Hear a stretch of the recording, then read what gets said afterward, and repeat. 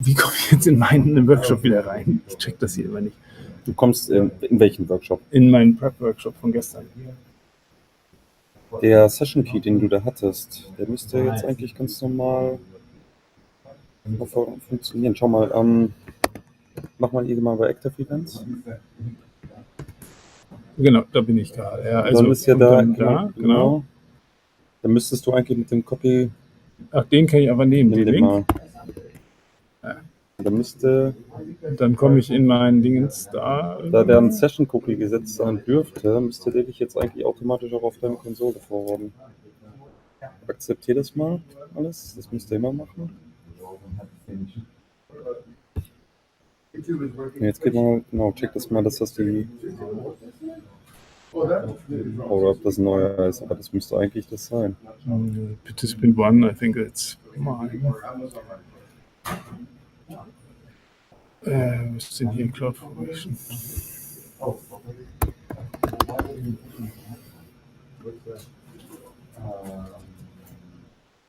Yeah, there we go. There we go.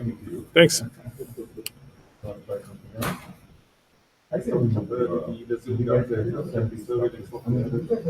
Ah, perfekt. Dann hole ich mir das noch einmal.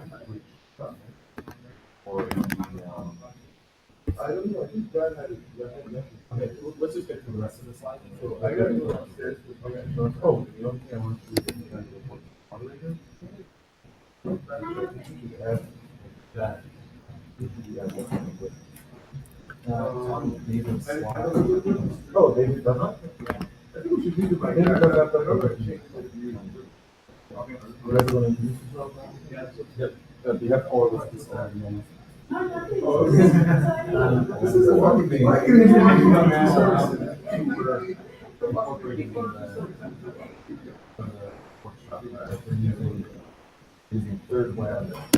That, I mean, yeah, it'd be awesome. Like the logos, like just like we had in the front. The architecture we have already, not third web, third web not the part yeah, so we don't have third web or what do you expect? Your bar is too high. All you do is write good code. We just do what was automated and stuff like that. So that's automated. And the what native we're using the font size. It's technically pretty good in the sense that we can just actually. So but if someone will also just kind of really to AWS. What native. NFT storage. NFT storage. There are embedded in lab. Yeah, third web's going to be good. What I was going to do actually,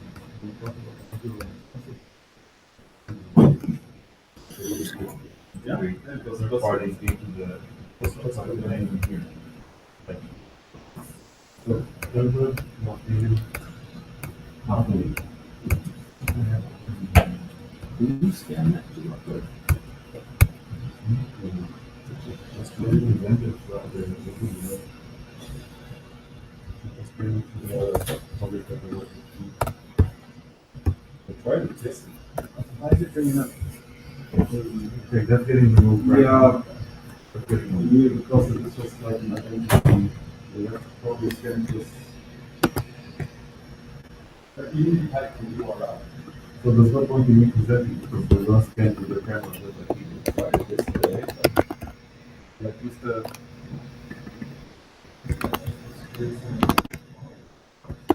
Is it because we are invited? Because we are. Does this will be always success? But even the URL that we were manually had the same thing. They just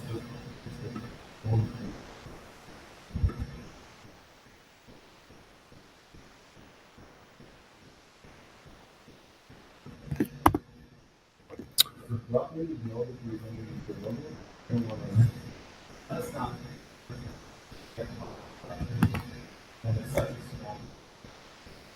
No, I mean, if you're not using logo, you can mention, then you presenting there. I mean, the fact they're there means you can talk about it because they're there, you know? You can see they're there, not that they're secret. I just don't want to have any logos. Don't want to brand new in one time.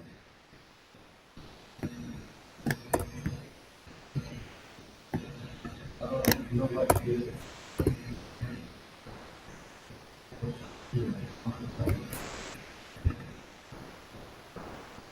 You want to send me the other one if you have it? Well, actually, because then, which link is that? This is category of the book of video. Yeah, not to be done.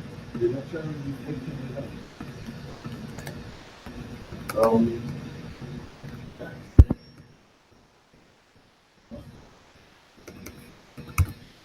Then you are, wow.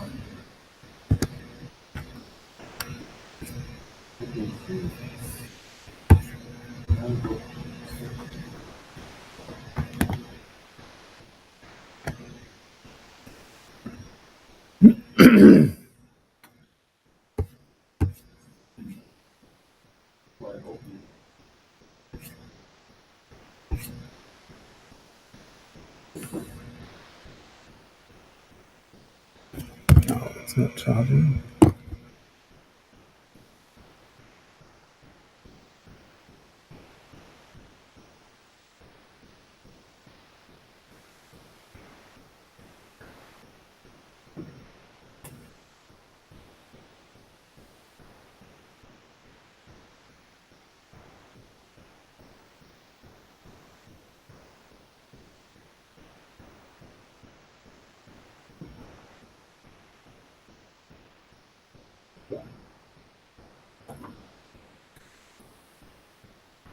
Here, this is category.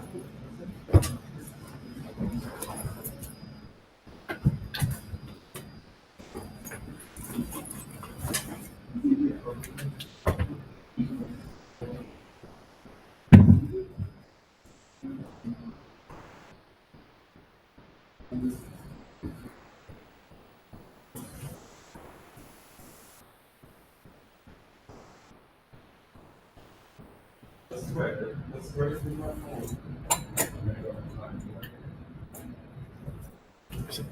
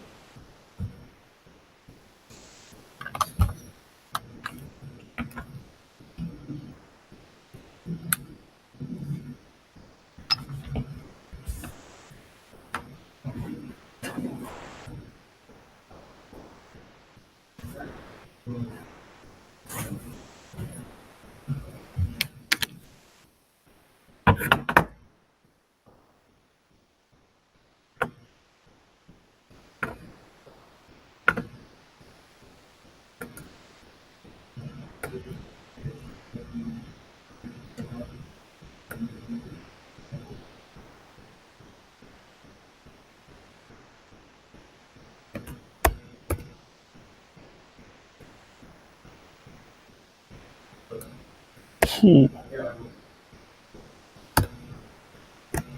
Oh, holy fuck.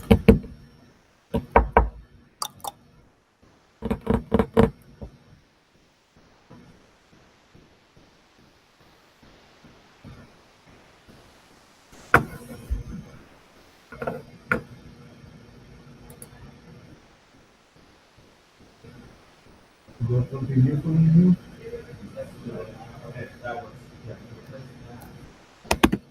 You writing the QR code as well?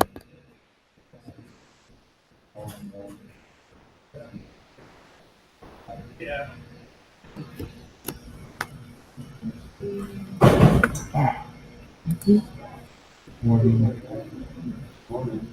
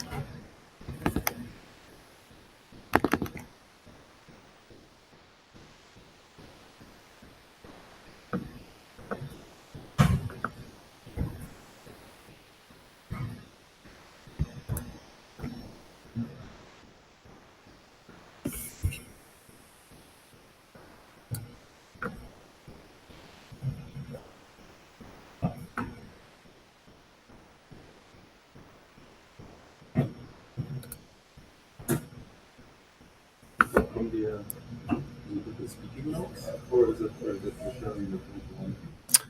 Yeah. I mean, you could.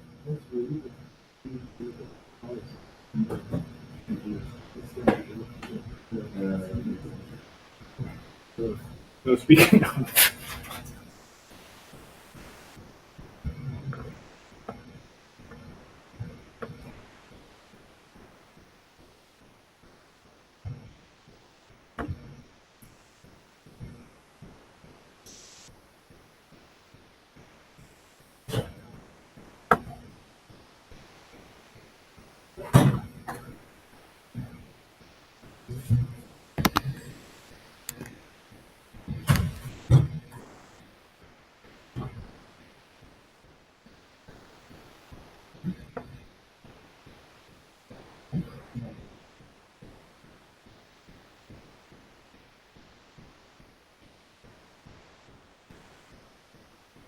One second.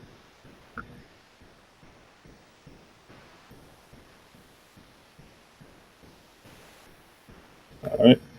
Christoph, Seems like we can do speak notes. Yeah. not yet. Oh, okay. It looks like we have speaking notes. Yeah. Yeah, it was when I started it. I don't know why, but.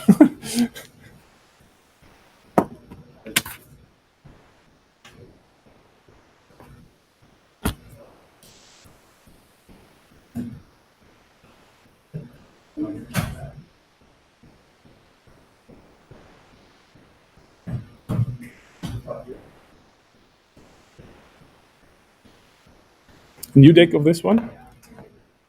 Is that a replacement or a new one? Let's see. Ah, okay. So that's the first one This that is you're my doing. version. And you're starting, right? Paste that. With the formatting. Keep source formatting. I'll just open it. Open this, your Separately? deck first and then Okay. the other one. That works. Yeah.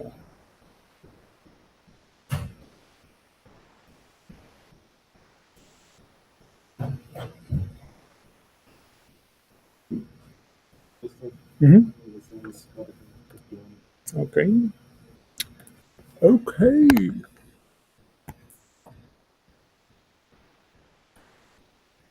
Move to Bing and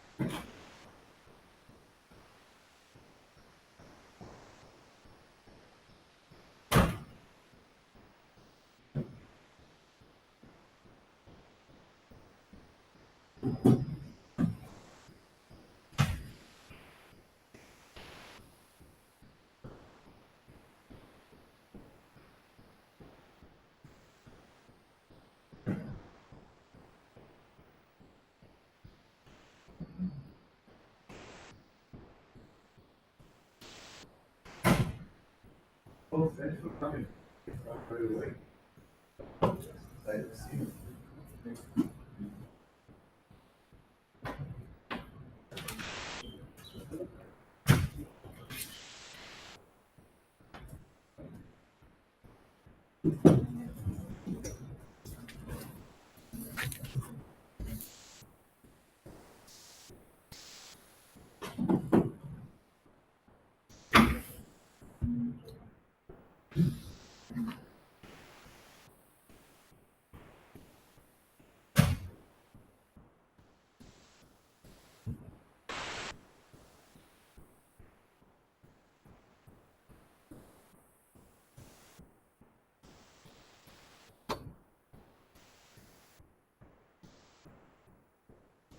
Oh, right. So this is working great. Charles? Yep, give me a second. Yeah. Just a quick one. Do I need to unmute this or not? You have to unmute it. Hold on, let me just write it down. And do I need to use this or not? You can, but that's your mic. Any of these can use it. No, I like these better, but so this means the live feed hears me. Mhm. This means they hear me. Okay. Yeah. Got it. Sorry.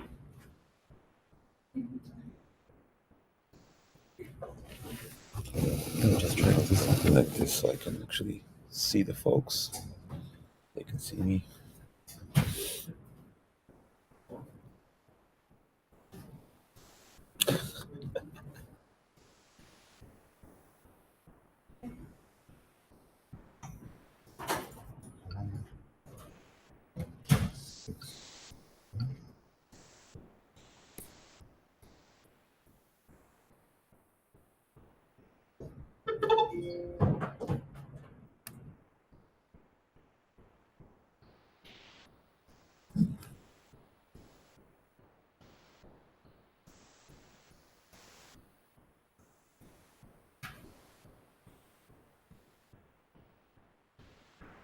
And can I see the camera feed?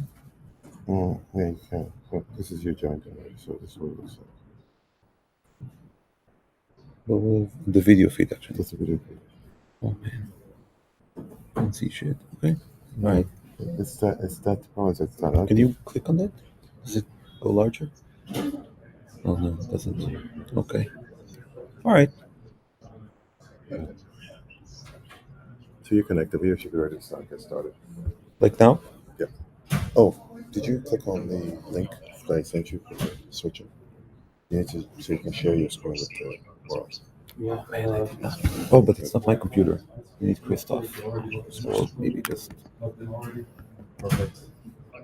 It's in this file. Yeah, sure. Yeah, he's sharing. Okay. He's sharing. Let me just make sure.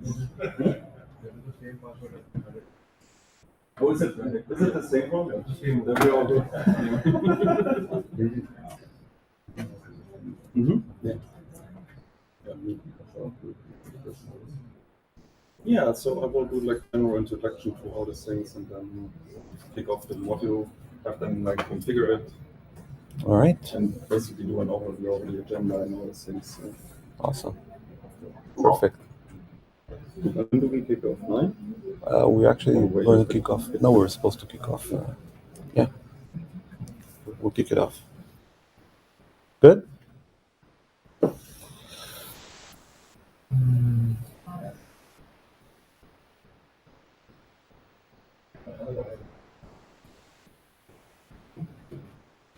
All right. Thanks, everyone. Welcome to our second day of the AWS Blockchain Web3 Summit. Super happy to have you guys here, both in the room and the folks on Chime, on Twitch, and YouTube. Thanks for coming.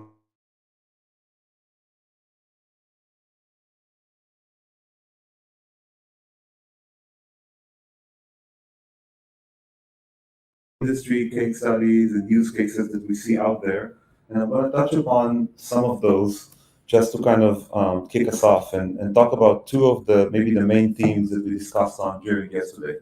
So, and you will see that coming back on our technical dive deeps today as well. That's going to be weaved in throughout the day. The first thing we're seeing this year as far as blockchain is we see a lot of shops that are elevating their consumer-facing platforms with NFTs to create loyalty, to create utility NFTs, and to be able to get things like... To unmute, press star 7. That too, but to create things like loyalty, reward programs, and membership using NFT This and meeting is blockchain being technology. recorded. And then the second thing we see is brands that are in the regulated markets and in financial institutions that are leveraging blockchain for a variety of use cases like ETFs on Bitcoin, digital asset platforms, and basically tokenizing real world assets.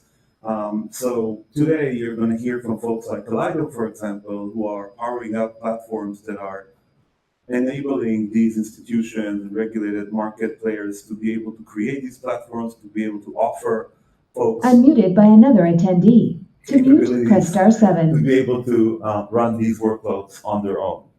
So with that, I want to kick it off and kind of give you a glimpse of what we have here today. So the first part of the day, we're going to have an online or a real Web3 workshop that is going to be delivered by our own team of solution architects across our broader Web3 team here in AWS. And I'm going to touch upon that in a second. And then after that, we're going to hear from some of the market leaders on Web3 like Coinbase, Alchemy, and others that are going to be coming in and talking about how you can actually use and leverage some of the tooling and platforms that they enable for you to be able to create your own applications on Web3 using, of course, AWS platform. So you're going to see that across the spectrum of how do you create like consumer NFT platforms? How do you create wallets? Wallets are going to be a very recurring theme throughout the day. on the consumer side and on the institutional side. So we're going to talk about that. How do you get blockchain node access in a really simple way, in a way that you can actually, remove all of the undifferentiated heavy lifting involved in running the nodes, managing the nodes, and so on and so on. So we have a lot of packed agenda, and I'm not going to take much of my team's time to be able to start delivering this workshop. But just before we do, I did want to call out some of the service announcements, very exciting news that we shared with you guys yesterday.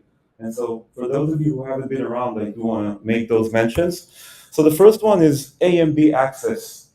And that is a new capability that provides serverless offering for developers to be able to call RPC endpoints and interact with the blockchains in that way. And it's available as of yesterday for Bitcoin. So this service is complementary to our existing dedicated node offering that we have for Ethereum, and it's available today for you to try on. And it's something that you can try on today or later on at home. And then the second one is AMB Query. And AMB Query basically provides simple APIs for you to be able to query the blockchain and get your application started with blockchain data without having to run indexers and nodes that have to continuously get the data, save the data, and retain the data indefinitely for you to be able to run all of your data applications on top of. So these simple APIs are available today, as of yesterday, on Bitcoin and on Ethereum mainnet. Super exciting news for us, and you're going to hear much more about these capabilities and some demonstrations of those capabilities later on during the day. But you may ask yourself, what, did you guys save all the good announcement just for yesterday? Nothing new happening?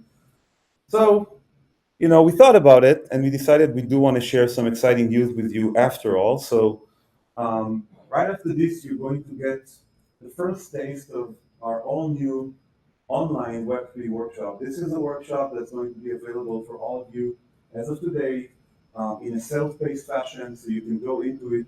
It's a step-by-step fashion. You can follow up on the instructions, get yourself started on how to run a variety of workloads on blockchain.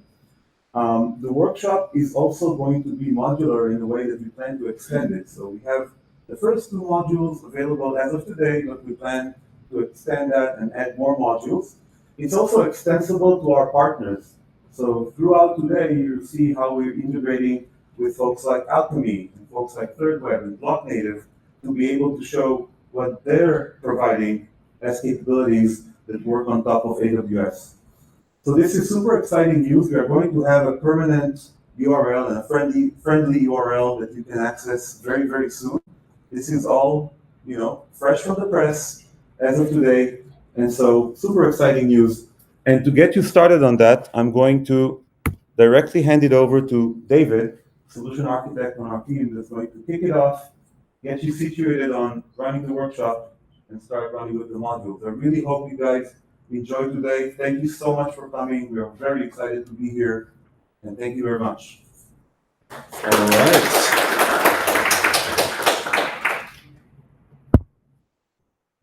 Just quickly change the screen here, all the slides.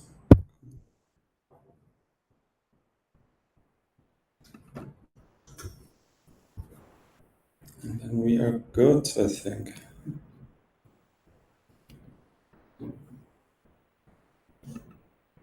All right, I think it's coming up. Let's see.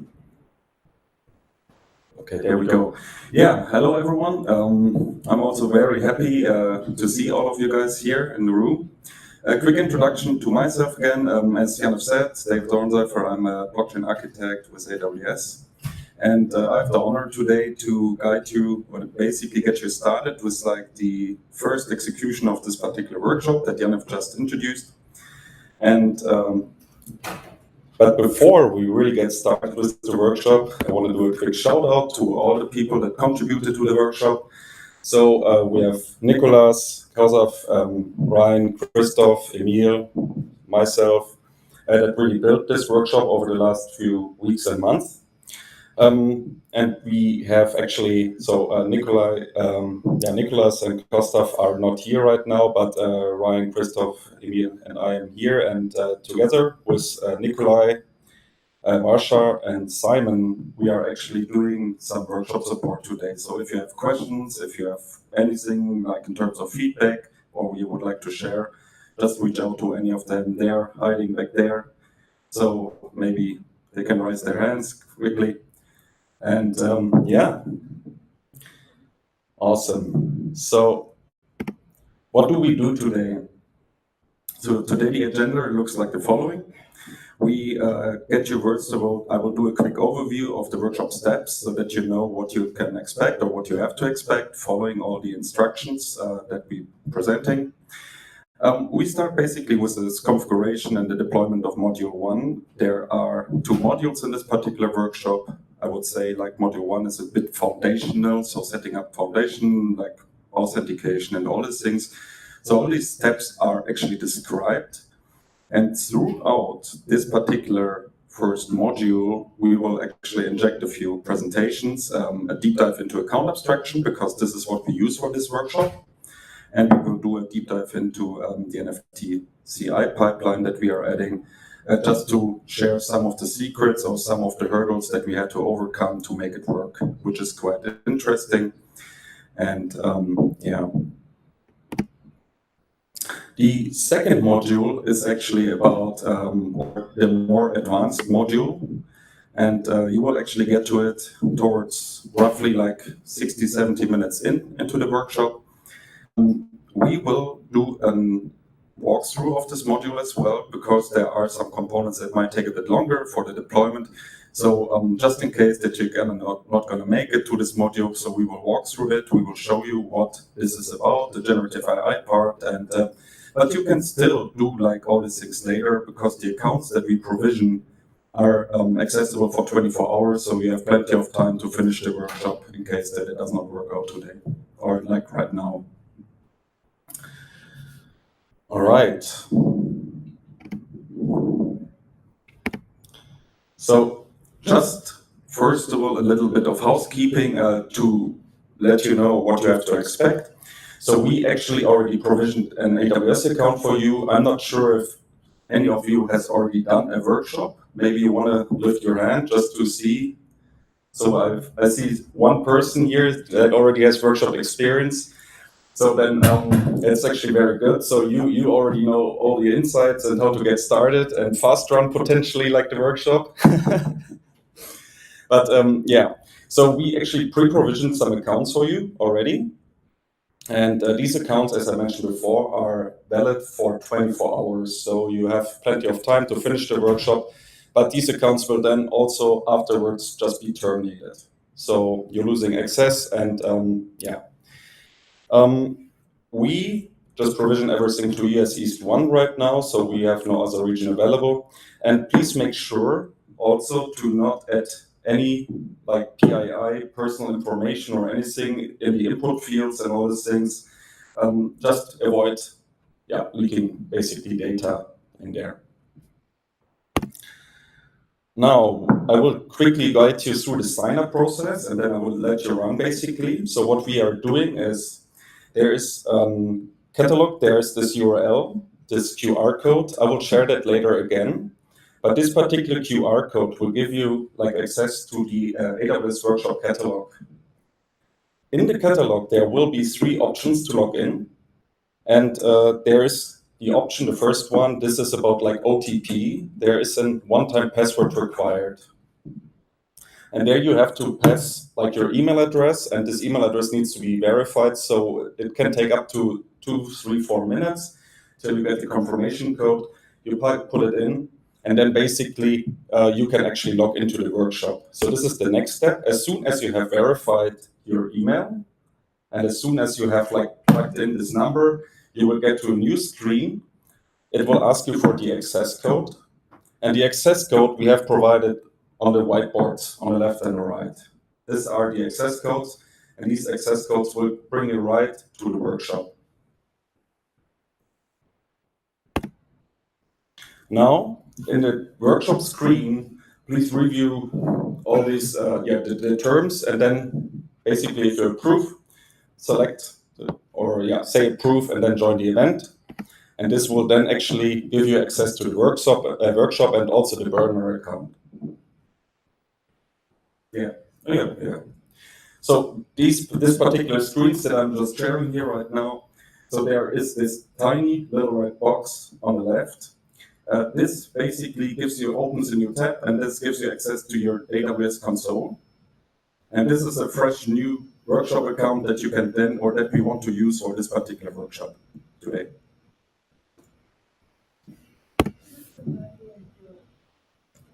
I will share the QR. I'm just guiding you through the rough process right now, and then I will share the QR code.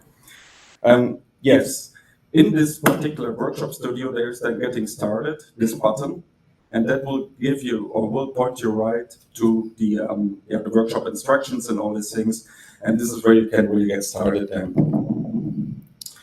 Before we really kick it off, and I will share the QR code again, I just want to give you like a rough overview of the schedule and the agenda today. So, Event Engine, log in into AWS account. It will take a few minutes, so we will take 5 to 10 minutes roughly, email verification and all these other things. There is then the second step about setting up the Cloud9 instance. So you will be guided to set up and configure your Cloud9 instance, install certain dependencies, and then you start with the deployment of Module 1. Module 1 is then basically about cloning the repository, deploying the different modules that we provide.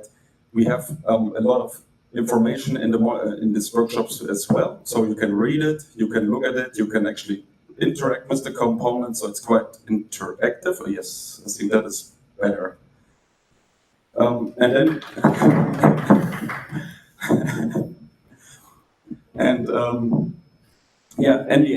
at the end of Module 1, you will have a simple NFT application. It's not yet using generative AI, so basically where you can pass a prompt and where you can where you get a picture generated. This is in Module 2. First module is really about the simple, a little bit more simplified version, which is mainly about smart contract management and all these other things, and the fancy stuff we actually add in Module 2, which is then about configuring the Web3 extensions, namely the indexer, the generative AI part, and then basically doing the end-to-end run-through. Also, before we start, this is very important because I know we have people in the room here, we have people on the stream, on this Twitch. So first of all, for the people at home, this is the link that actually brings you right towards the workshop. You can follow it on your own pace, but you have to provide the parameters on your own. So throughout in the Module 1, we ask for parameters to be provided, like an RPC URL and all these things. For everybody at home, we can unfortunately not provide you these addresses, so you might want to use your own RPC parameters and all these things right now. But it is actually well documented in the workshop. For everybody here in the room, the way how we have done it is actually we pre-provision these accounts. These accounts are pre-configured. We have RPC URLs and paymaster things, so you will learn about all these things later. We have this already available in your account, but please, there is section 1 or parameter stacked. That is basically the first module in this parameter. This is not required for you. So this is not required. It is actually written in the heading that you do not have to deploy it. And there are several fields explicitly stating that you do not have to deploy these things. You do not have to worry about RPC parameters or anything. So yes, for everybody in the room, please just skip the parameter stack. That is basically the first module or the first part of the Module 1. For everybody at home, this is just for you. All right. So now everybody, please get started. I will share the URL again. I'll just quickly jump back. And then you're ready to go. And as I said before, we have plenty of people here in this room. Please If you have questions, if you have doubt, if you have feedback, please share it with anyone in here. We are very happy to get feedback. This is the first time that we're running this event. And yeah, just let us know at the end as well, like how it can be optimized, what you think can be done better, and all these other things. All right. Happy coding.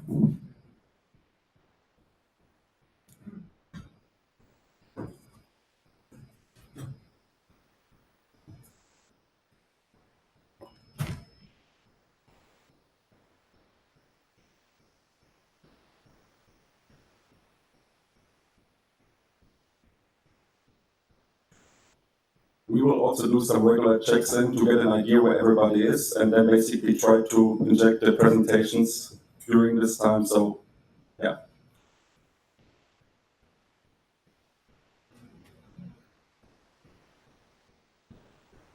Yes, zero. This is a zero.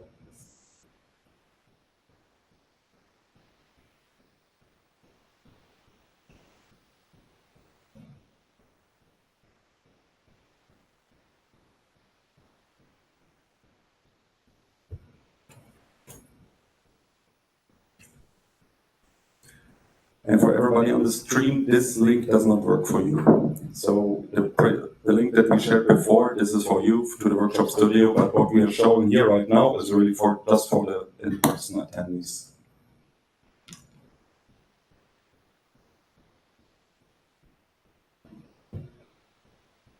Everything working?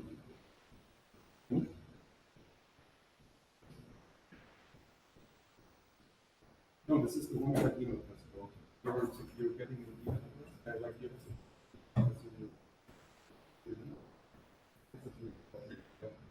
Set up first. Yeah, you've already done. You can get started now. You already gone through this like event and understand that it's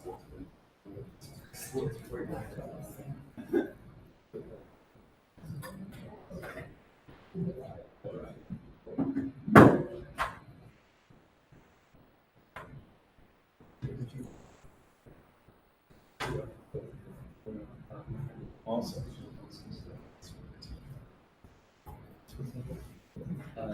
Yeah, exactly.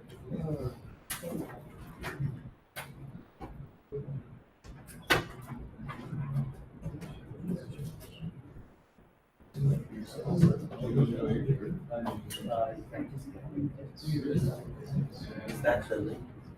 Yes.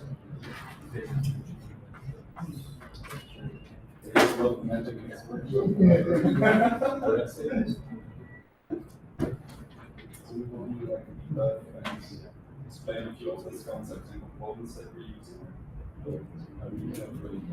We're exposing certain level of complexity, but we really want to. Hey everybody, the online virtual people need the event access code, like the event engine workshop studio code. I dropped it in the chat. Oh, on Chime? No, it's in the chat.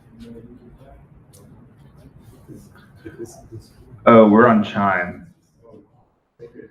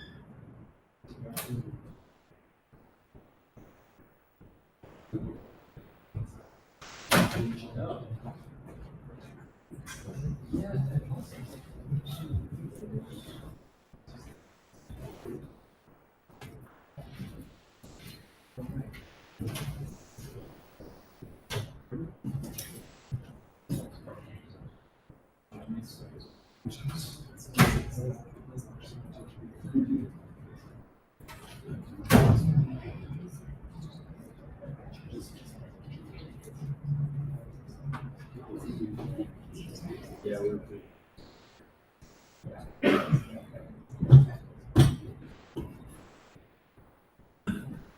All right, for everybody online, we will actually share it via Chime, so the code will actually be published there now.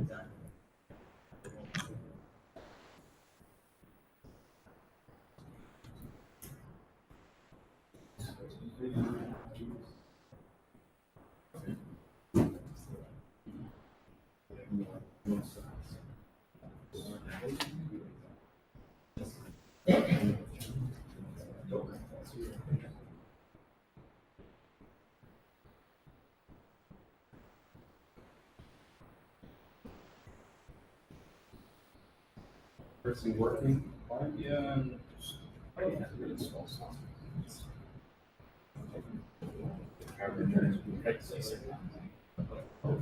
This is actually the beauty of this. I know, I did that, but and then it runs way faster. This is actually a very good idea. That's your version, like it's this way differently. Right, and I think that's every single one. Yeah, I'm a little.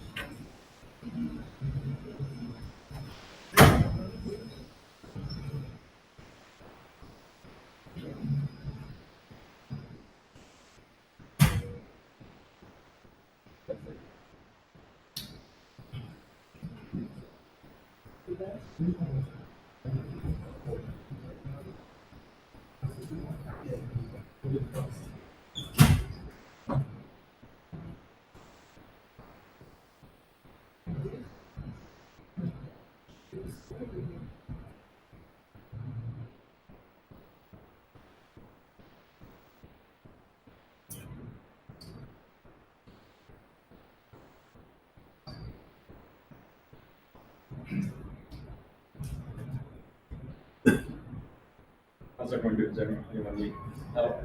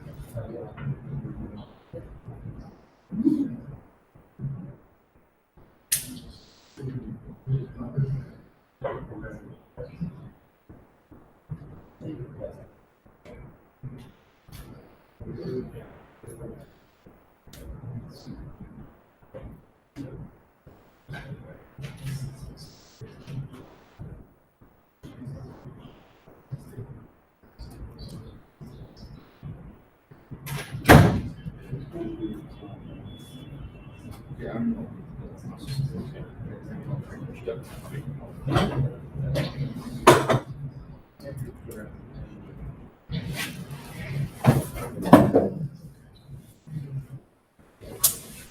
Thank you. Yes. Oh, we use another video recording. Okay, that's fine. So, I'll put this down. And then, that was it.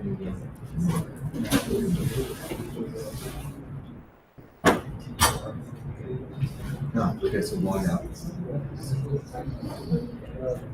that, oh no, that's, okay, so now you're logged out. No, that's just, okay, so now try it.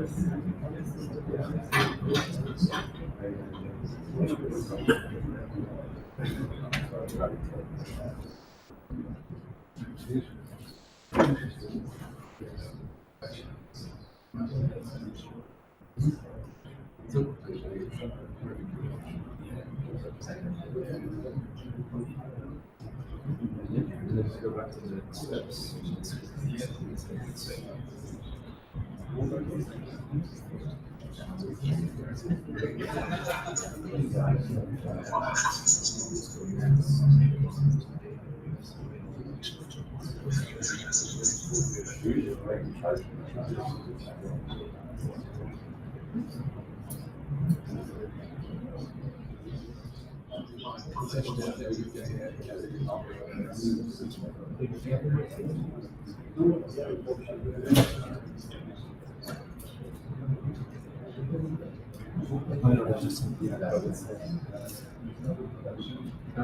You're actually fine with all this. This is just going to get through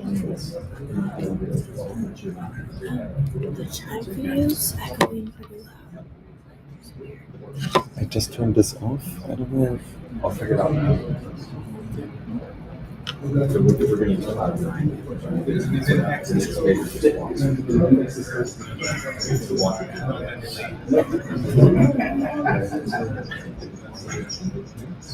Yeah, so you can go to this page. Yeah, go back to the workshop. There might be another minor. Again, it's like the middle. Just do this one. Search for and then.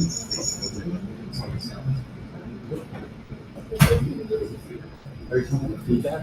Yeah. Do you know where it's coming from?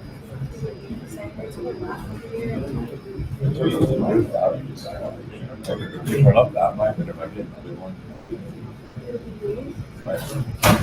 Maybe it's this one.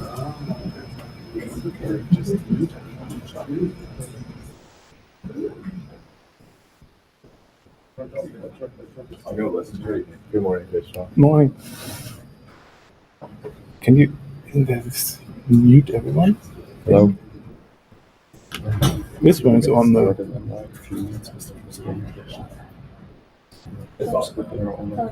It's good. Yeah, Okay. they just muted it. All right. Wait, it's back on now. Including online? Is it? Yes. I think it's this one. This is on. Then they won't hear. So you have to turn it back on. Yeah, so wait, turn it back on real quick. I was going to do this song later. You raise your hand if you've gotten your Cloud 9 So, instance started. Is this on now? Oh, Was already Yeah, this sounds a little echoey, doesn't it? that's. Yeah, I don't know why that. I don't know either. Is that during the time for? So it's study. Can you mute them all? Or is it? Swear that.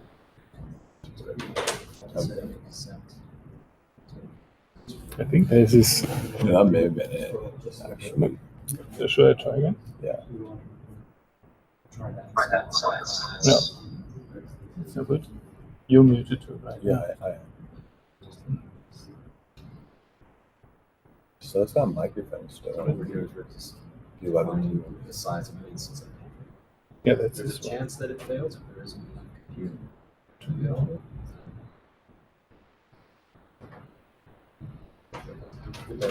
Yeah, hear nothing now. It's weird. It said like it's unmuted right now. I guess that's how it works. Yeah. I don't really understand this, how the system I don't works. use those often. No. Microphones, well, there's but there are many ceiling microphones. Maybe we don't want them. But it's all my people. Does the find button? What does Can you click find? Will like light it up or something? I don't know. I'm not going to try. Yeah. I'm just not.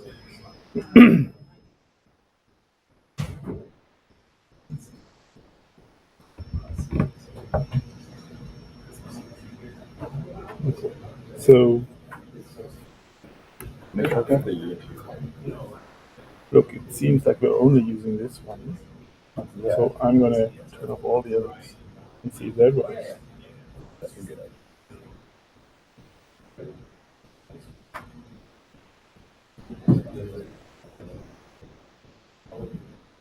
Can we try again?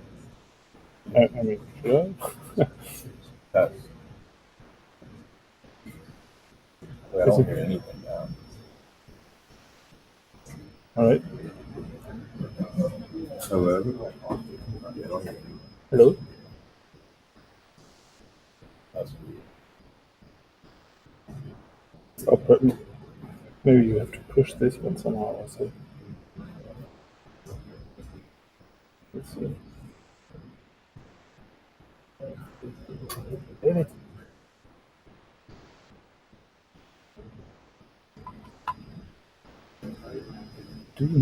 If you're using it, do you need to push it somehow first or so? Did you do anything with it? No, I just turned it off. But I think You did turn it off, so now it's turned off? Or it was turned off? yeah, but it was turned off.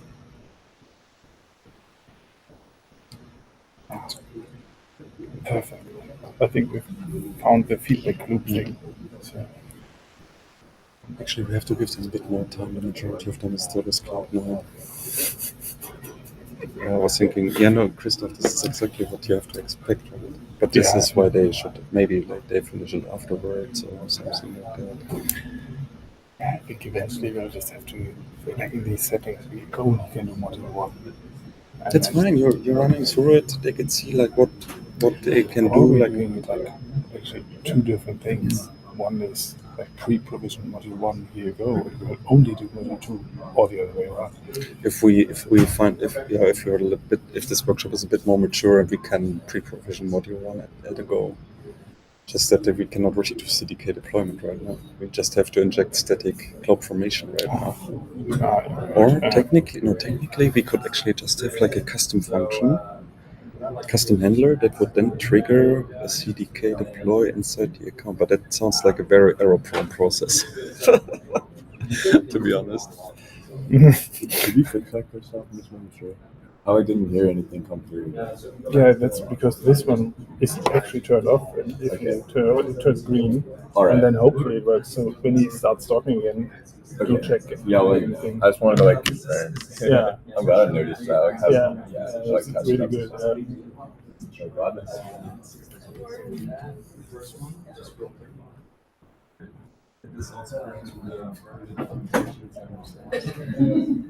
Oh, so you hadn't seen this before? Like, yeah, we just fell out of the system.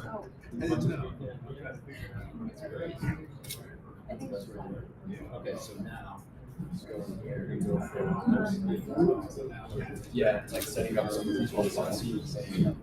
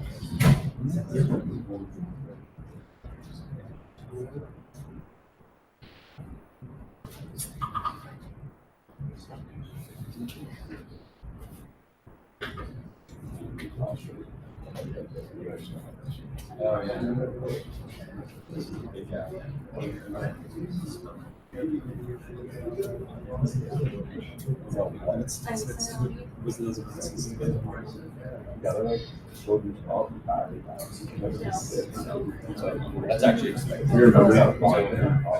But that's how it's Yeah. And success is really good. Once that swings back, it can be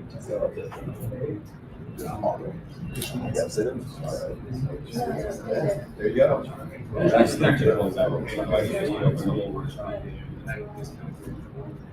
Yes, we actually just. Oh, yes. Yeah, so just, I need to maybe just. Just gotta. We're just like, well, it's just hard to figure out.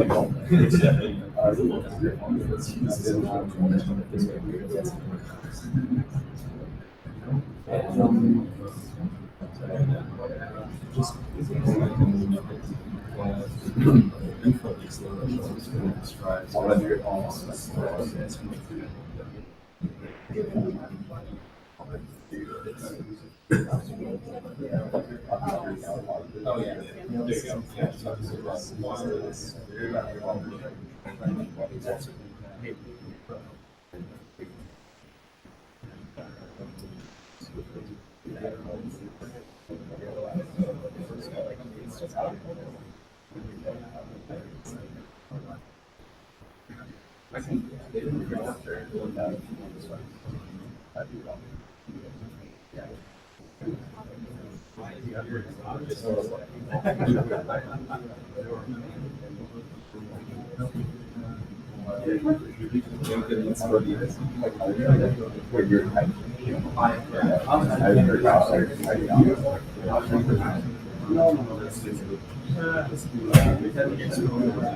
I got something about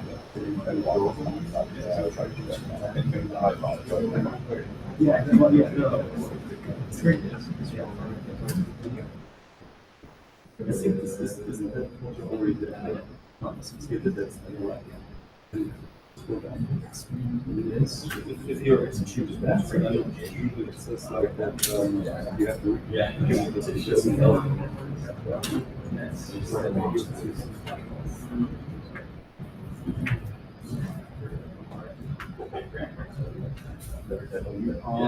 Are you already with the wallets? Or you with the construction wallets? Probably to consider. I have to try.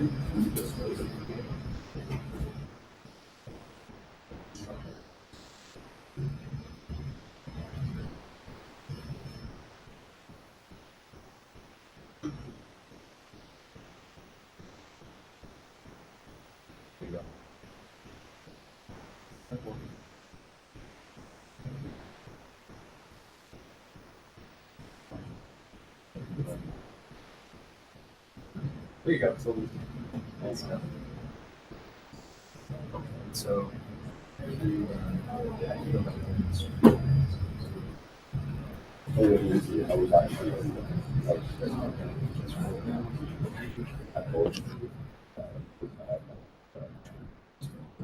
So just a quick check-in. Is everybody or who is done with the Cloud9 configuration step by now? Okay. All right. Who started with the account abstraction wallet already? I see two. Okay. Right. So after everybody or the majority of you started with the account abstraction wallet, I will start with we will start with the first presentation into account abstraction and doing the deep dive. So I think we will start in roughly 5 minutes.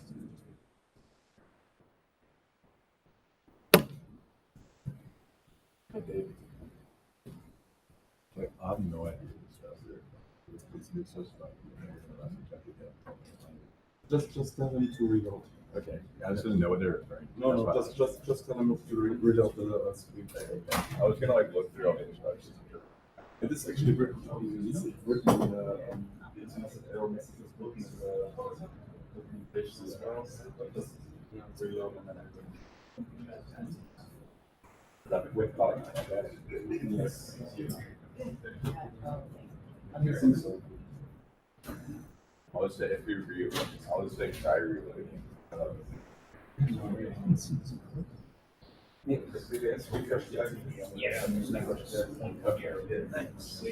My bad. No, it's fair. No problem.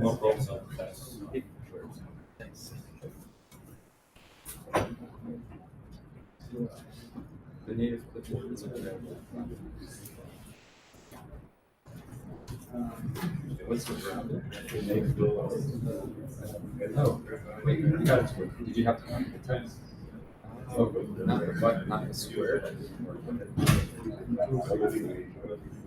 Okay. Oh, that's nice.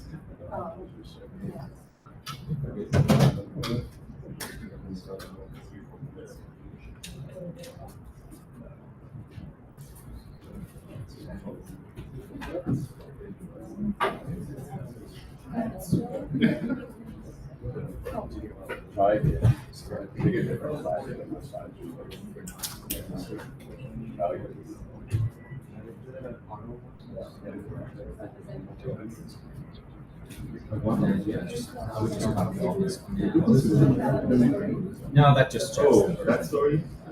The one we just started 5 minutes ago? Just copy it over.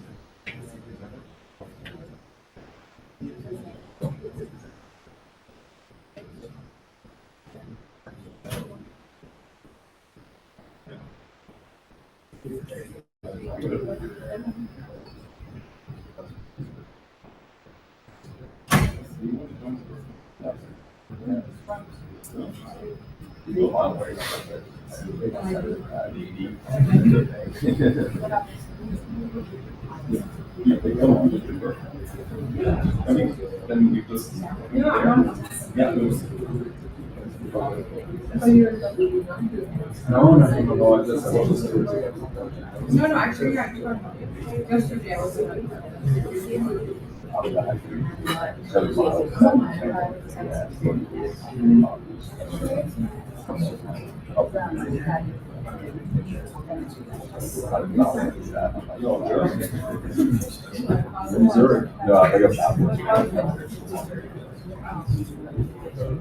I was just enjoying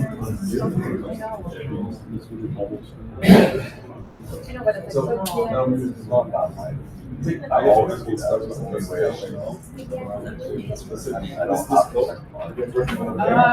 this is the code, and then actually there's some. Oh, so this is all I need for now. This is all you need for now. There's a little button on the side that goes here that gives you the runner. So you basically open it, so and then there's the instructions. What's your name? David. David.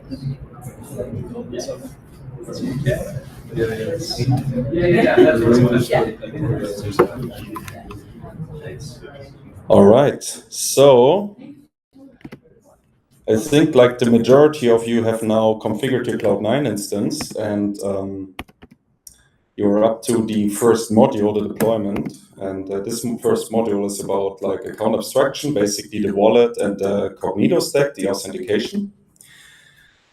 And I will give a quick introduction / deep dive into what is account abstraction. Account abstraction is a quite popular topic, which we have seen, or which got very, very popular recently with the announcement of EIP 4327. So EIP stands for an Ethereum Improvement Proposal.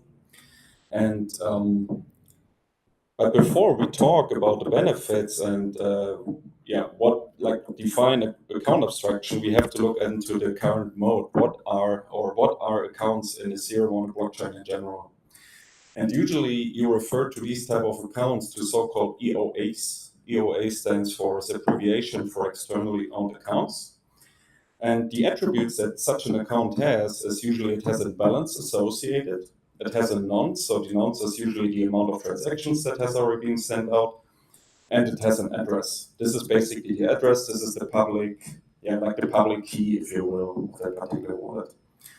Another interesting part about like this EOAs is that these externally owned accounts have like a one-to-one association with a signer. And the signer is in the end the private key that produces, that is being used to create this digital signature, the ECDSA. And private key is basically determining the public key, the public address. On the other hand, right now we have smart contract wallets, and smart contract wallets are quite popular for so-called multi-sig applications. So you have a smart contract that acts as an account, and smart contract wallet also has an address associated. It has the smart contract address. We have a nonce and a balance. But the interesting part about smart contract wallets is that there is no signer associated. So a smart contract wallet cannot initiate or instantiate a transaction. Now, looking into the EOAs and why there are so many people, particularly in Ethereum, eager to change it, this is really related to the UX, so the user experience interacting with these accounts or with these wallets. So on the pro side of EOAs is that you have one EOA, so something like a MetaMask, for example, or another wallet solution that has been integrated into your browser. You can just easily say like, oh, I want to trigger this transaction on Ethereum, I want to go to Arbitrum, Optimism, you name it, everything EVM compatible that works.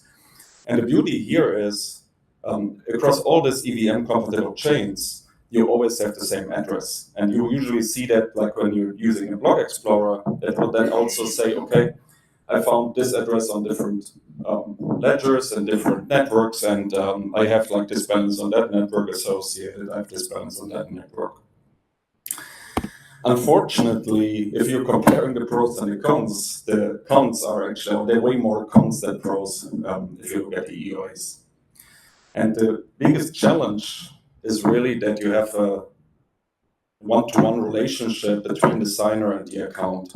You cannot, the signer determines the account because in the end, the account is the public key.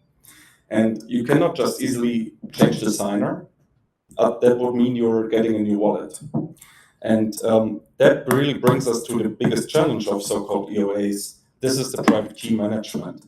Everybody who has ever interacted with a MetaMask, for example, knows, oh, you have like this 12-word recovery phrase, you have that type of recovery. You get a QR code, something like that. If you're losing this QR code, you're screwed. And besides the private key handling, so recovery and all these things, The problem is also this with EOAs, there is no proper granularity of what like a private key is allowed to do. As soon as you have like your private key for your MetaMask, it is allowed to do anything. There is no basically authorization to trigger certain type of transactions. So yeah, besides that, so you have like private key basically gives you root access to your wallet instantly. You can transfer out all the keys, all the tokens, and this is why it is so dangerous to lose your private key. An attacker can instantly move all the funds, and that's basically it. Now, besides that, we have another issue, and this is really about the fixed signature type. And fixed signature type really is a more like technical term that really refers to like the support of different digital signatures. And these digital signatures are usually associated with like so-called elliptic curves, so the cryptographic parameters that are being used for a certain like blockchain. And just to make it short, like with like EOAs, you cannot really change signature type. So you have always like this one ECDSA like curve, like 256K1 basically, and you cannot easily change it. The problem here is that this particular curve, for example, is not being supported by your smartphone wallet. Like smartphones have like a different curve. I think they have the 256R1 curve. I have to look it up. I think it's R. So that's why, for example, like smartphones, like the Apple iPhone, you do not have like a native like hardware security module or hardware security module based EOA because it does not support this particular curve. And yeah, all of these issues bring us to, or like where we see here, like, or these things actually led to the introduction of account abstraction, which I will then refer to afterwards.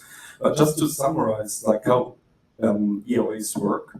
So we have MetaMask, we have like an application, we can, for example, also use KMS. We have like one particular key available. This key is being used to sign a transaction. This transaction is then being sent to an Ethereum execution client like Gas or Aragon. Here, the Ethereum execution client does a simple trick. It basically recovers the user or the owner from the signature or from the signature that has been sent. It validates that the accounts, that the amount of tokens and everything is okay, and that you are allowed to trigger the transaction.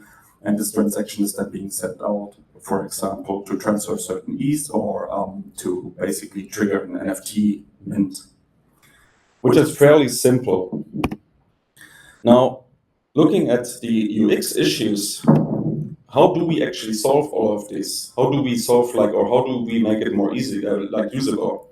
So first of all, we have to decouple the signer from the account. So we have to make it interchangeable somehow. We have to resolve the EVM dependency. And this is really what I was referring to, this fixed signature type. So you have like easy recover is one of the standard functions in Ethereum and Solidity that you would use.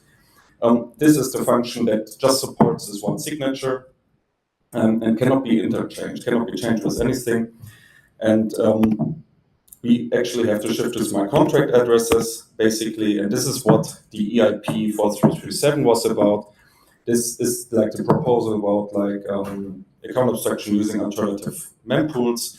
This is a proposal about how you can achieve smart contract wallets for everyone without doing a hard fork or doing any change to the Ethereum protocol, for example.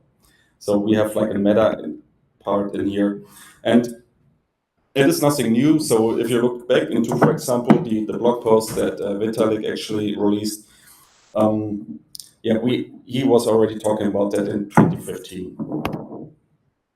What are the general AA benefits? So social recovery is one. So we have a smart contract wallet. We can register different user addresses. And if you're losing your private key or you're getting a new phone and the private key was stored on the phone, you can actually ask like all the other users, for example, your guardians, to recover, reset your private key or reset your address. So there's always the opportunity to recover access to your smart contract wallet if it has been configured correctly. We can do multi-call. For example, if you have an NFT shopping list, you have like several cards. Normally, like if you're doing this today, you would have like MetaMask pop up and like authenticate every single transaction. using smart contract wallets, it would allow you to do it in one batch, basically. Session keys, so you could actually register temporary ephemeral keys to your wallet, and it would actually be allowed, for example, to just authenticate like microtransactions that are required to interact with a game, without always popping up, without destroying the UX. And one of the most promising things, and what we are also doing in our workshop, is really gas fee flexibility. And with account abstraction, there is a concept introduced, so-called paymasters, and you can have someone else paying for your gas fee. And this is really powerful because we can have basically a principle of like a DeFi app that can pay for all the users that want to interact with it. Or you have like one big marketing NFT drop that you want to do, and like you're willing to pay for all these gas fees. And the beauty is you can actually pay it in any ERC20 token, so you do not even need to pay it in Ether. And this is a concept that we're also using in our workshop.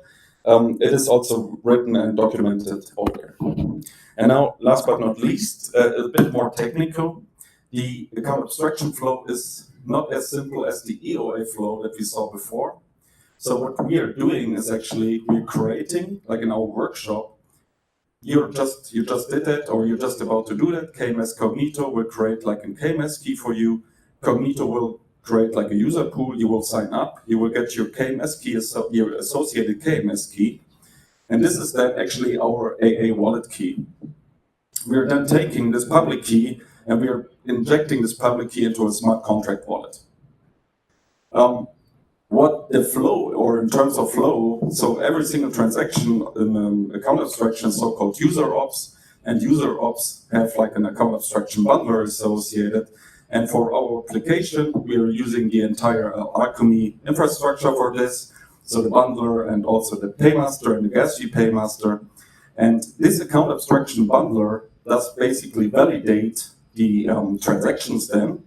It validates it in a way that it runs like a call. It's not an on-chain transaction, it just triggers the smart contract account. It validates that the transaction or the signature is okay. It will then send the transaction out, and this transaction will go through a flow of the smart contracts that we see down there, and this actually ends up in an Ethereum block. The interesting part here is that there is a new concept of so-called entry points and account abstraction, like a wallet factory. So the interesting part is that as long as you do not trigger a transfer event, for example, like an account abstraction wallet does not get instantiated. So you have an account abstraction wallet, you have like a deterministic address, you can already do an NFT drop or associate certain funds with all your users, but there is no gas fee paid yet. So you're sending these funds. The first time the smart contract wallet would be instantiated is really at the time that the user decides to move the funds out. And this is quite exciting and really allows you to scale your user base, because you do not have like all this ad hoc gas fee payments. You do not have like an ad hoc, I don't know, like 10,000 smart contracts deployed at the same time because you're dropping something. No, it is really, these things are getting instantiated when they have the first transfer event, which might be a month from now or maybe even never. So this is actually quite exciting. All right. That's basically the first deep dive. And now you can actually look and see and follow the workshop again. And the next deep dive we will do into the NFT smart contract CID pipeline.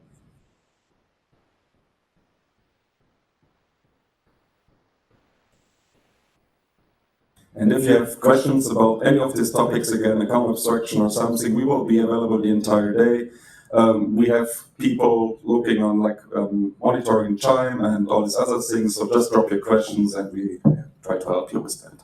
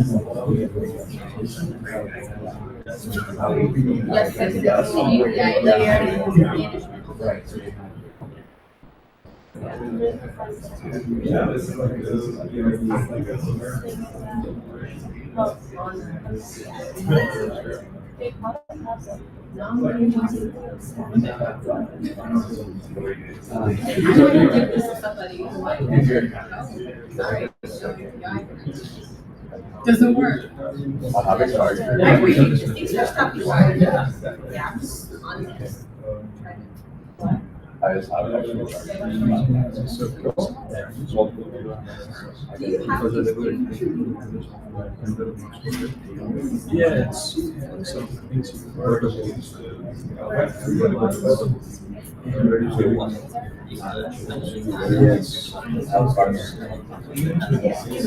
Anyone from Freeman?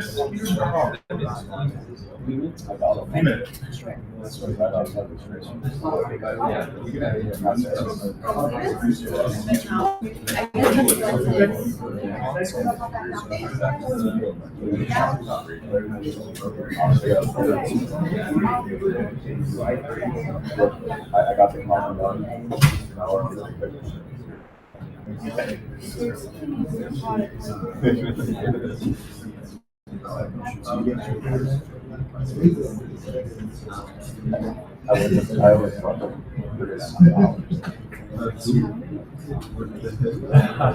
So you can just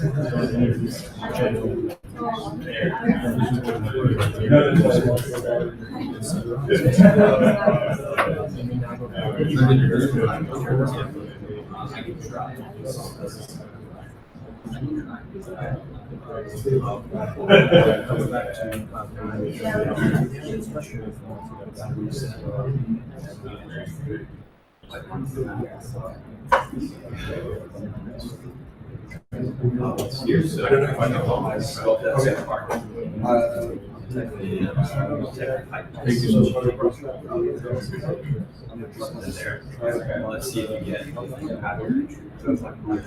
That looks like the next instruction.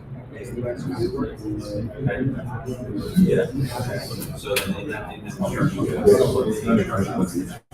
you see. You want a visual? So I was just wanting steps. Bootstrap. Yeah, that's just to check the code steps. Yeah, so it looks like you're on the right track. Yeah, so you were in Cloud9 before, which is your environment where you open that IDE. And then in the code pipeline, at least I'm looking at the instructions. That step is really good. So verify this.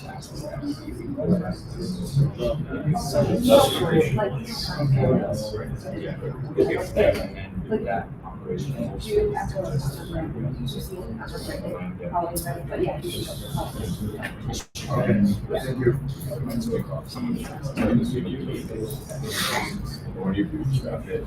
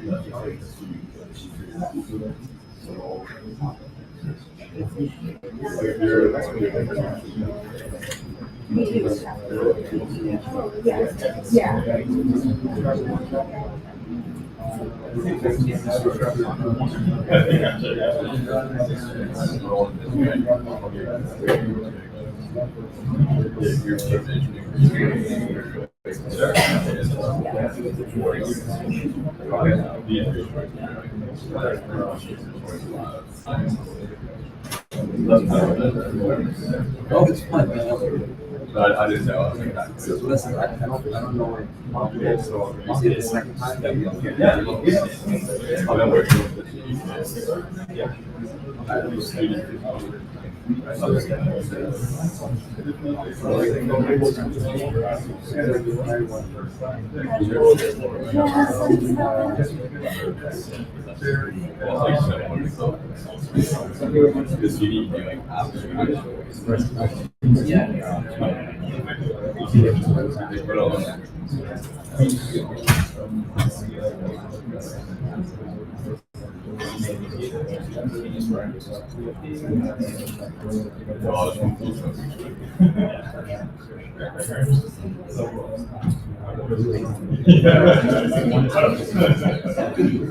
Where are you on?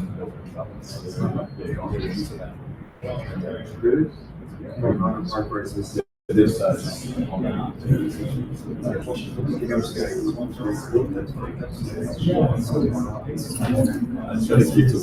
just want to pause. Everybody know I appreciate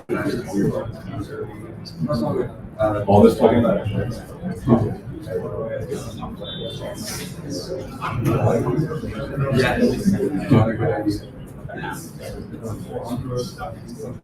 I'm glad I can help.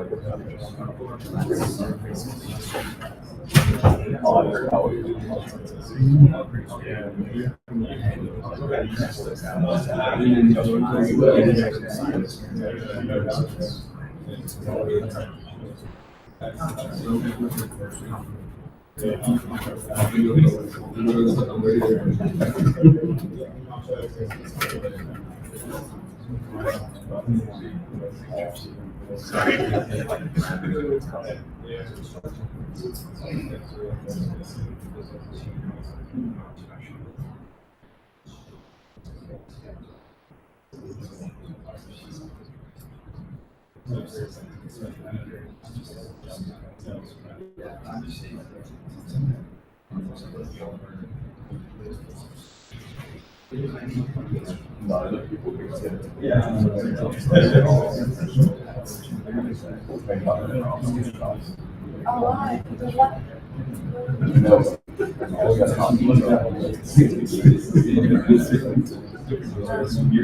But like no one else on the other phone.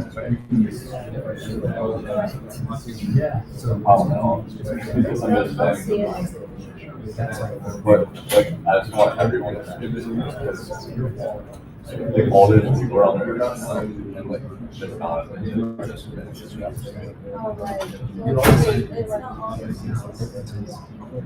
Every single person in the chat on this, I just love you.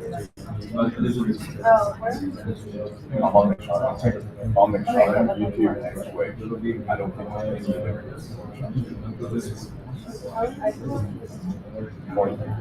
All over there.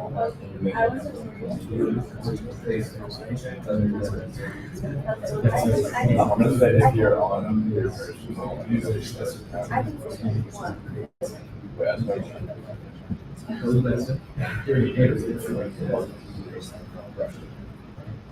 that's one thing to be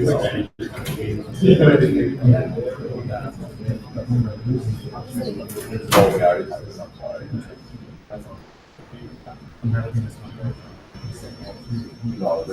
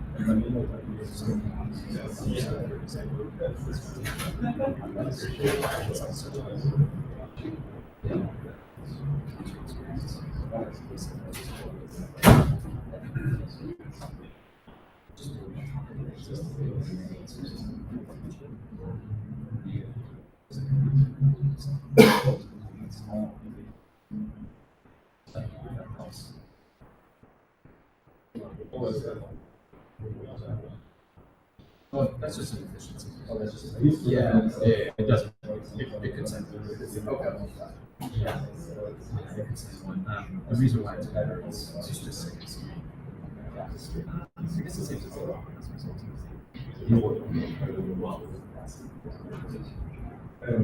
yeah, exactly. Yeah, because this one. Oh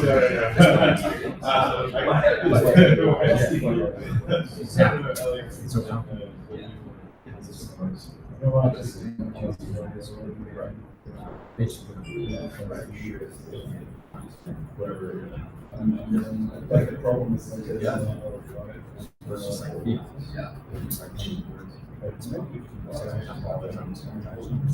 oh, just carrying public acceptance out there. I was just like, oh no, that's not me. In area, you always have to be on. Yeah.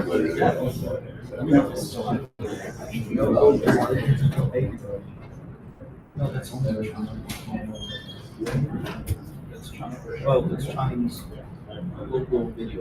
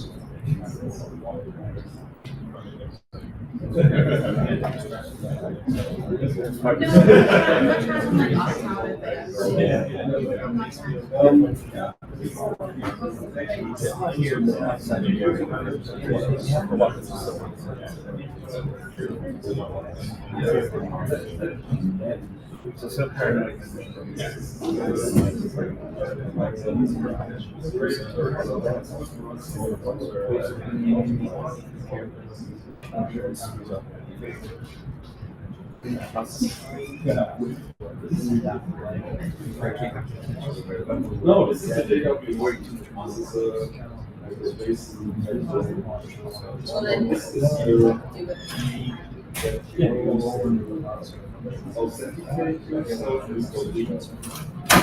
if you are doing yes.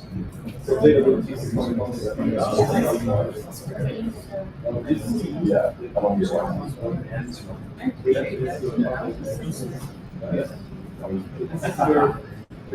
Okay. I'll just make Can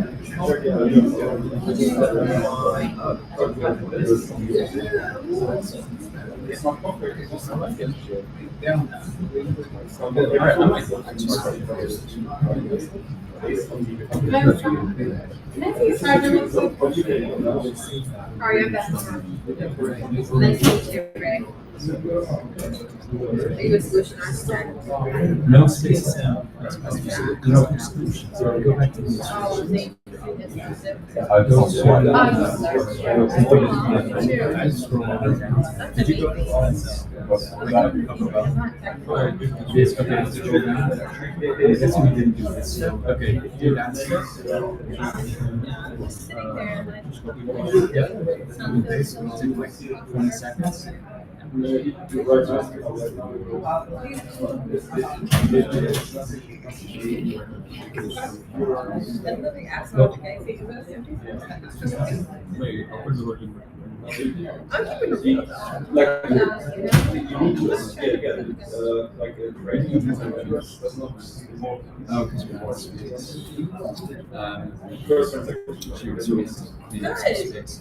Maybe they're not just as loud as we.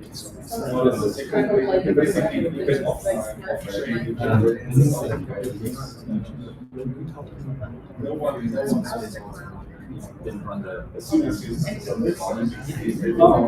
feels me. there's no space left. So I'm just trying to think like what you can. So which step are you on now? I think I'm actually On the first? what we're doing. Or I can sit here actually. The better. I'll come sit with you.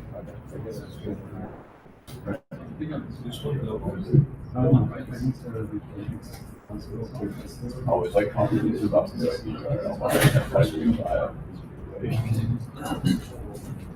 like meditation. Hello, hello? Nope.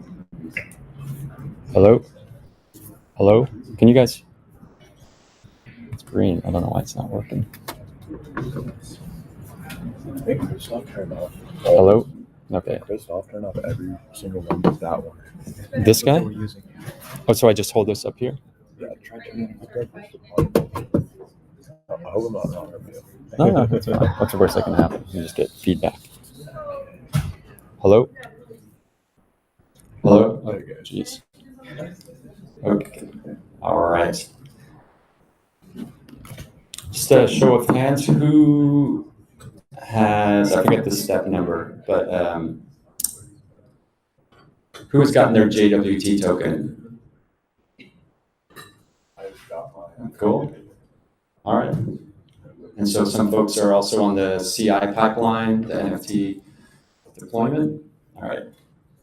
All right, so I'm going to talk a bit about smart contract deployment. So overall, what we're building here is a NFT web application, right? So there's several different components, and one of them is the smart contract for your NFT. We're actually going to deploy two NFT contracts in the workshop.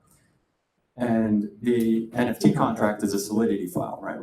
We're deploying this on Ethereum, and on the left here, you just see an example of what that file looks like. It kind of resembles JavaScript, and that's kind of where we define all the logic for the NFT, like the maximum amount of NFTs that each address can get. That's where we store information about like the URL to the image or to the text and other stuff like that.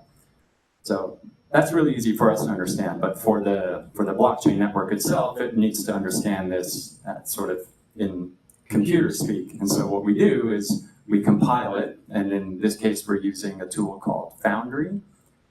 There's other ones like Hard Hat, maybe you've heard of, or Truffle or Brownie, but we're using Foundry.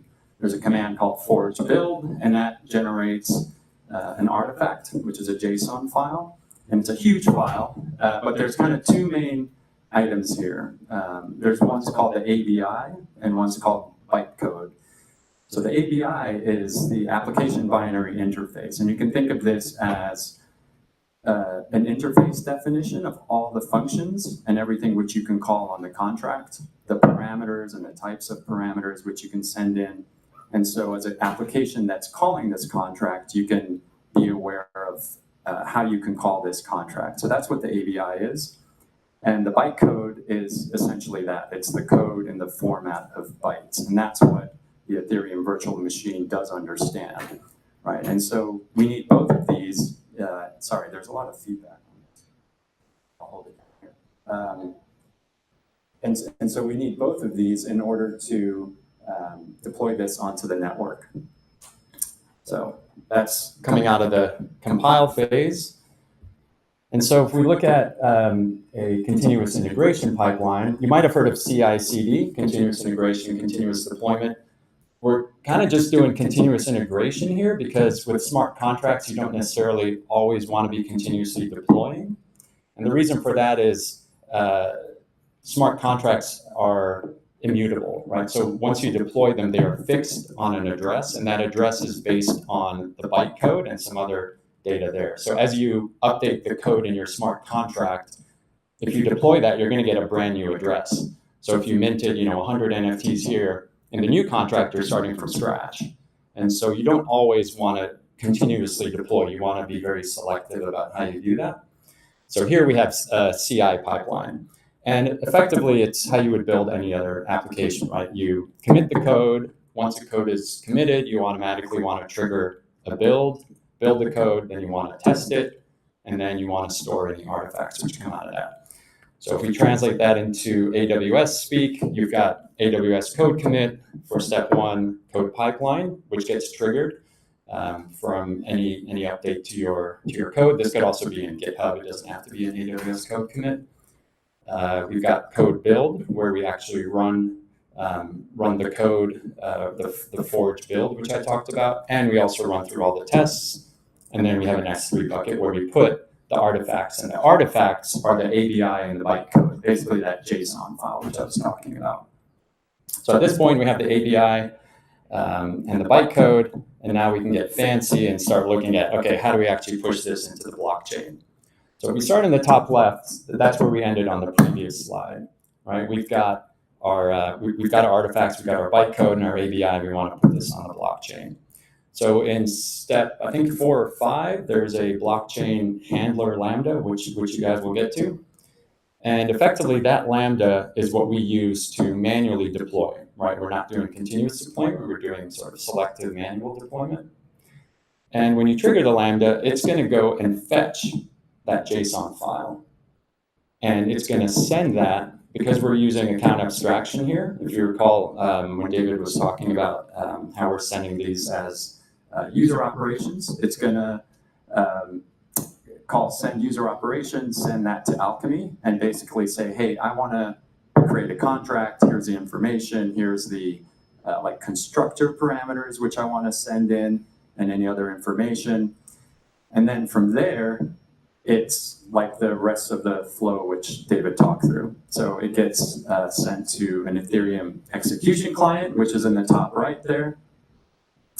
And that sends it down into this flow here. So account abstraction is great, but it does introduce a lot of complexity, right? So typically, if you didn't have account abstraction, you'd go from the Lambda to here, and then you call it a day and you're good. But we like to make things complicated in the Ethereum world. And so instead, it goes from an execution client to this entry point contract, which then says, okay, there's a transaction which wants to be created from this contract wallet. So from the contract wallet, we basically deploy the new contract.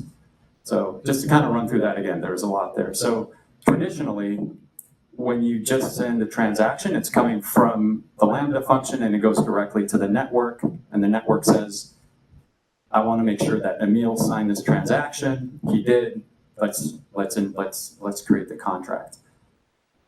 With account abstraction, my wallet is this guy. So my wallet is on the blockchain, which means we can add all sorts of application logic into there, right? We can add, that's where we add the social recovery. That's where you add, you could imagine like having like a family wallet, right? You have like a mother and father account. You have your children account. You could put like spending limits on there. You could have subscriptions on there where you can say every month, authorize $10 to go to, Netflix if they had a wallet address or something like that. So you can really start to get very, very creative with that. Whereas in the old way, all that stuff lives off chain, right? And you don't get the sort of family multi-person wallet account and stuff like that.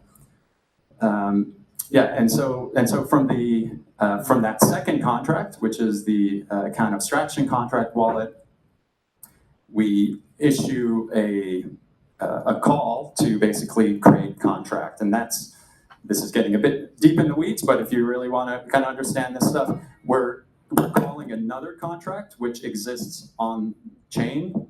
And this contract exists to serve one purpose only, and it is to create other contracts.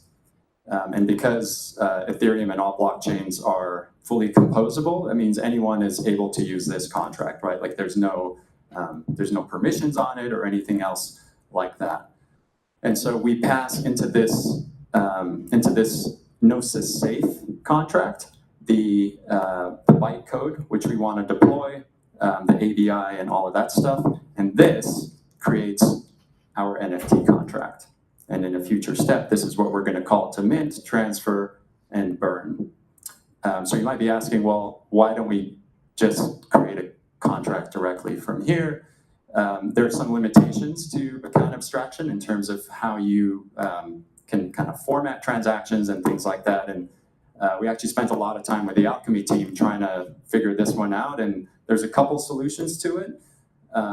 This one is the most straightforward, but it does have some slight drawbacks where a lot of contracts have this concept of an owner, right? Where you want to say, hey, the owner is whoever created this contract, right? So that you can be the admin basically of the contract. In this format, the owner technically is this guy, because they're the ones that are issuing the create, right? In the traditional world, it's coming from Emil's wallet, so Emil is the owner. But it's not a huge thing. You can just code around it. You could pass the owner in as a constructor argument and say, no, actually the owner is this thing. So anyway, if anyone wants to geek out more about that, happy to talk about that some more. But yeah, and at this point you have a smart contract address, and that address gets added into parameter store. And that's where the UI and everything else which you'll deploy is going to look it up from there. Any questions on that? Yes? How do you think about on-chain costs and scales? Like in this world, like every wallet is an on-chain smart contract, and every time you need to like change something, you have to go through a smart contract upgrade process, which is costly, but also involves like exposing that to vulnerabilities or hacks. So how do you think about that at scale with many? Yeah, so the question is, at scale, how do account abstraction wallets, what does that look like? Especially the on-chain costs. Of like the gas transaction fees? And upgrading. Yeah, that's a really good question. As people may know, it's like it isn't always very cheap to transact on blockchain networks. And so deploying a contract is actually a very, very expensive operation. That's actually the most expensive operation you can do. And to David's point, the aspect of lazily creating the wallets is really valuable, right? Because then you only need to create it when you actually need to use it. But if you ever need to upgrade the wallet, then that introduces another cost and a security risk, right? Like because this stuff is immutable, you can kind of shoot yourself in the foot in a way. And I say immutable, they are immutable, right? Like if you deploy this contract here, it's always going to be that code. If you change one byte of code, that's a totally different contract. But there are methods, and that's how these wallets are created, where there's an upgradable pattern. So you basically have two wallets. You can think of it one as just like a simple interface, which you use, and that's what you call. But that wallet actually calls another contract that implements all this stuff. So when you upgrade, you actually introduce a brand new implementation contract and just tell this guy, hey, start calling here. But the interface is the same. But that introduces security risks anytime you deploy. So like you might have a bug in there. So I think that's a problem that we haven't really figured out for account abstraction. Like even for this demo, like I was talking about, one of the solutions was to use this. The ideal solution is you actually create your own wallet that just has a method called deploy contract. And you say, I'm just going to call this, and then you're the owner. But that introduces a lot more risk and things like that. So I think especially for something as critical as a wallet, it would need to be audited, and ideally it would come from, ideally there's probably like a couple of kind of, I would say like trusted or battle-tested wallets, right? Like we use for OpenZeppelin for their ERC contracts. We would have that for wallets. But even that's not a perfect solution, right? Because if you want to take advantage of this new functionality of like social recovery and other things like that. So, but maybe that's the opportunity too of, people creating wallets that, that they can charge for, but that have been, battle tested and all that. It's a good question. Any other question on the other side of the room? Actually, bridging this. So the reason we're putting the notes to save in between, not just. I'm sorry. So I'm still kind of conceptually bridging this AA knowledge. The reason you're putting the notes to save in between is because technically the caller is still the bundler all the way into this pipeline, or no? Just looking for clarification. Yeah. So the reason why so when you're deploying a contract without account abstraction, you're just old school Ethereum MetaMask wallet. When you send a transaction, you send, like if I'm sending you money, I put your address and the money that I want to send, we're all good. Or if I want to call your contract, I put your NFT address and then I send the parameters, right, which I want to mint with. But when you want to create a contract, you just omit the two. So it's an empty to field, and all you send is the bytecode. With account abstraction, there isn't a way to not send a to field. And that's the crux of the problem. Because it's like in the spec that you have to specify who you want to send this to, and you can't not send a to field. And that's where we spent a lot of time trying to figure out with the Alchemy guys. It's like, okay, so we have to send it to field. So the first thought was, well, let's just send it to our own wallet and have a new function called deploy contract. But then you get into the whole thing we were just talking about of having to create a new wallet, make sure it works and all this other stuff. And so it was just simpler to just use a contract that's already on chain. Yeah. Cool. Any other questions? All right. Thank you.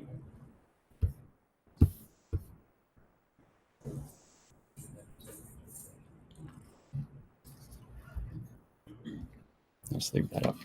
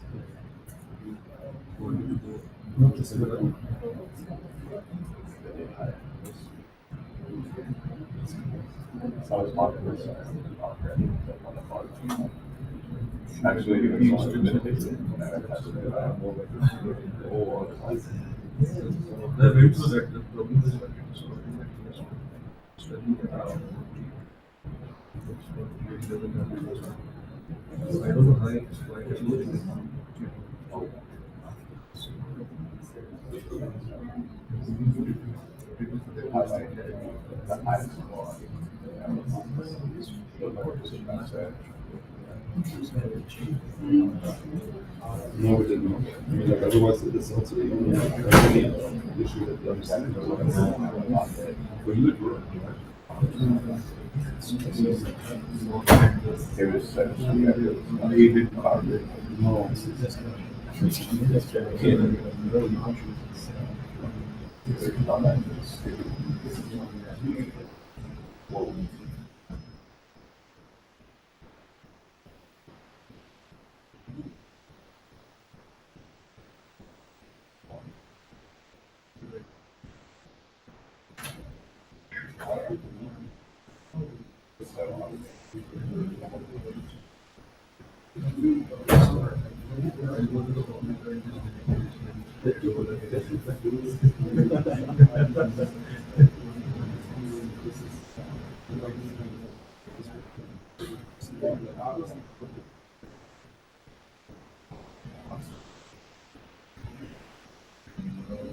So you have already done also. This is definitely like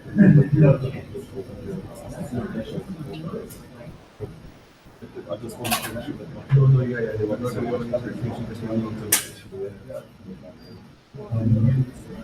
yeah. The next one is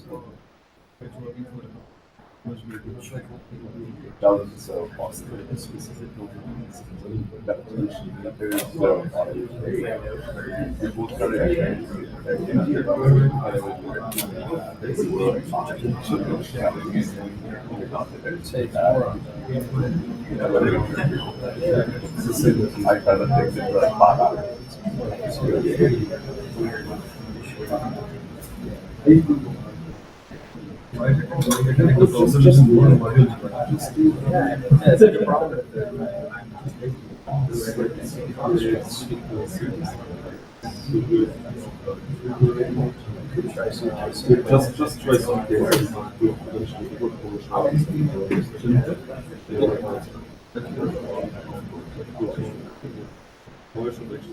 This is the step that is automatically. This is basically also.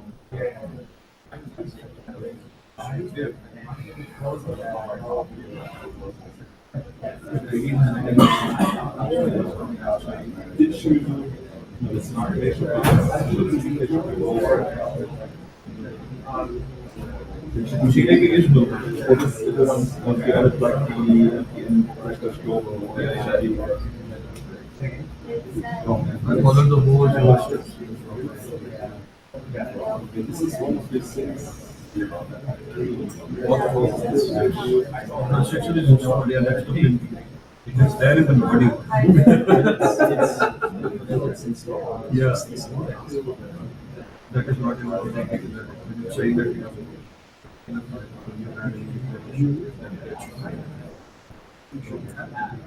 that's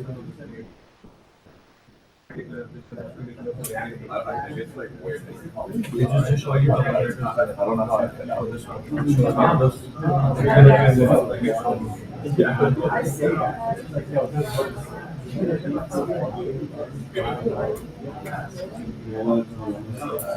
This is the same as the rest of the machine, like paying networks and sometimes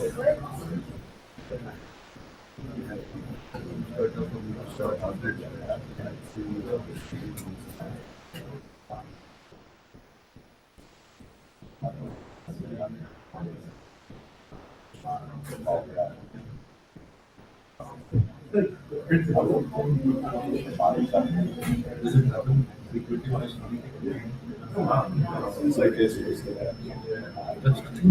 But to be honest, sometimes it shows that this always normally you can always explain, but sometimes they're just. I mean, usually it's like fully digitalized. But then we are facing also honest conditions and something it is what it is. I have talking about the complex systems. You know, like the cloud constantly something fails. Yeah, it is. And I mean, that sounds kind of like yeah. It is what it is. We could potentially also just try to delete it.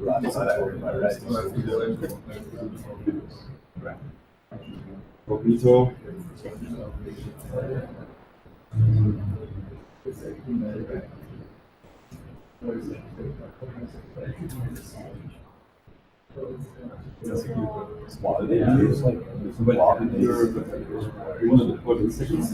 Or you want to just execute the steps again? Because I have to do the cloud. Then please, there's a cleanup script because you will eventually face duplication of just open your cloud instance and then run the cleanup script for module 1 so that it will definitely delete all the already created resources because I'm not sure if you, like normal CDK, actually, that's like a random. Yeah, but like, to be honest, we did not test that. We did not test like different stacks of parameters. And like sometimes if you're using the name, if you're declaring resource names, it will eventually run into this issue with duplicates. And we did not test it. Normally CDK per default always has attempts like a random surface. Very good.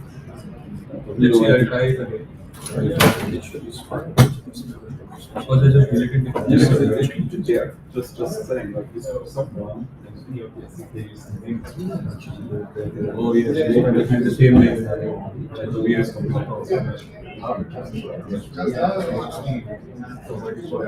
No, that's I've never had a lot of repo. So, it is for user operation. No. It will not. User ops are data transactions. Like this user operation hash is like a meta transaction hash. There are, if you open this transaction and you parse it, it will tell you there is this transaction hash in here that will then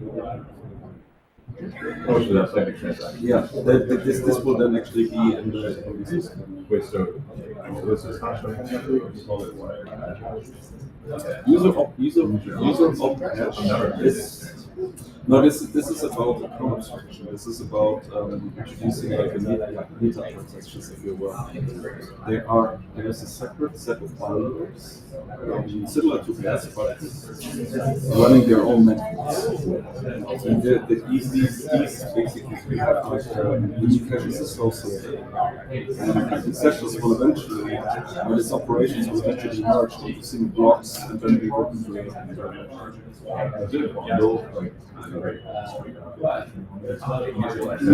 No, actually, no. It's a different type of bundle.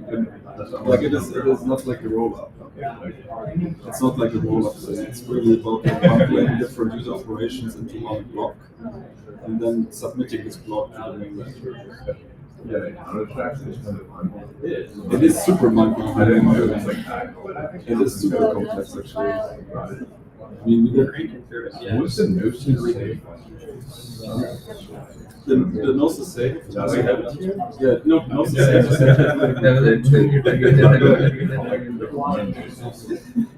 Is that like no? No. The Gnosis safe is just basically being used because we are using some abstraction to deploy all smart sentence NFT. And we need to have like this smart contract that basically does this create two steps. Basically instantiates the smart contract on behalf of the user. But since that we are using like a code abstraction, we have to pass all of this in serialized form over to another smart contract. We're not directly instantiating it on ledger. It is. These are all. Yeah, every account abstraction is all about just this one.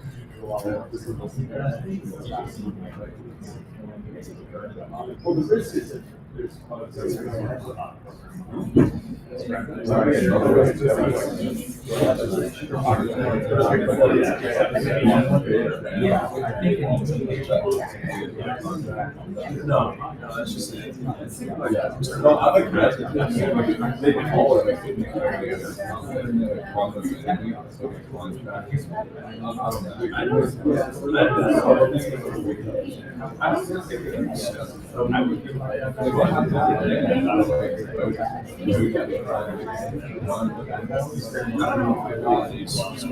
Contract, like abstracted contracts that has to have special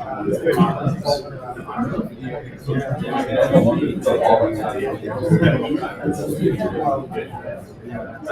you'd be able to go read it.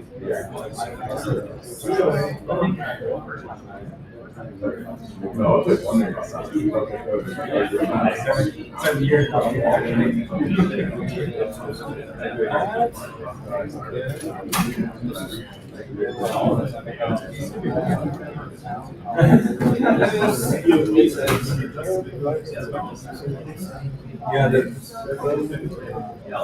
Yeah, so that basically says that these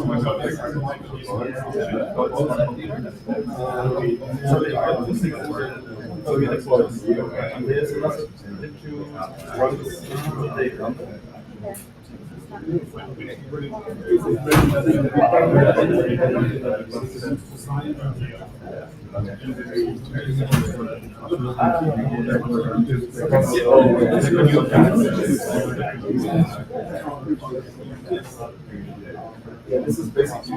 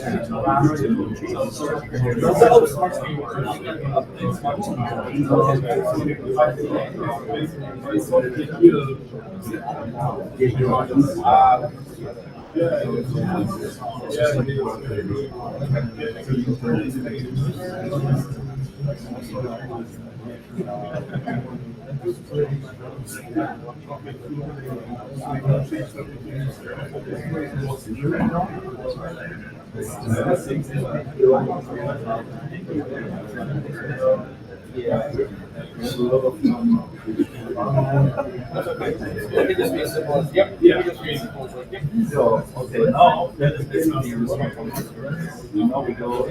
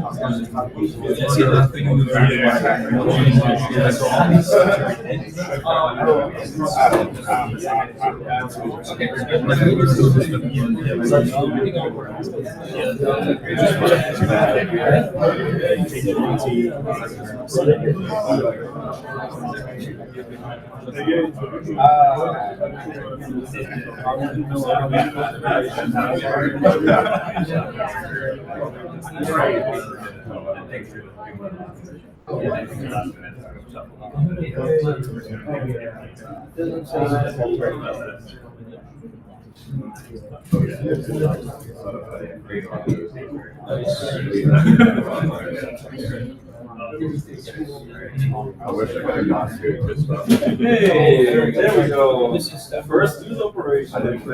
First sign up. Yeah, first.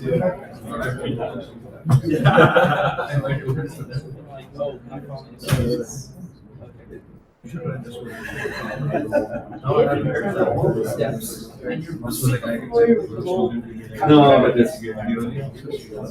Like I've heard here. I mean,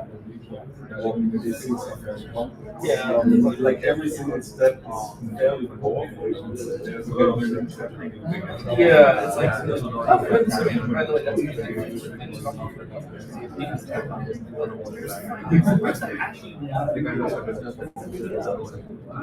all right, like for you, right? So first of all, there is.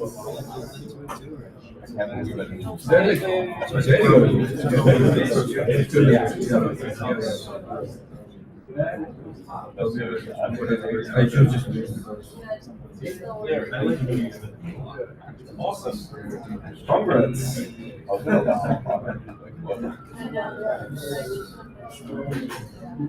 I think it's like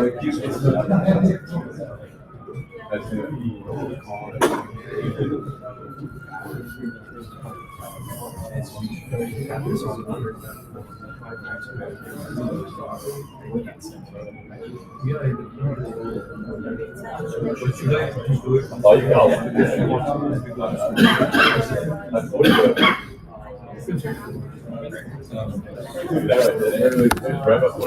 Ich würde einfach jetzt einmal kurz ein Overview geben, wie sieht das Ende von Module 1 aus? Machst du? Ne, du. Oder ich? Ja, du. Oh, ich kann das auch machen, aber du hast es, ich habe es ja nicht aufgesetzt. Dann kannst du halt einfach zeigen, hier ist das Frontend. Das will ich gerade mal gucken, ob ich dann, das hier irgendwo offen habe.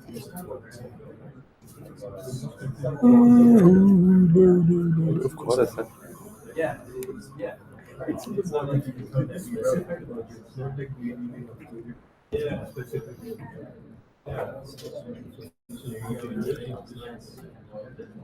einfach ein bisschen Ausblick. Wir haben jetzt noch knapp 10 Minuten. Und dann kommt der Coinbase schon. Ja, Emil und Janif checken gerade, ob der eigentlich da ist.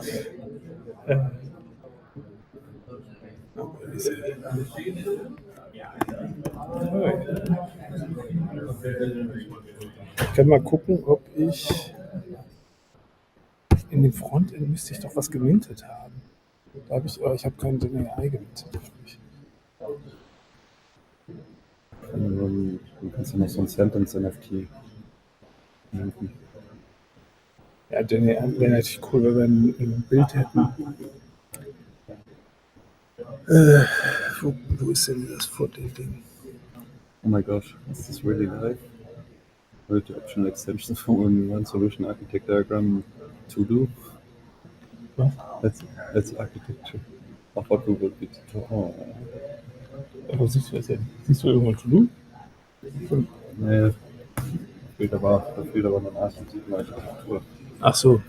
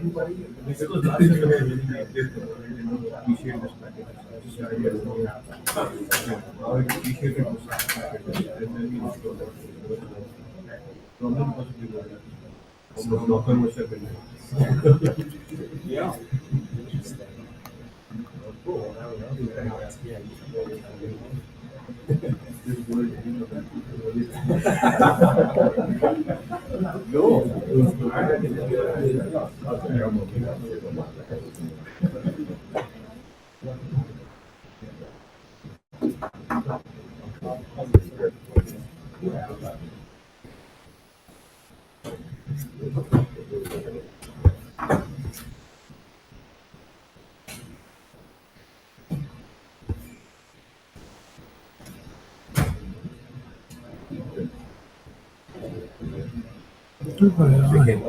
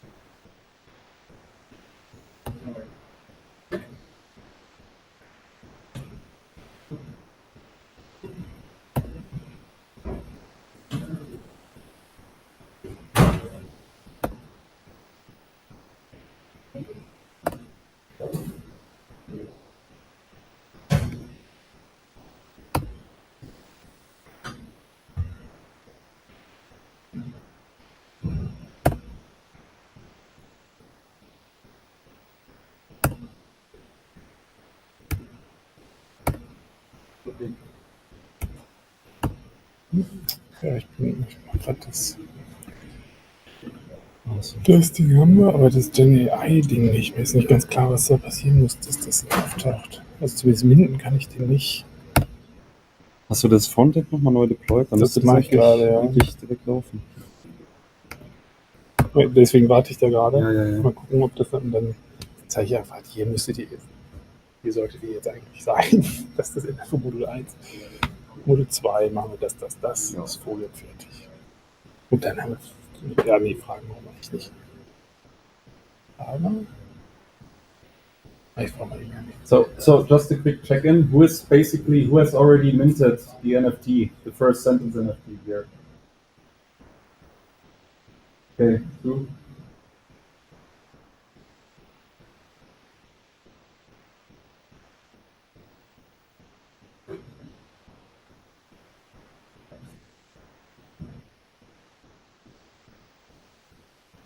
Wir haben 2 Leute, die den Sentence NFT jetzt haben. Das ist ja.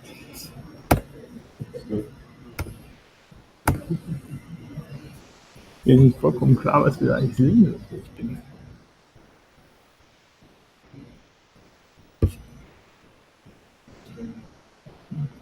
Ist ja.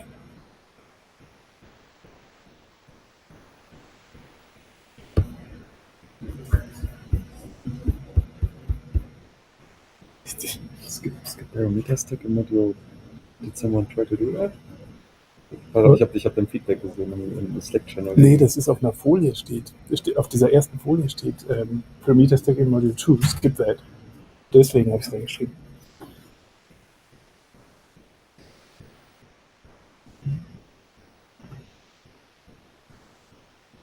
Was ist denn der Ding?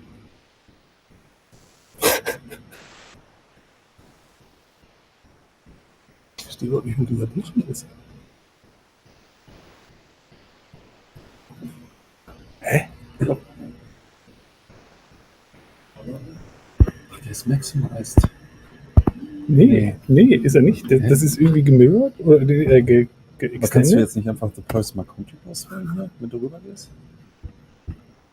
Nee, ich komme da überhaupt nicht hin. Hä? Was ist das denn, ey? Ich weiß überhaupt nicht, wie ich da hinkomme. Der Cursor ist schon da. Also, jetzt ist er da. Ja, der Cursor ist. Dann muss ich das da bloß. Aber das ist ja scheiße.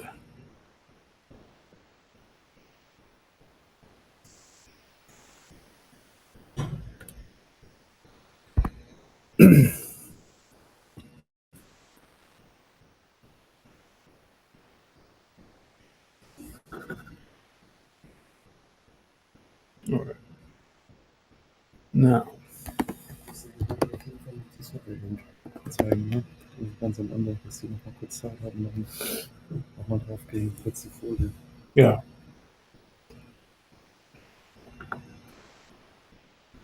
Display.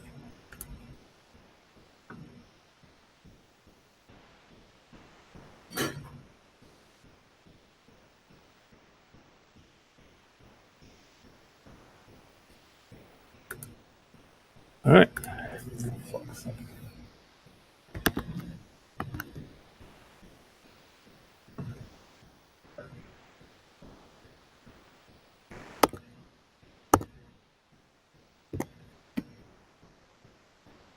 Ah. Here we go.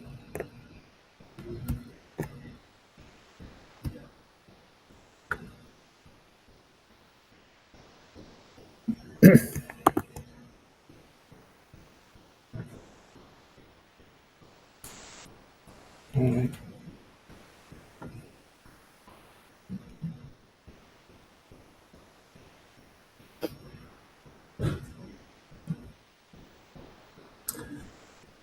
Okay, everyone. I think we're almost through with the workshop, at least running out of time. So what I want to do now is really, because we noticed that not everyone made it through to minting their first NFT. I just want to show what the end of Module 1 looks like, so that you can actually see where this is all going, if you will. And then just give a quick overview on what is then happening in Module 2. We won't be doing it now because it does take quite a lot of time, and there are some more complicated things involved. But then you'll at least have an idea what it is supposed to do. We will be having a talk about the analytics section of Module 2 later on today, so we'll go through that in more detail. But you can, of course, always continue with this account, at least for the next 24 hours, I think.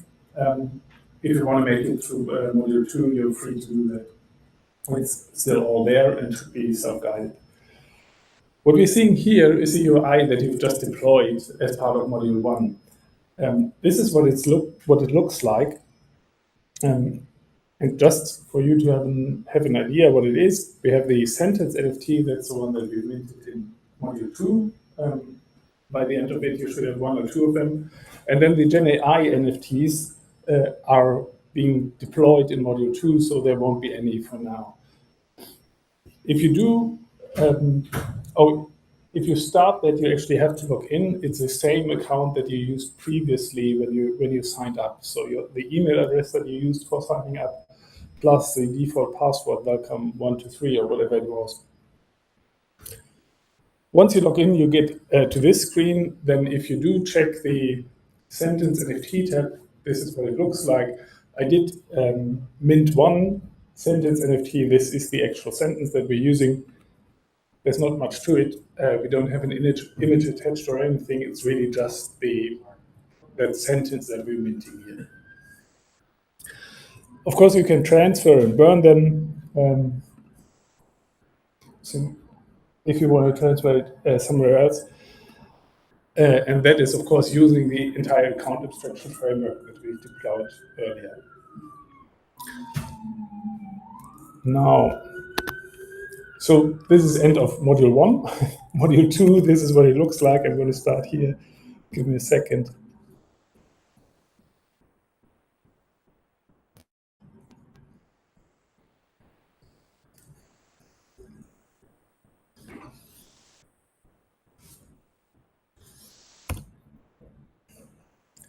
So in Module 2, what happens, there's really two main parts to it. The first one is we're creating a generative AI pipeline to generate actual images for our newly minted NFTs.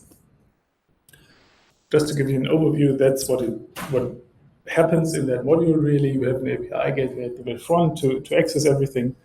On the top, you can see the Stability AI, that's our Stable Diffusion model that we're using to generate images that are based on the prompt that you enter when you're actually minting the NFT. Once the image has been generated, we need to store it somewhere. IPFS is the default storage, if you will, for NFTs, and that's what we're using. We're using the NFT storage module that I think has been authored by the IPFS people themselves, as a third-party module to access the IPFS network, store the image there. Once we have stored the image on IPFS, we're actually minting the NFT that then links to that particular image. Of course, by storing it on IPFS, we make sure that it's immutable, so it can't just be deleted. So again, after NFT storage, then the minting part comes through. That's where we use the blockchain handler lambda again, which basically then triggers the smart contract to mint the NFT with that particular image and the prompt that generated that image. So that's fairly similar to what we've done in module 1, with the addition of that we're actually putting images to that we're generating. There's another part in module 2 that's about indexing the blockchain. If you are using a front end like we did, the one that we were using, of course you can always just query the smart contract directly for all the data that comes with the token. You can query balances, you can query the metadata URL and get the metadata and all that. That's good for the most simple queries that you can think of. Basically the current state, and then you run through the balances, run through all the tokens. It's a lot of queries, somewhat cumbersome, but doable. Once you do get to a stage where you have more advanced queries, something like who owned this particular token half a year ago, then that won't work. So what we're doing in module 2 is, instead of querying from the front end to the blockchain directly, asking the smart contract about its current state, we'll add an indexer in between, which basically indexes the smart contract that we're using on our behalf, and then supplies a much richer API, if you will, basically SQL queries, that you can do to get much more information about the smart contract. To do that, we're using the Graph framework. That's an open source component that you can use. If you've ever looked into it, it is available just for downloading. They do have a decentralized network called Subgraph Studio that you can use to deploy that. What we're doing in this module, however, is that we actually deploy a graph node on our infrastructure, so that basically you have a self-hosted graph node that is then indexing the smart contract for you, provides an endpoint that you can use to query any kind of data that you can think of from the graph. From the graph.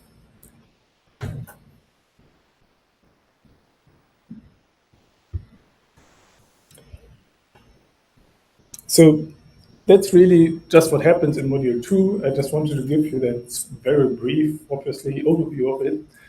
I'll dive into the analytics component in that later talk at 2, I think. So I'll stop here. For now, pretty much, thank you very much that you all went through the workshop as far as you did. What I do want to share is the survey link. And we'd be very happy if you could actually do the survey, scan this QR code.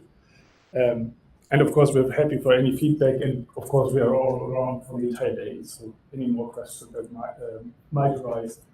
David said it before, this was the first time that we were in the workshop. And it turns out we need a bit more time, apparently. Thank you very much.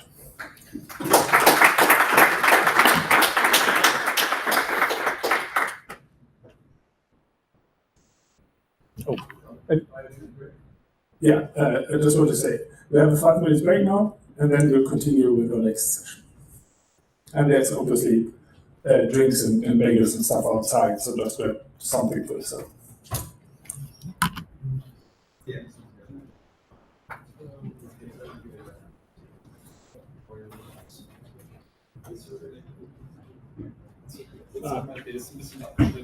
Yep. We plug Ryan in? Sure. Somehow. Are you guys going to East Toronto? East Toronto? Okay. Do you do any of the crypto conferences this year? We are. Which one did you just mention? Toronto. Oh, Toronto. It's like East Futurist or something like that. When is that? It's a couple weeks. Is he going to need to join? Ryan? Got it. Okay. I think. Are you guys still like far from like international travel? No. Is it just a presentation? If he sends it to me. Okay. You can use this setup. Quick question: is yours just a presentation, or do you have other Just a stuff? presentation. Do you want to send it to him and then? I prefer not to. Okay. Can I just plug in? You can. We'll give it a try and hope that everything works. So Okay. do plug in, and then we'll see. What about the folks that are? Yeah. Yeah. Oh yeah, damn it. You just need to show the link. Is it just this?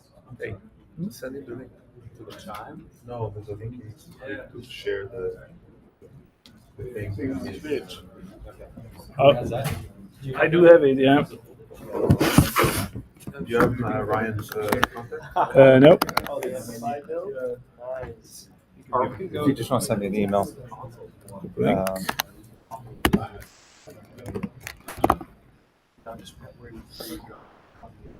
That's gonna take forever, unfortunately.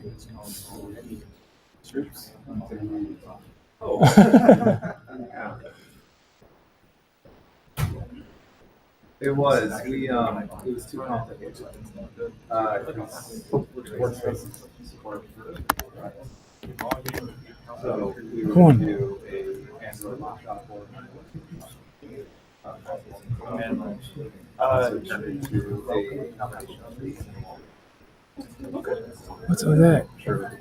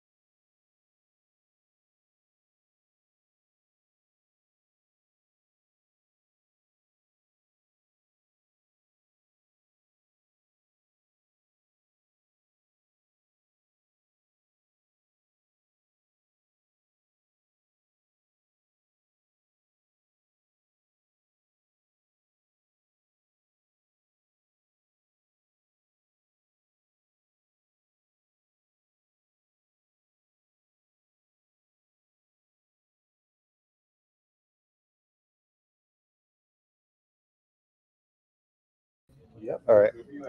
How is it now? Can you hear me? You got it? All right. Sounds working, yes. He unmuted. Does he need to turn camera on?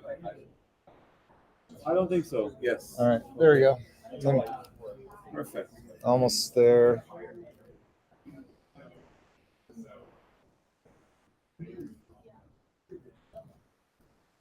There we go. Awesome. You're on. You want me to make a quick intro? Yeah. You can take care of it. Yeah, I can jump into it. Do I have a mic or do I? This guy. You just use this one. Click it. It becomes green, and you now. Wait, do I need to hold it up close or can I? Kind of use either one of these if you prefer. That's Check and get those. okay. Get those. Can everybody hear me? Okay, cool. So thanks for coming to the session today. This is going to be just an overview of Coinbase's products and our vision for the future and where we're at right now with implementing that vision. We're also going to highlight a couple of our core products that we have, which are related to developing and developers in the blockchain ecosystem. So about me, I'm the head of solutions architecture at Coinbase. We are a technical field team. We work with our customers and partners, and we help them design solutions on top of the Coinbase products. Prior to Coinbase, I was a solutions architect at AWS for 5 years. And before that, I spent 20 years as a software engineer. The primary thesis of my career has been internet infrastructure. When I first started at AWS in 2017, we were still actually convincing people to use the cloud. It was like, it was new, and a lot of people are like, this is never going to happen. And keep in mind, in 2017, the cloud was already 11 years old. So it's a very similar kind of situation of what we see with the crypto ecosystem. That said, by the time I left AWS, it was no longer if, but when people were going to move to the cloud. I see the crypto ecosystem in a similar inflection point. We're still out there saying, this is the future, this is the infrastructure, this is the way that compute is going to run in the future and applications are going to run in the future. But I imagine within 5 years, that'll be a similar situation where we're no longer having to convince people. Let's see. Also about me in my spare time, I am a technical advisor to non-crypto startups and venture partner at ERA, which is a New York-based accelerator. So lots of time working with early stage companies.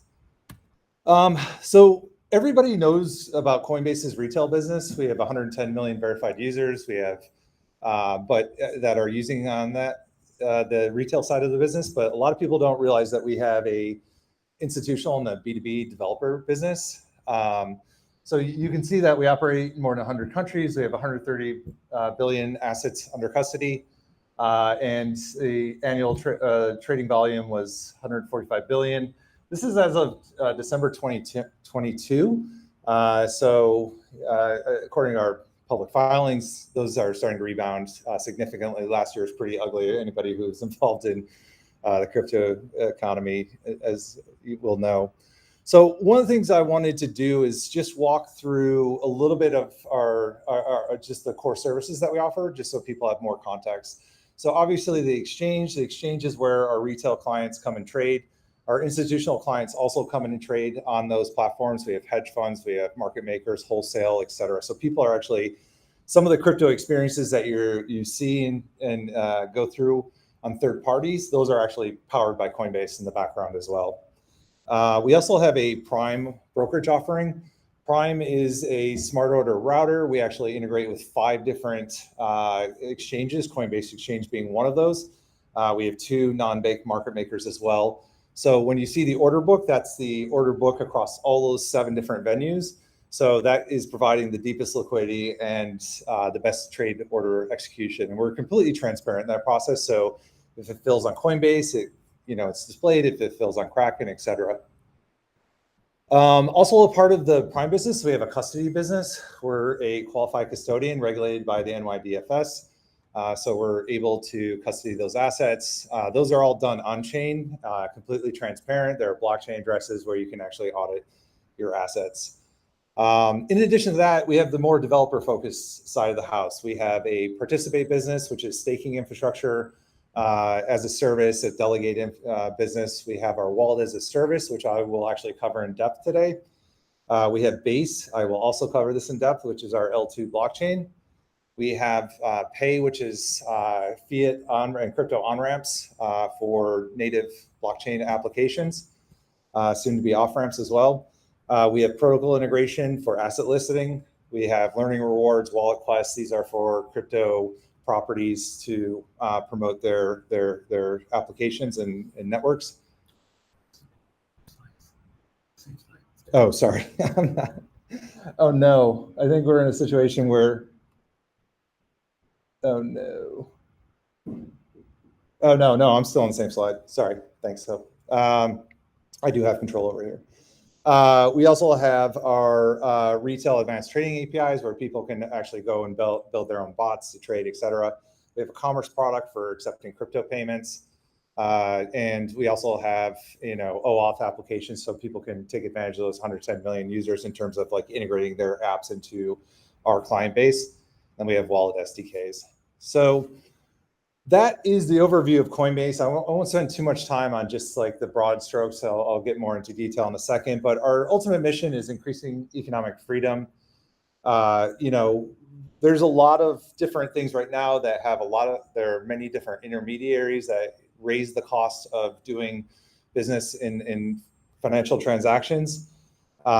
So we believe that we will be successful and will enable our users and customers to be successful by removing those intermediaries and decreasing costs, as well as exposing people to financial products that they may not have had access to in the past.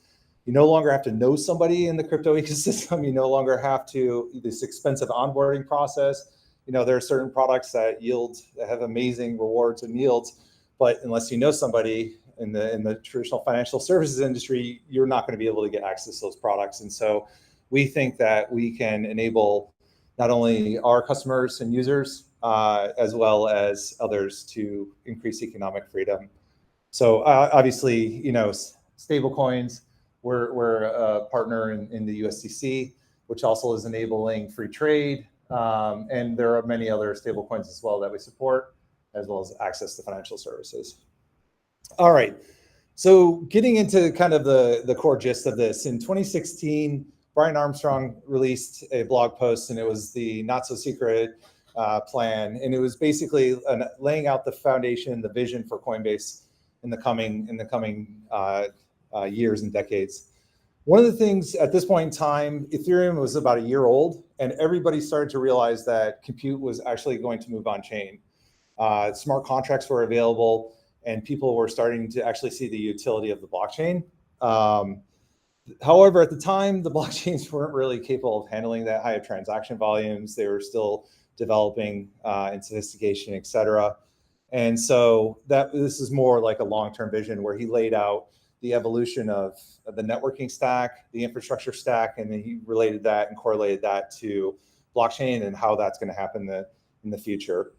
If you fast forward 7 years, we're now starting to see significant traction in applications occurring on chain, and this is starting to become a reality. One of the things that is part of the core DNA at Coinbase is taking complex problems and making them simple. We came out and were able to offer buy, sell, trade, crypto, access to crypto to the masses. We were able to make send and receive relatively easy. But one of the things that we realized that we had done in the process is build a bit of a walled garden. So we did the majority of this off chain. So obviously the crypto assets are held on chain, but we have a central ledger. So we have a little bit of a walled garden. When we started looking at how to onboard the next billion users, we started realizing that we're not going to be able to do so inside of this walled garden, and that we're going to need to expand more on chain in order to do so. So we sat down, we looked at like, how do we expose the 110 million retail clients, the 15,000 institutional clients to on-chain. And we started looking at friction points and what's difficult about blockchain right now. And the two things that we identified were destination, meaning where on chain do people go and where's going to be the future for development, as well as, at least for our users initially. And the other thing we looked at wallet technology. Wallet technology is still a huge friction point, and this is something that will need to be overcome in order to onboard all these additional users. How many here have like non-custodial or self-custody wallets and have set up the process? 50%? I assume everybody does, but maybe you didn't raise your hand. Okay, so generating a secret phrase, getting secret credentials, backing up those credentials, connecting your wallet to a dApp, understanding the permissions requested, signing a transaction. These are all like fine, like we all are technologists, we all understand this, but the real litmus test is, like, for me at least, is can my mom do this? And the reality is absolutely not. If anything, she would take like her secret phrase and she put it on a Post-it note and it'd be like on her monitor or something like that.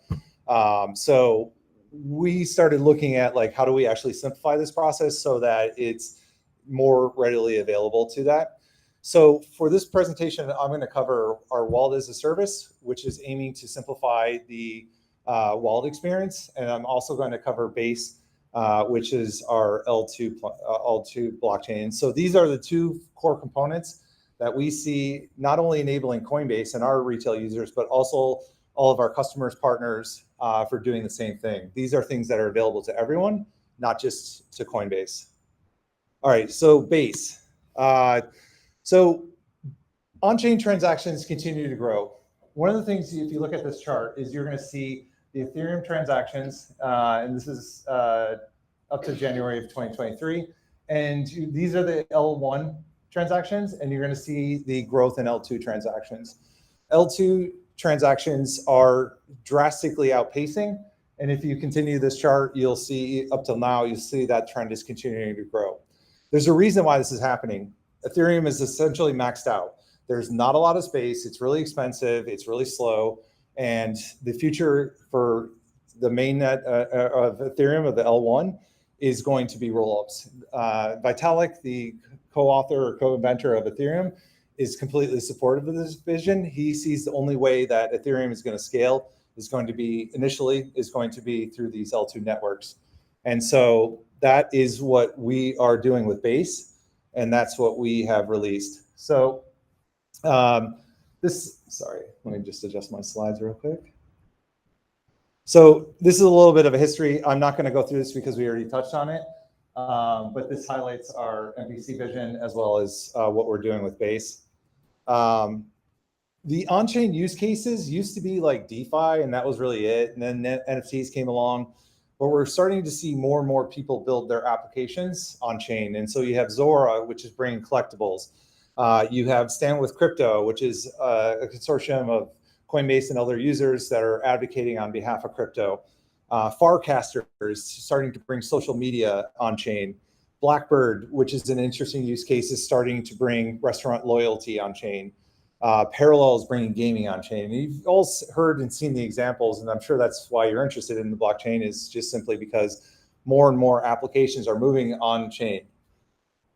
So what exactly is Base? So I mentioned it's an L2, but who knows what an L2 network is? Okay, got it. Okay, so an L2 network, for those that don't know, is essentially an extension of an L1 network that enables a permissionless public environment, not necessarily public, but usually public environment, so that you can actually operate on chain and the transactions and the assets can eventually be made available on the L1. So you get the same level of security, same level of access to assets, and you get the traditional. You also get the access to the history. But what happens is the L2 networks typically will take those transactions, they'll batch them up into blocks. So instead of writing individual transactions into the L1, they write series of transactions at once, and that makes it more efficient in order to scaling the scaling.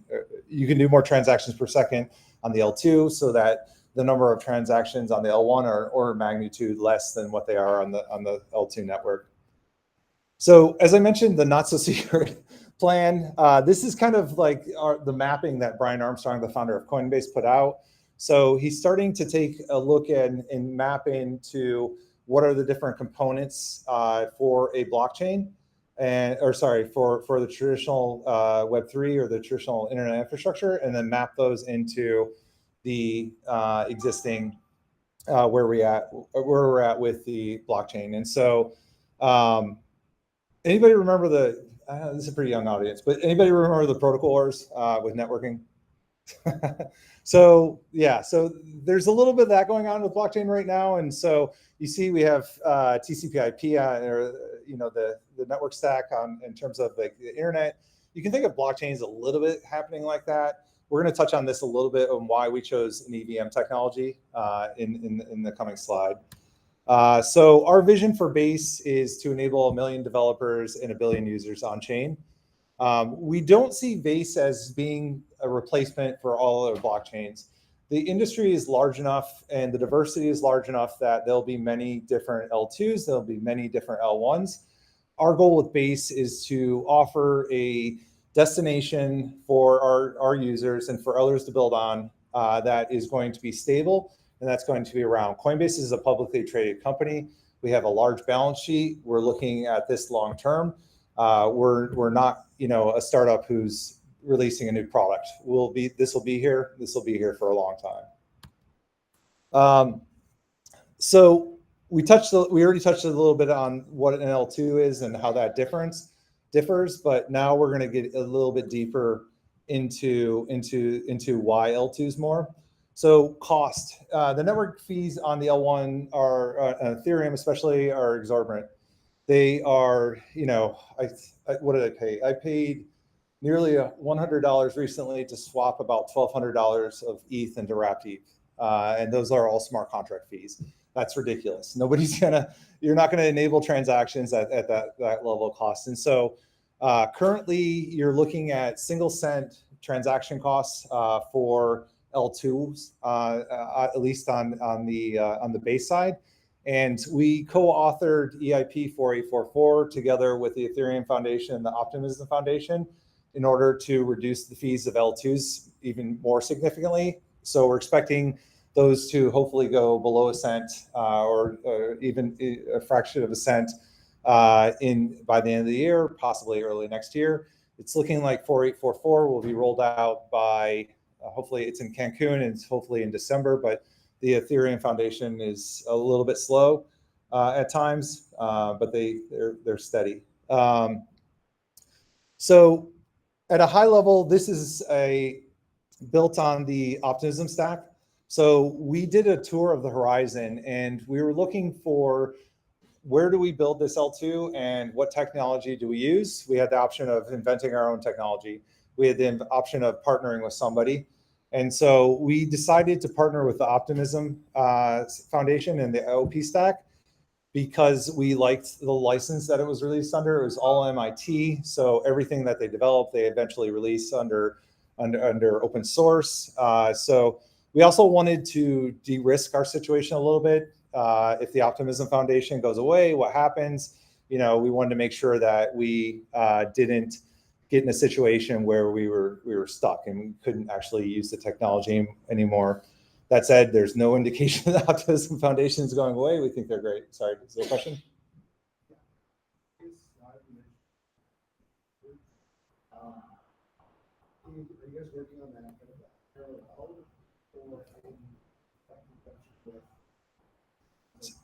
Yep. So everything we're doing now is in conjunction with Optimism. We have engineering teams who are core contributors to the OP stack. You can go and look at GitHub and you can see, well, you probably don't know the Coinbase employees, but regardless, we're at the top of the contributors. So currently, in terms of the way that the rollups happen from the L2 to the L1, that's currently an optimistic rollup. With Bedrock, they put in the foundation was put in so that you can actually have numerous different types of rollups that happen from the L2 into the L1. So there's also an RFP out there from the Optimism Foundation that will support for ZK rollups. So optimistic rollups, for those who don't know, it's basically the way it's been implemented here. It's a 7-day period. So assets will be available on the L1 after 7 days. and which is pretty slow and is a lot of friction, but it's a very proven technology, and it's highly secure. And there's the opportunity for, if somebody detects something in the network, they can actually challenge that roll up, and they can actually challenge that those assets in that transactions are real. So by the time it gets to the L1, you're secured, and you know that that was true. ZK rollups, on the other hand, are an innovative technology that kind of offer this nearly instantaneous promotion from the L2 into the L1. They have higher transaction costs, but they do have speed. And so the way that the Optimism stack has been designed with Bedrock is you'll be able to select if you want to do optimistic or if you want to do ZK once ZK rollups are proven and available on the L2, or sorry, on the network. Did that answer your question? Or? Will you guys have drivers for Everything that we are doing, and I'll touch on this with, sorry, the question is if we'll have fault proof or ZK proofs before Optimism. The answer to that is everything that we are doing is currently in parallel with the OP stack. And so everything that we're contributing is going back into the Optimism stack. We will get into actually, yeah, so I'm going to touch a little bit more about the relationship with Optimism in the coming slides. So the way that the vision that we really liked about from Optimism, the OP stack, is that they're not trying to build a monolithic L2. The way that they're envisioning this is there'll be a super chain of interconnected L2s. And the way that this will operate is that they will all be a part of the super chain vision that they have outlined. And there'll be actually a mechanism for seamlessly bridging assets between the different L2s. This is part of their Plasma protocol vision, where it'll be transparent bridging, nearly instantaneous between the different L2s. And so if you're kind of geeky and you've been watching any of the proposals, Celo actually just put out a governance proposal to move from an L1 into an L2 in the Optimism superchain, and we think that there'll be a lot more of these that come out in the future as well. Some of the L1s are struggling a bit, and what they're doing really well is providing features and user experiences, but they're paying a lot of money to maintain blockchain technology and infrastructure and engineers, and we think that people will back their chains into the superchain as well. The nice thing about the superchain is it's also governed by the law of networks, and so there is a document that's currently being worked on that defines the requirements to participate in the superchain. We will not censor transactions. We will not rewrite history. All the things that you really expect in order to build trust for a network, and that is currently being rolled out. Additionally, horizontal scalability has been the core of all distributed systems for the last 30 years. And so by breaking up the transactions into groups of L2s, you're able to scale the network even in the applications even more significantly horizontally. So that's something that's also part of the vision. So Base is currently in developer access. The mainnet genesis was about 6 weeks ago, and then 3 weeks ago, Thursday, we announced we made it permissionless. We made it public so that everyone now has access to that. You can go to base.org. Coinbase is in a unique situation because we are partnered with everyone in the ecosystem nearly, because we work with them in many different ways. We list their tokens, we have, etc. So we actually came out the gate with about 70 of the premier dApps, infrastructure providers, node providers, analytics providers, etc. So those are already available on Base, and we're looking at roughly much later in August, where we'll actually have it available for everyone. It's live, it's available now. You can get the RPC endpoint, you can run nodes. We're just asking people not to deploy their front ends for the time being, unless it's a cornerstone piece of technology, like something like Safe. Safe is used by everyone, so their front end is public. All right, so in addition to expanding out into the ecosystem, the Coinbase users into into the on-chain experience. We're actually looking at, Coinbase is actually looking at moving more of our infrastructure on-chain as well. We're at a point now where transaction speeds are coming up, transaction costs are going down, and we think that we can actually move more of our systems on-chain, and we'll increase our security, we'll increase our transparency, and we'll actually reduce our infrastructure costs. And so this is, not only is this designed for our end users and our partners and our customers, it's designed for us as well. You still can't do 1 million transactions per second reliably for low costs on online chains. So, over the next 5-10 years, we'll hopefully start to see our exchange move on chain. It may operate as an L3 where the settlement occurs on the L2. These are things that we're still working out over time, but that is definitely the future.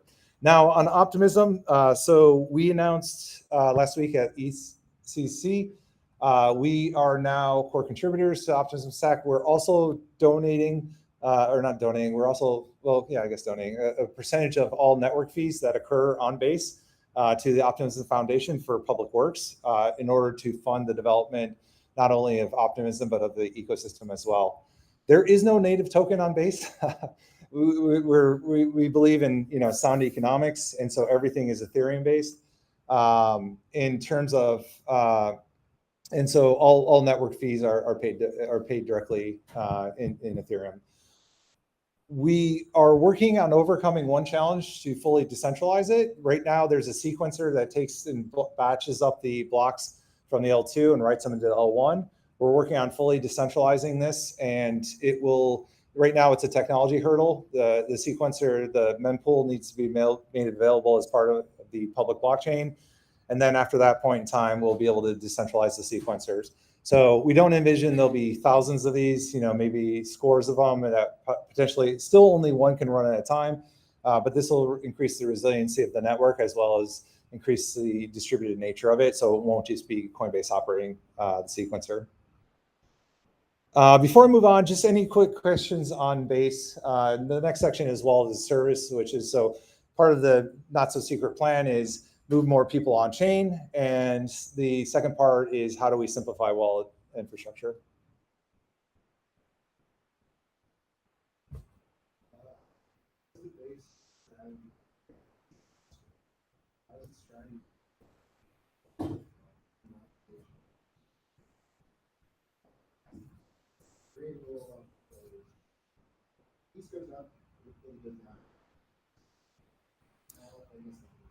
So the question is related to the Base strategy as network fees go down. How do we monetize? Is that a question or?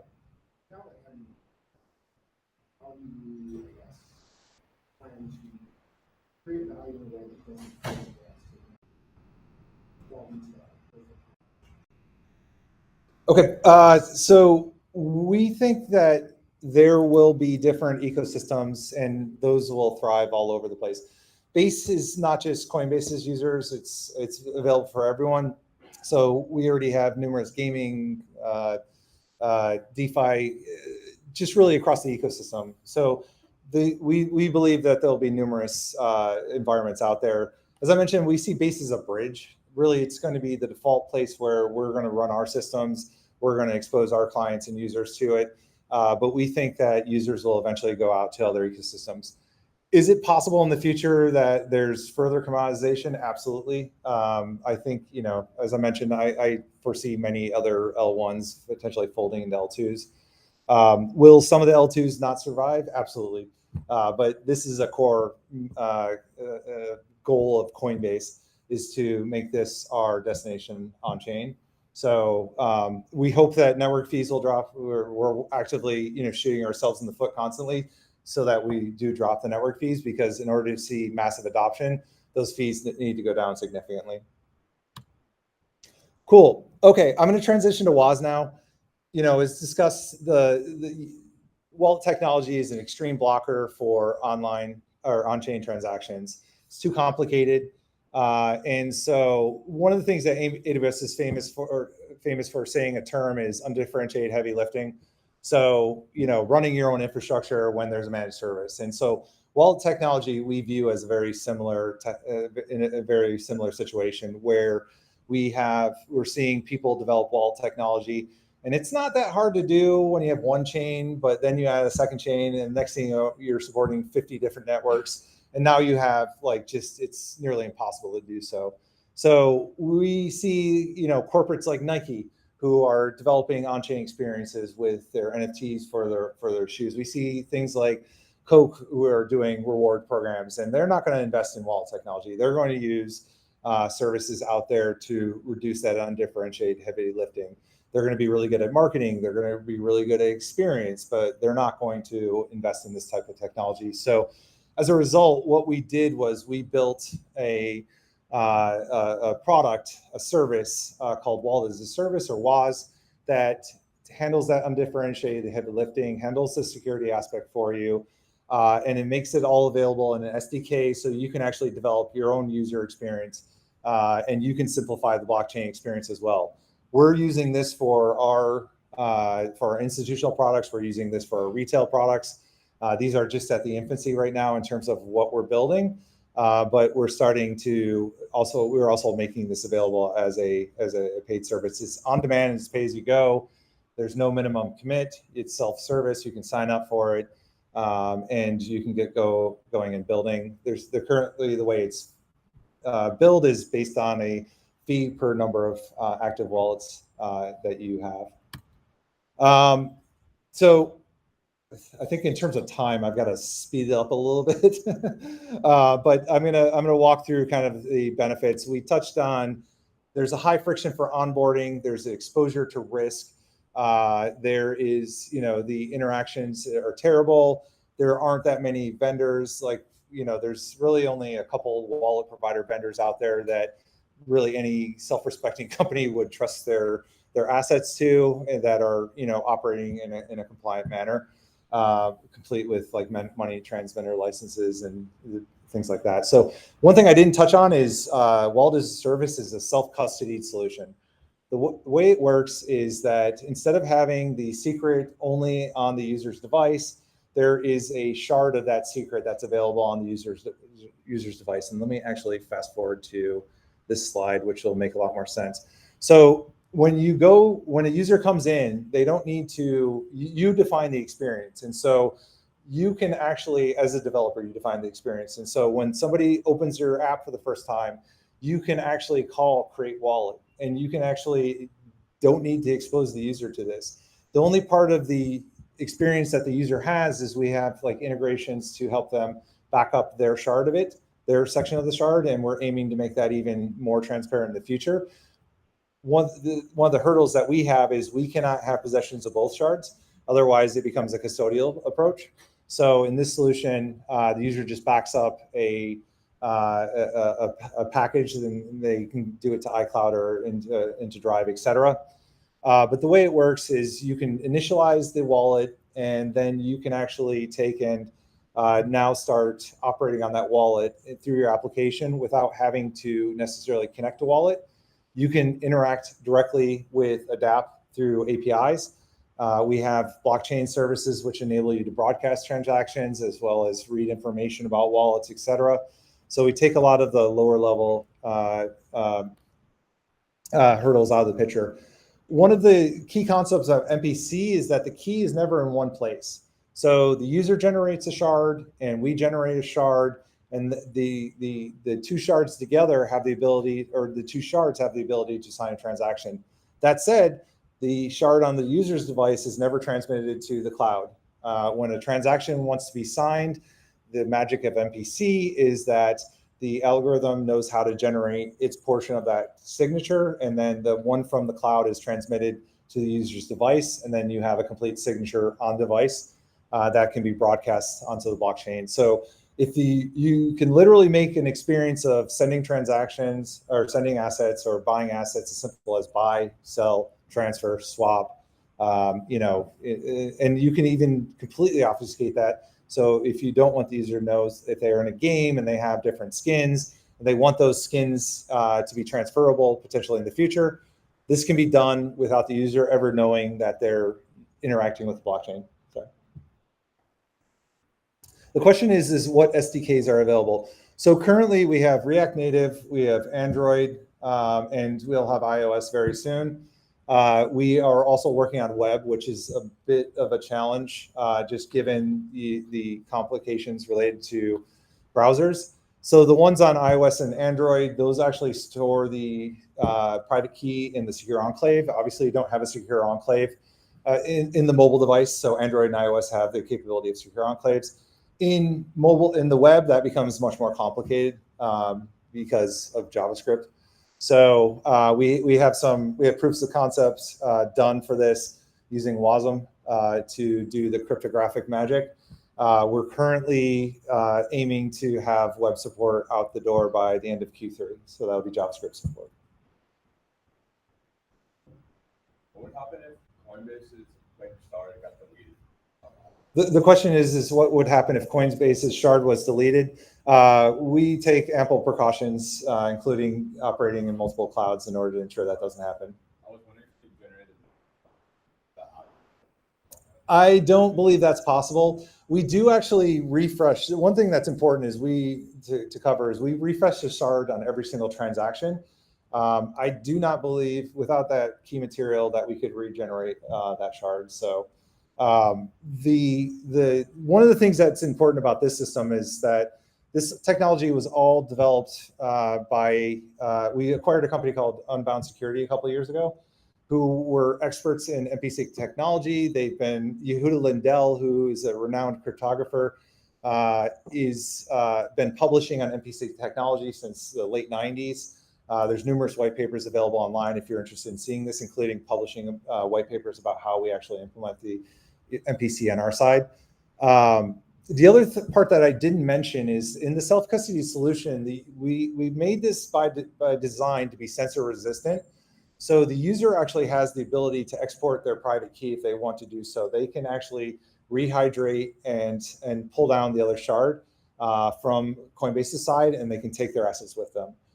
We are also exploring custodial approaches. There are certain financial institutions that need to be able to repossess or control funds like your bank account, so that have a desire to have like a 2 of 3 consensus or even a 2 of 2 consensus, or sorry, an M of N consensus. So this is also something that we're working on, and this was designed by default into the way that we built the underlying system that powers the wallet as a service. And so, long story short, we take a lot of protections to ensure that we're not going to lose your shard. We have never had a loss of funds at Coinbase in over 11 years. We've never had a security compromise in more than 11 years that results in loss of funds. So we're really good at backing things up and securing them. Cool. I am running short on time, so I'm just going to give this, and I'm going to open it up to broader questions. We kind of blasted through Wallet as a Service pretty quickly, but I'm just curious if there are any questions from the audience.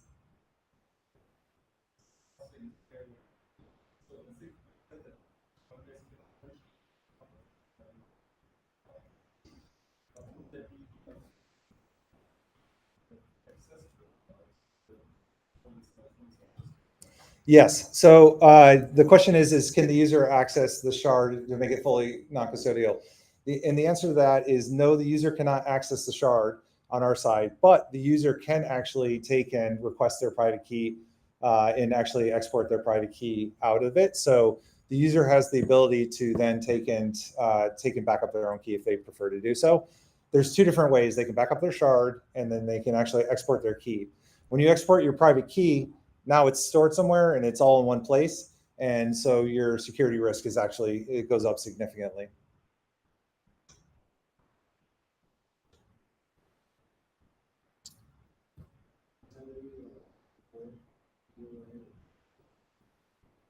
The question is, can you import a key? We currently don't support importing. We are looking at it. We have extensive auditing on our side. If you're importing a key, then there could be a dispute about where it was signed. But that said, we have extensive auditing on on the Wallet as a Service and the underlying technology in order to ensure where it was signed. So if something was signed, we'll know if it's signed, and if it's not, then it's not. There's not going to be a journal entry in our system. So.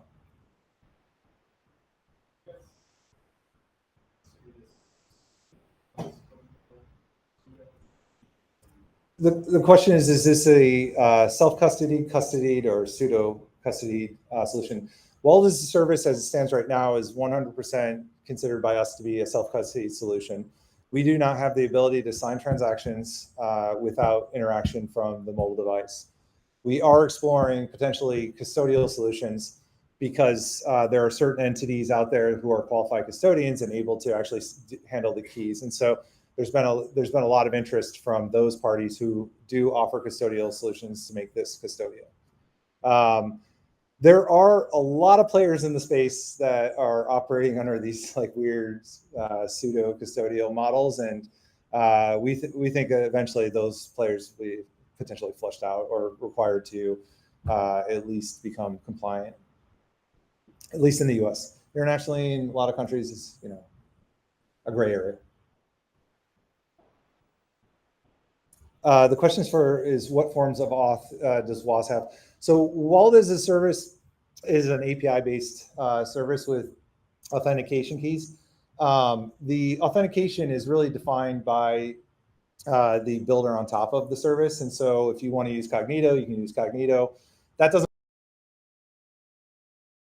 identity. You can define that yourself on your side.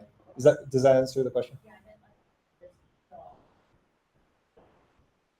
Oh, these are purely example use cases. So this is kind of highlighting the user flow. So the majority of people or the majority of applications use some sort of email authentication in order to, or possibly a phone number with a one-time password. That is the beauty about Wallet as a service, is it allows you to define this journey as you see fit. You're not required to use anything on our side for authentication. So you can back this in transparently into existing applications. Are you ranking big messaging groups? The question is, so for those who are not familiar, Coinbase last week released XMTP support inside of the self-custodied wallet, which enables you to message people between applications. We currently do not have anything on the roadmap or anything built in, but XMTP is an open protocol, and anybody can run a node and anybody can participate. So if you have a MetaMask wallet and a Coinbase wallet and they both run XMTP, you can actually communicate through each other to each other. So it's quite nice evolution of XMPP into the crypto ecosystem.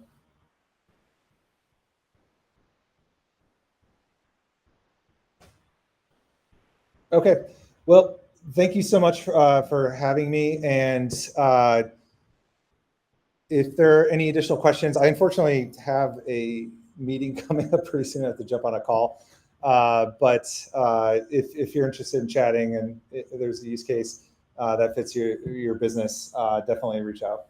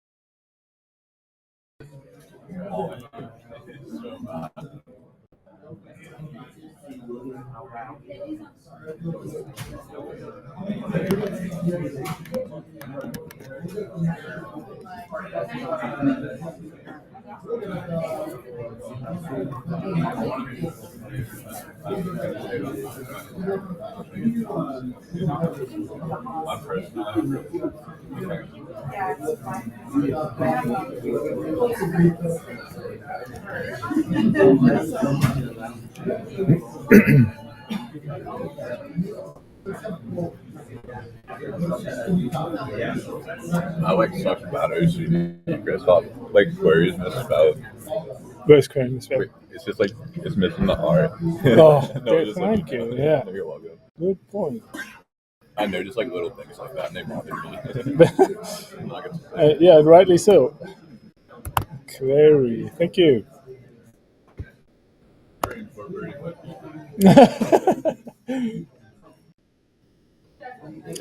Sorry, can you check it out?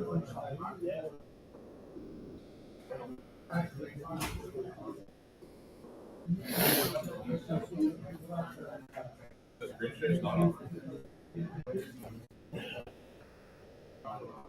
Ah, no, it's not. I see it now. You see it now? Yeah. I'll do that sound test. Yeah. Can you hear me?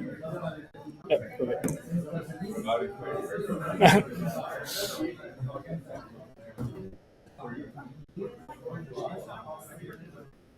What was that?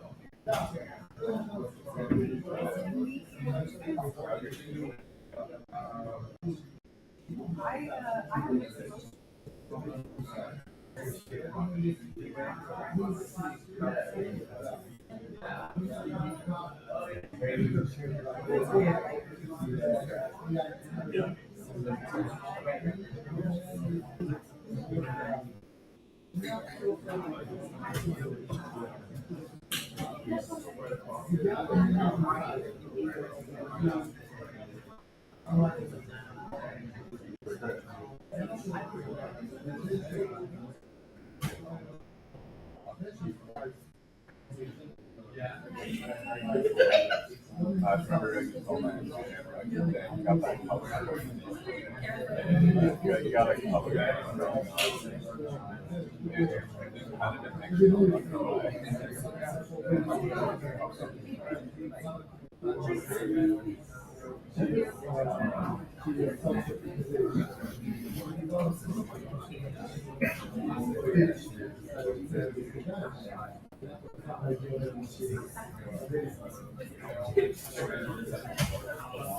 Did anything change? No?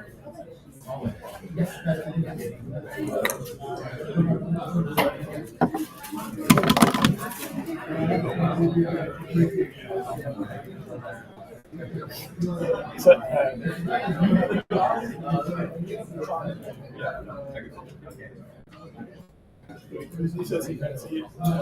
Wait, really? yeah.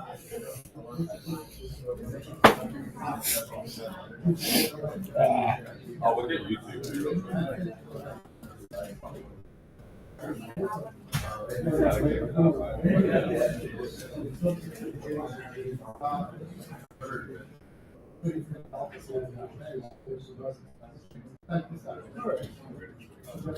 I like food on that thing. I'm right-handed and I'm doing it.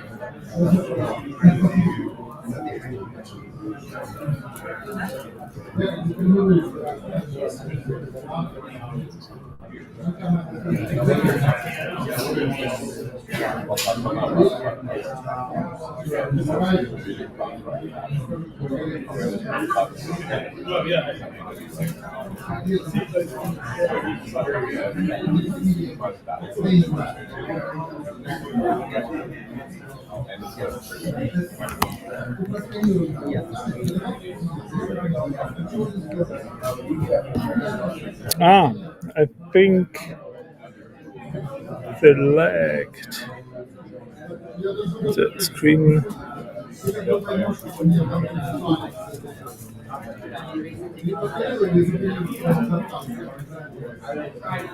Yep, perfect.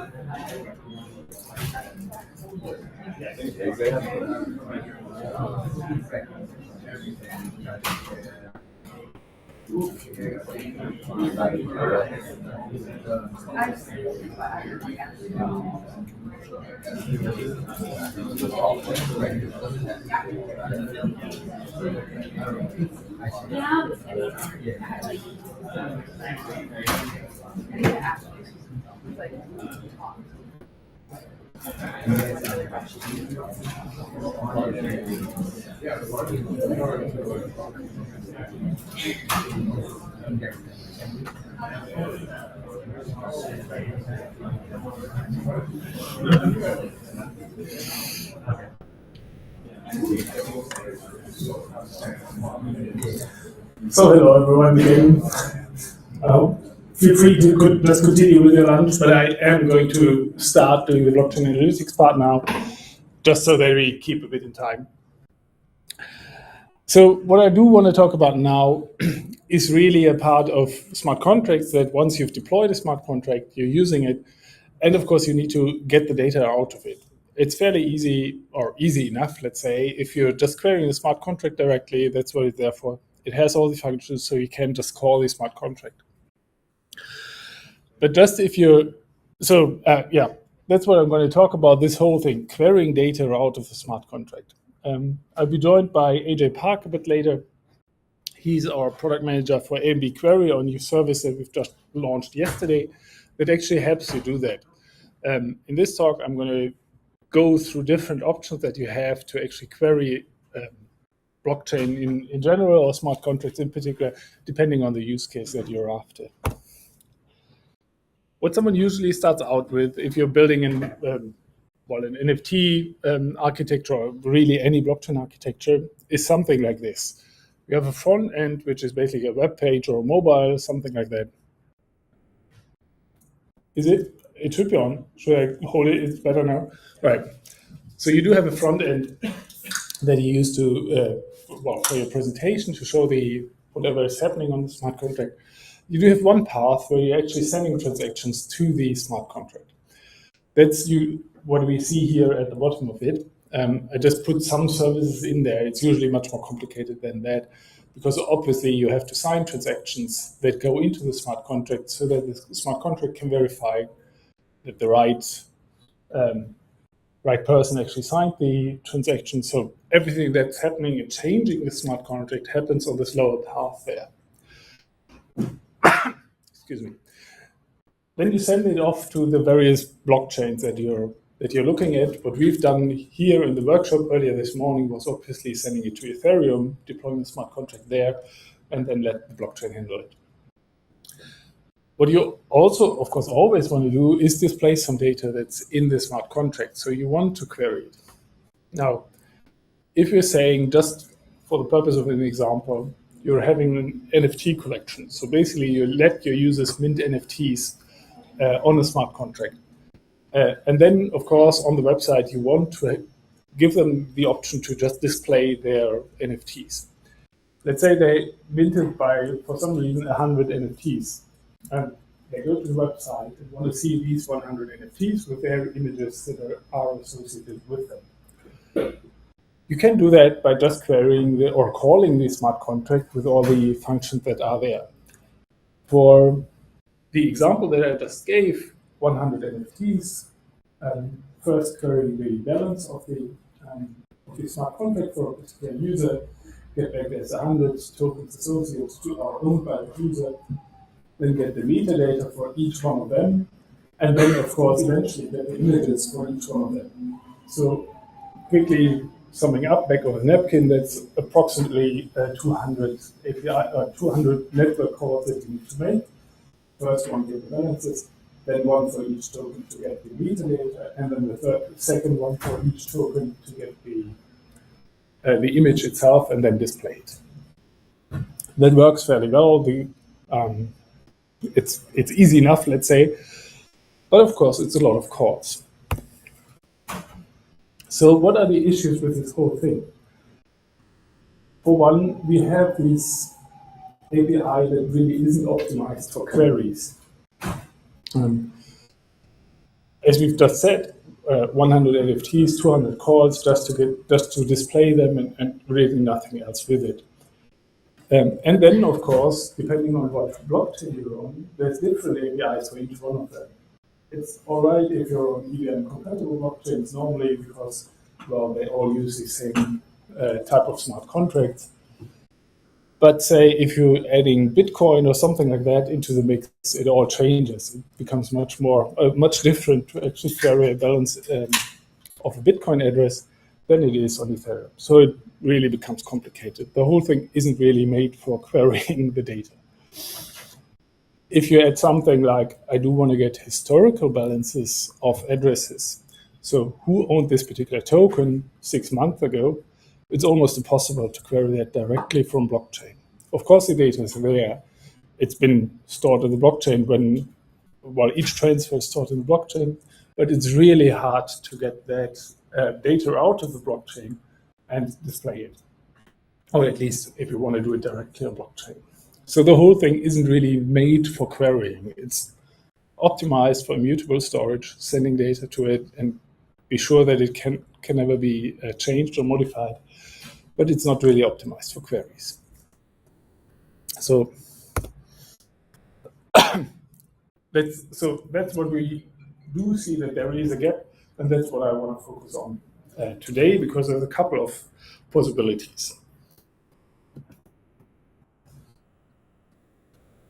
So just for the example, I'm starting out with 2 different use cases. The first one, everything that we see in DeFi, something like I do have an address, it has lots of tokens on it. As you know, obviously on Ethereum we have the ERC20, so you can have as many tokens as you possibly can think of, all associated to that one address. And then you potentially even have different blockchains, Bitcoin, different addresses that you want to associate it to your identity, to your person, and want to query the balances from each one of them. And then, of course, there's the next thing, that even if I'm querying something now, then in the future there might be different tokens that are associated to the address that I don't even know about now.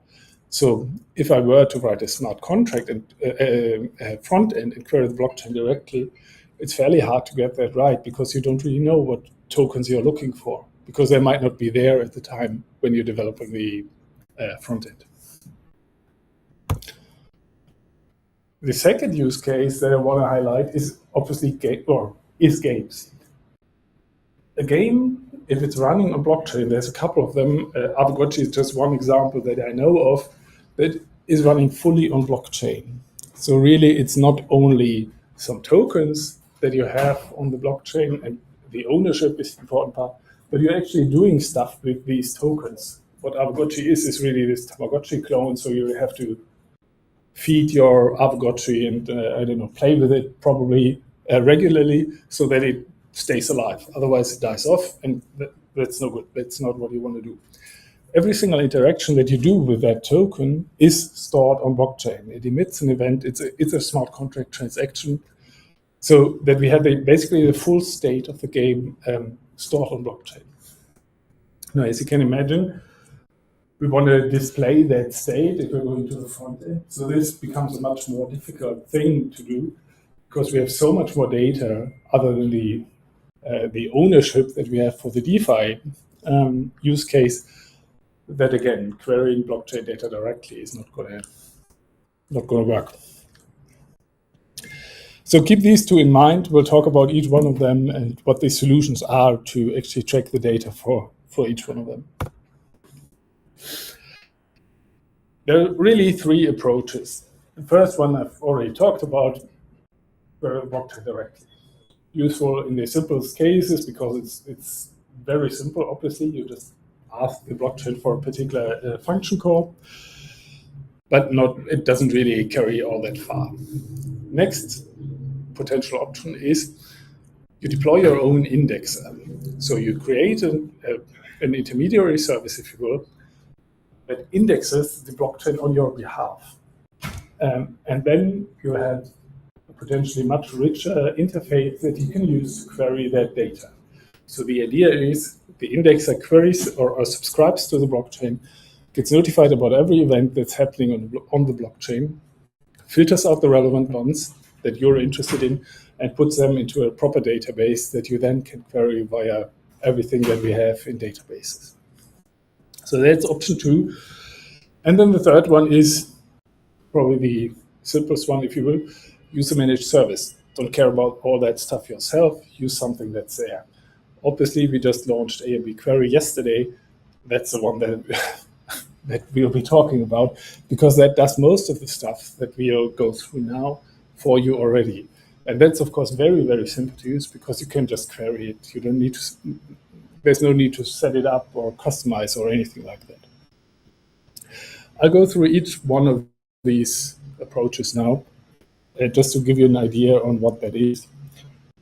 Tying back to the workshop that we did earlier, what we will, or what the module 2 is all about, is really the second option, deploy your own indexer.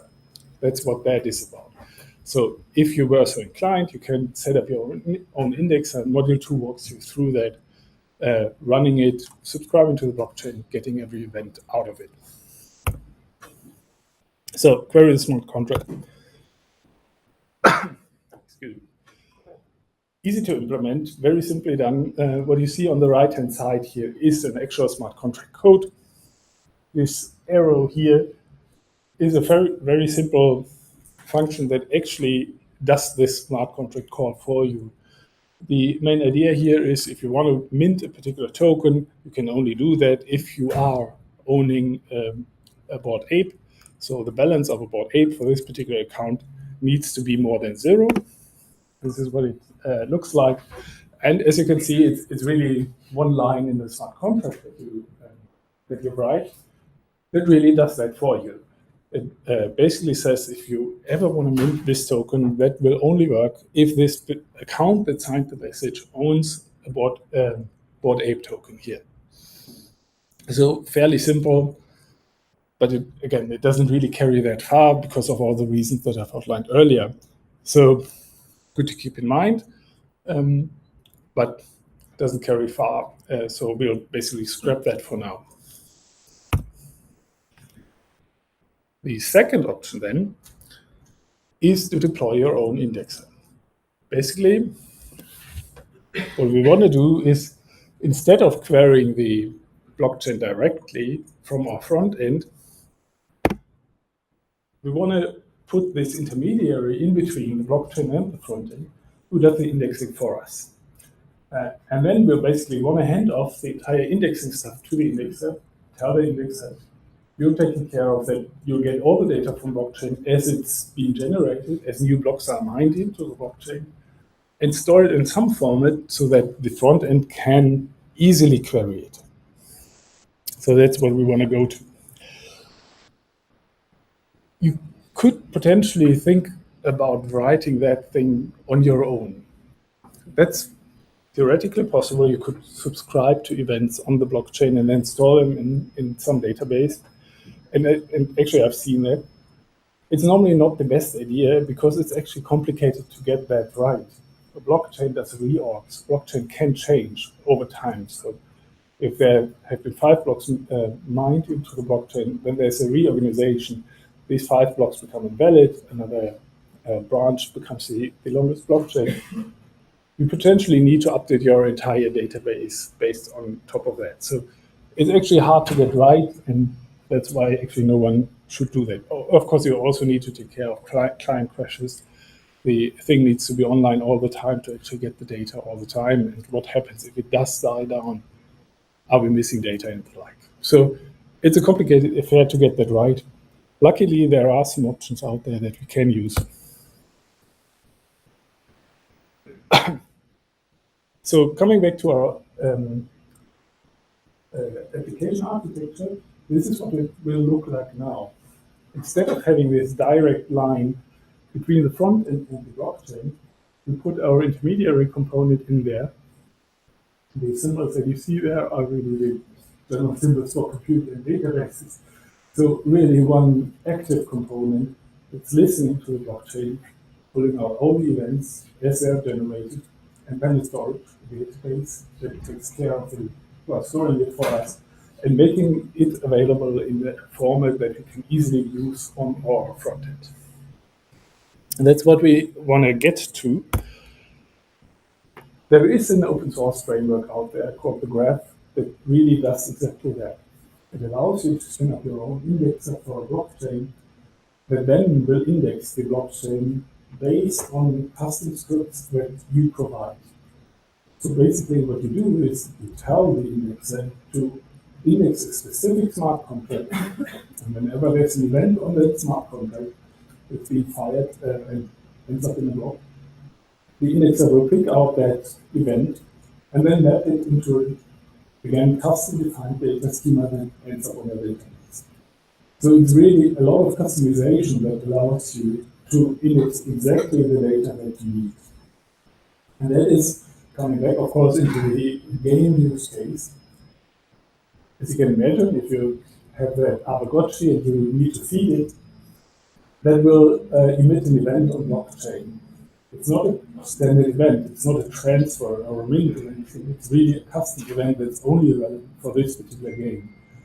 So there's almost no chance that such an event will be indexed by any of the existing indexers that are pre-configured for the standard events. So you probably will need this customized configuration to index a specific smart contract, the game contract for a specific event, the feed event, and then put it into your database so that the front end can see it and update accordingly. That's what the graph allows you to do. So it is very much custom work. You have to provide your own definition of which smart contract you want to index and how you want to index it and the data schema that you want to put it into on the database.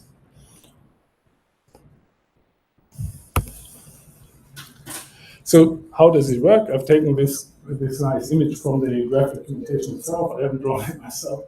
But the main idea here is that you have a graph node with a structure in the middle that is really sitting there and indexing the blockchain. So it's tied to a data source, a blockchain node. Whenever there's a new transaction put into a block on blockchain, the block appears on blockchain, if you will. The graph node will pull out that block, go through it, filter through it, see if the smart contract that it's meant to index has some transactions on it, and if so, it will fire off a so-called handler that then picks the data, transforms it, puts it into your data schema as you've defined it before. Now, so a transaction came in, the graph node indexed it, put it into the database. Of course, there's a second part to it. How do you get that data out of it? What the graph node does there is it provides a GraphQL interface for you that you can then use to query the database directly.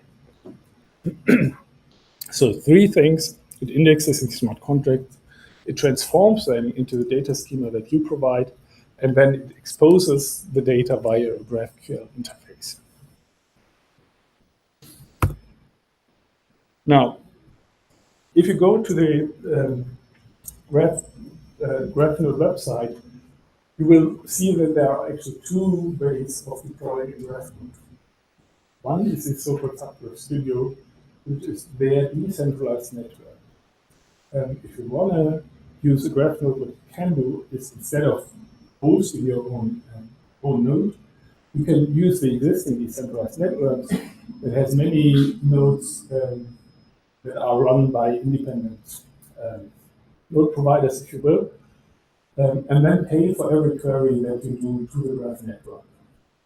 So basically, you're outsourcing the hosting to the graph network, and for that you pay in so-called graph tokens, GRT. So you have to have an account that actually holds these tokens so that you're able to pay per query for it.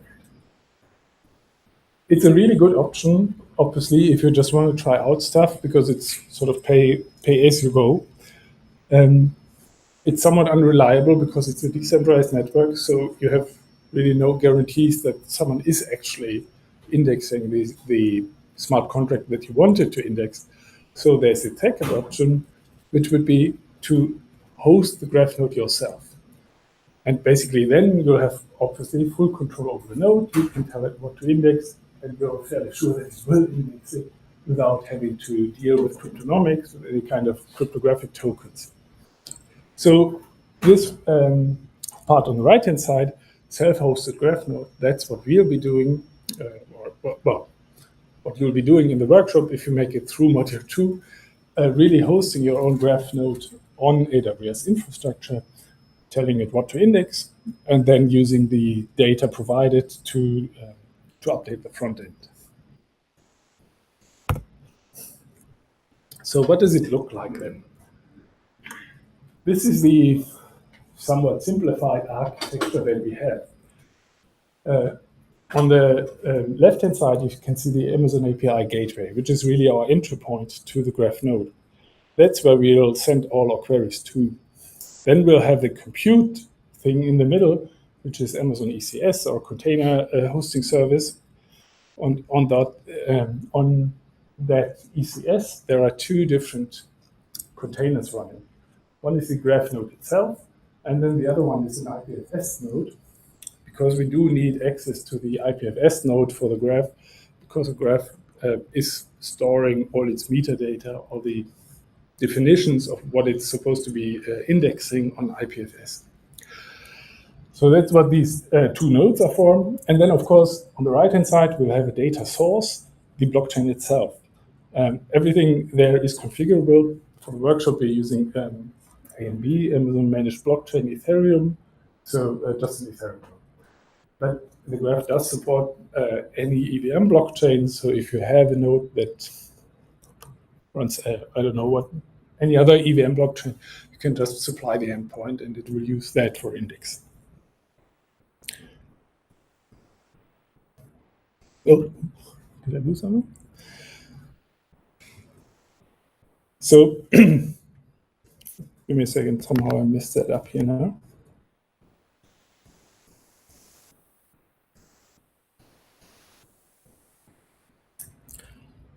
So what I will show now is what it actually looks like. Once you have deployed such a graph node, you can actually see what it does and what it looks like. And basically, these are a couple of screenshots to show that. What I've done here is spun up a graph node that's indexing the Bored Ape Yacht Club, because it's one of the most well-known NFT collections probably, and it does have a lot of transactions on it. So that's the main reason why I'm using it here, because you can see quite a lot on it. Once you've spun up the graph node, told it to index that particular smart contract, have defined all the mappings that are needed to get from the events to the database, then you can use a GraphQL interface to query the graph node. This is what it looks like. This is GraphQL, and the nice thing about a GraphQL is that on the right-hand side, on the left-hand side, you can define the query that you want to run and exactly define which data you are looking for and which one you're interested in. Now, the ones that I'm displaying here, the obvious ones are something like token ID or the IPFS URI. something like the metadata of a token or the token ID. However, there's some two things that I want to point out. The Bored Ape Yacht Club NFT collections host this metadata on IPFS. So if you're looking at the smart contract, you can query the token ID and you can query an URI that points to a file that's sitting on IPFS. You have to get that file, which is a JSON file, parse it to actually have a look at the metadata that are associated to this particular token. Now, if you look at the contract, you see it has the IPFS URI, and then it goes down into the actual JSON file that sits on IPFS. So what the graph node does here is not only does it look for an event on blockchain, but it sees that there is an IPFS URI that hosts a JSON image. It pulls the JSON file from IPFS and will decode it, parse it, and put the data directly into the database as well, which is fairly useful because you're actually combining two different data sources. You have the events on blockchain, and you'll have the IPFS data that's coming, the metadata that's coming out of IPFS. That's the first thing that I wanted to point out. The second thing is the previous owners. So not only can we query the current state of affairs, but we can also index everything that happened before. Because we obviously, the graph node is indexing from the very start of smart contract, getting every single transfer event. So based on that, we know the entire provenance of a particular token.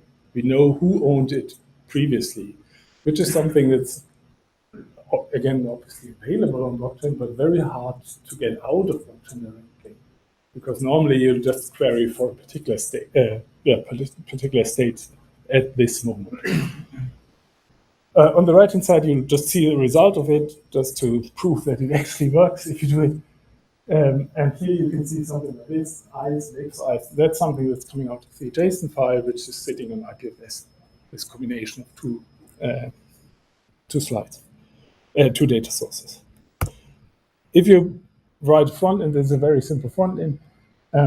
This is what it would look like. You query all the owners of particular BAYCs.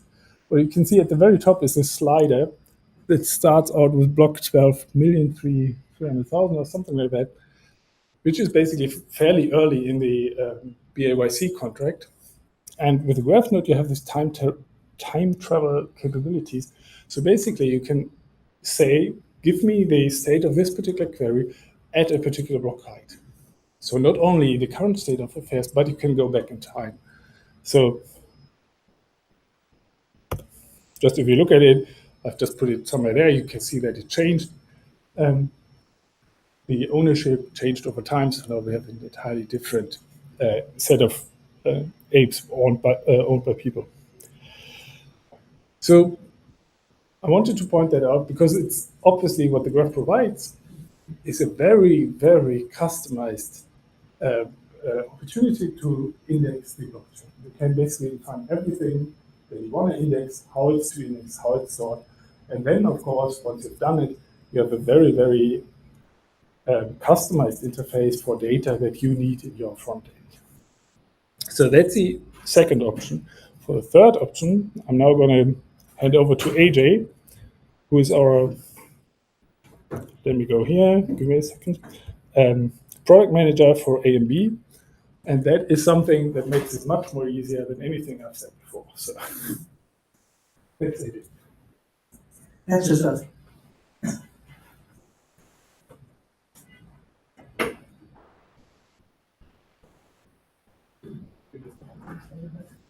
No, that's fine. you need to.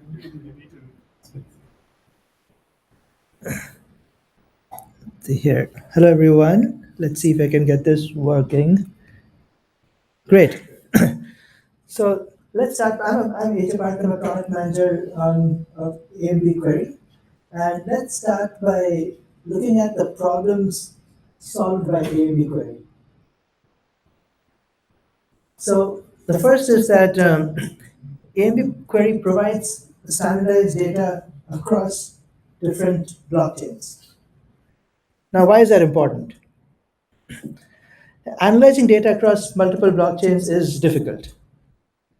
There is variation between the same contract type on a given blockchain. So if you look at an ERC-721 contract, even within that, the way events are generated or the way tokens are assigned, there's a variation between that. So there's no standard way to get all that information from even a single ERC-721 contract. The different ERC-721 contracts may behave differently, so you can't use the same code and logic to compute aggregated information. Then, even within a blockchain network, there's variation between different contract types. Like you have a ERC-721 contract, you have fungible and non-fungible tokens where the balance is only one. You could have fungible tokens, which is, let's say, ERC-20, where you can have a balance of more than one. And then you have ERC-1155 contract types, where you could have some tokens with a balance of one, and some tokens with a balance of more than one. So even within the same blockchain network, there are different contract types that have different semantics.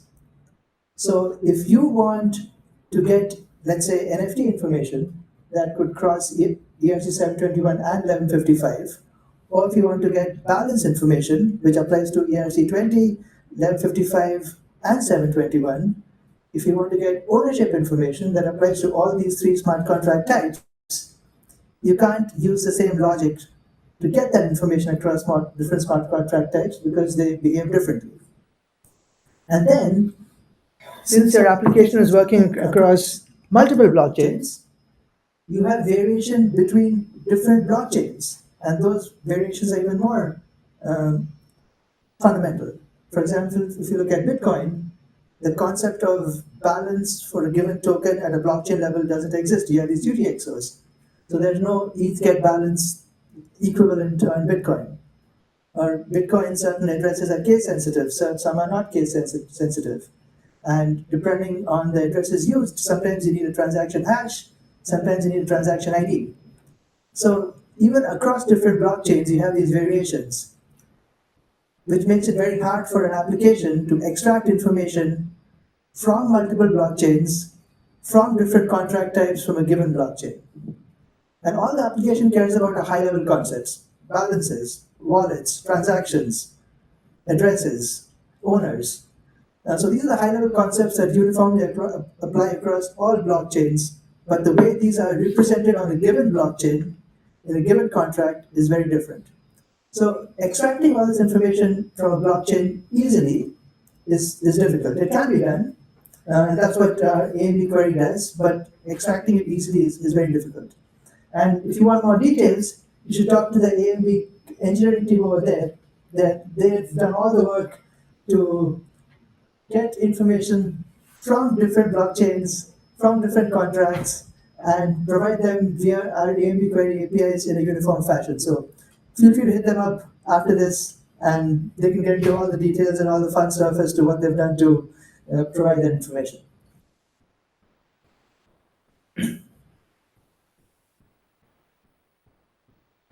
Now, what we did with AMB query to solve that problem is we've built our query APIs around high-level constructs that make sense from an application standpoint and apply across all blockchains.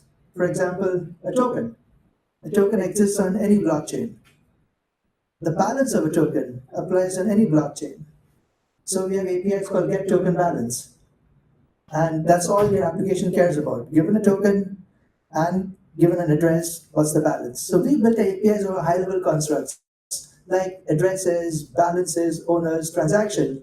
So you can build your application in a uniform fashion. It'll work across the smart contract types we support, the variety of them, and across multiple blockchains. And this helps you because it reduces your application development time and the time to market. Because if you're just starting off and you want to build, let's say, a CRM application or a marketplace application, you just call our APIs and we provide information in the format that you want to expose to your end users. your end users won't care about how we computed the balance, whether we looked at 5 different event types or whether we, called some smart contract method. What your end users care about is what's the balance for a token. And it also makes it easy for you to start support for new blockchains or new networks. And this is important because no single blockchain addresses every use case. As you know, you have certain use cases and you have certain architectures that are optimized for those use cases. Very rarely does it happen that one architecture addresses every use case in the best possible way. So you have some blockchains which are optimized for low gas fees, some blockchains are optimized for performance, some blockchains are optimized for decentralization, and they're all trade-offs, right? There's no right or wrong. But your application typically will want to work across multiple blockchains, and you would want to support new blockchains. And since our APIs are built to be, in a way, very compatible across blockchains, because we use concepts like wallets and owners and transactions, we just change a few parameters in our APIs and the API continues to work. You don't need to build a new set of APIs to support, or you don't need to integrate with a new set of APIs to add support to a new blockchain. Likewise, our response format of our APIs are also blockchain independent. Yes, we will tell you where it's coming from, and we may have some blockchain specific information that you may care about, but those aside, the responses are uniform across all blockchain types, so it makes it very easy for you to pick up your support new blockchains without having to write new code to adapt to new API specs.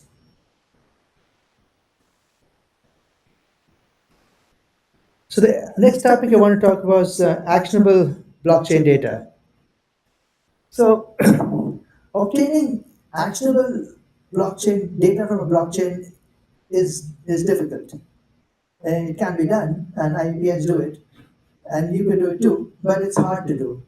To give an example, let's say you want to find out, how many transactions are being submitted against an address. So you have an address, your users are submitting transactions against it, they're sending crypto to it.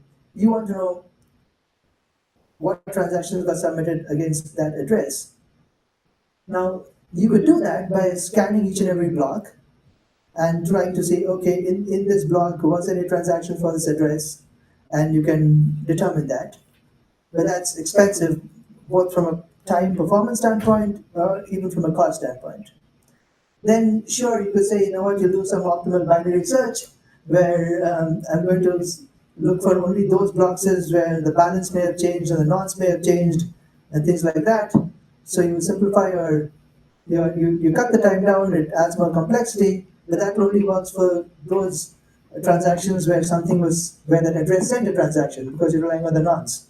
But if you want a solution that works for every scenario, both sending and receiving transactions, you need hundreds of nodes to do that, to get that information in real time. But with the AMD query, you call the single API, you list transactions API. You give it the address you care about, you give it the time frame you care about, and it'll give you back all the transactions that related to that address, either as a sender or receiver. Likewise, we have a list transaction events API, where we do all the hard work of decoding a blockchain transaction and providing it to you in a uniform fashion. So one example would be like an ERC-1155 transfer single versus transfer batch. Even though the blockchain level is a transfer batch transaction, we will translate that into multiple transaction event structures and give it to you to process just as if it was a single transfer event. So it makes it easy for you to process that application, those balances. And same with obtaining balances. On a Bitcoin address, we want to find out the balance in an address.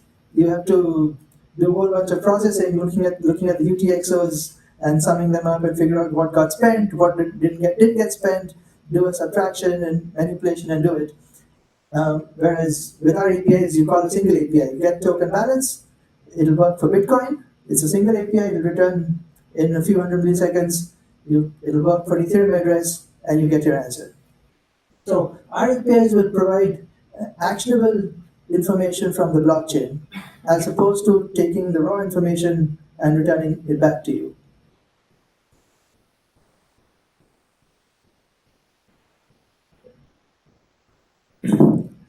Likewise, when we provide our data, our APIs work with both historical information and current information. And in order to do that, we need to index all the blockchain data so that we have that information ready to respond to the API calls quickly. So we take care of all that processing and indexing and are able to provide the responses in real time. And it's more than just invoking smart contract methods and looking at events which are standardized. We also have to look at the traces to get information, for example, like native ETH transfer, internal ETH transfers. You don't get that by looking at events. You have to look at traces to get that information.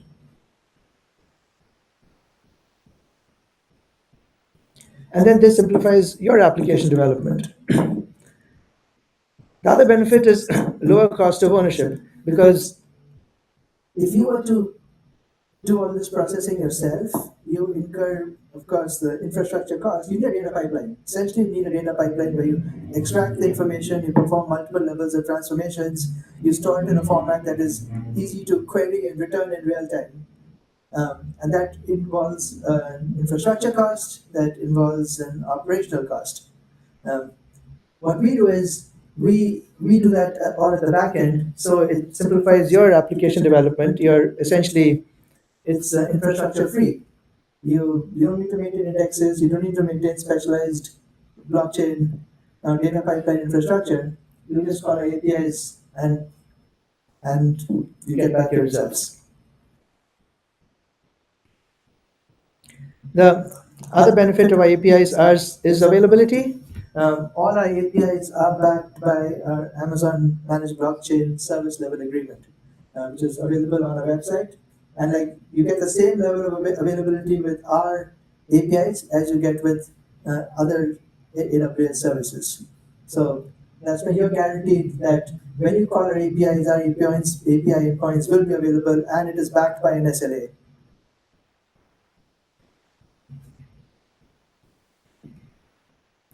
So just to summarize here, right? How does AMB query compare with Graph? And as I said earlier, there's no right or wrong answer here. For different use cases, you have different solutions.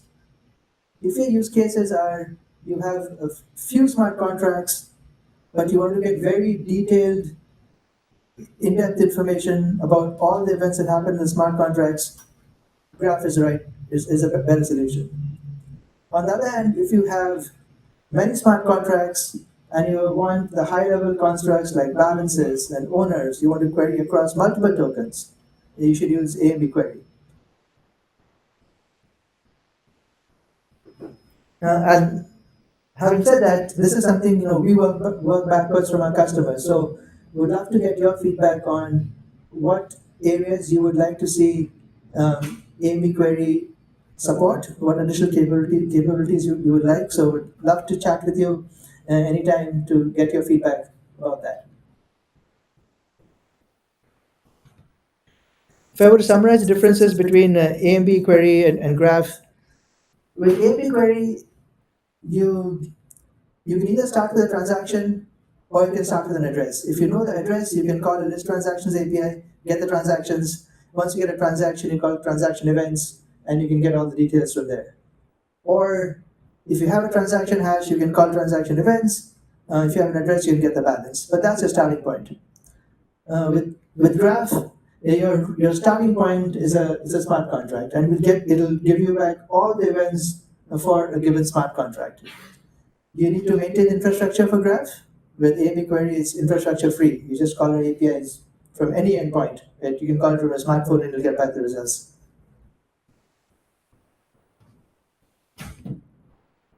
So to summarize it, you can get rich queries. With Graph, it's an open source framework. You get point-in-time data. You can run in full node or archive node. And of course, if it's running on AWS, then you can scale horizontally on demand.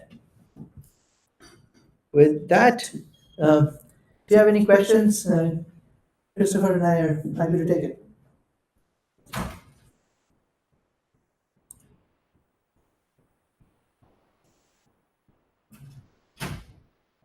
In that case, thank you very much. Again, remind you, our AMB query engineering team is right there. Feel free to reach out to them. If you have any questions, reach out to me. Happy to discuss further. Thank you.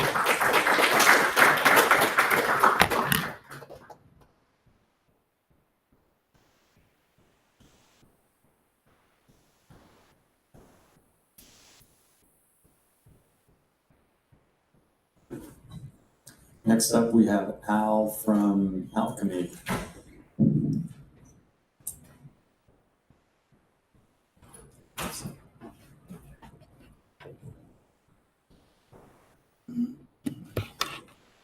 One just set up. You have a Mac? Yeah. Sweet. Plug in there.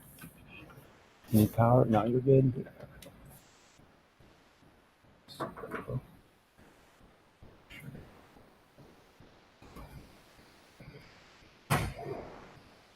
Okay. Well, I'm thinking it's. Was it plugged in? Oh, I thought that was yours. Oh, there it is. There it is. Yeah. We're Oh, yeah. Sweet.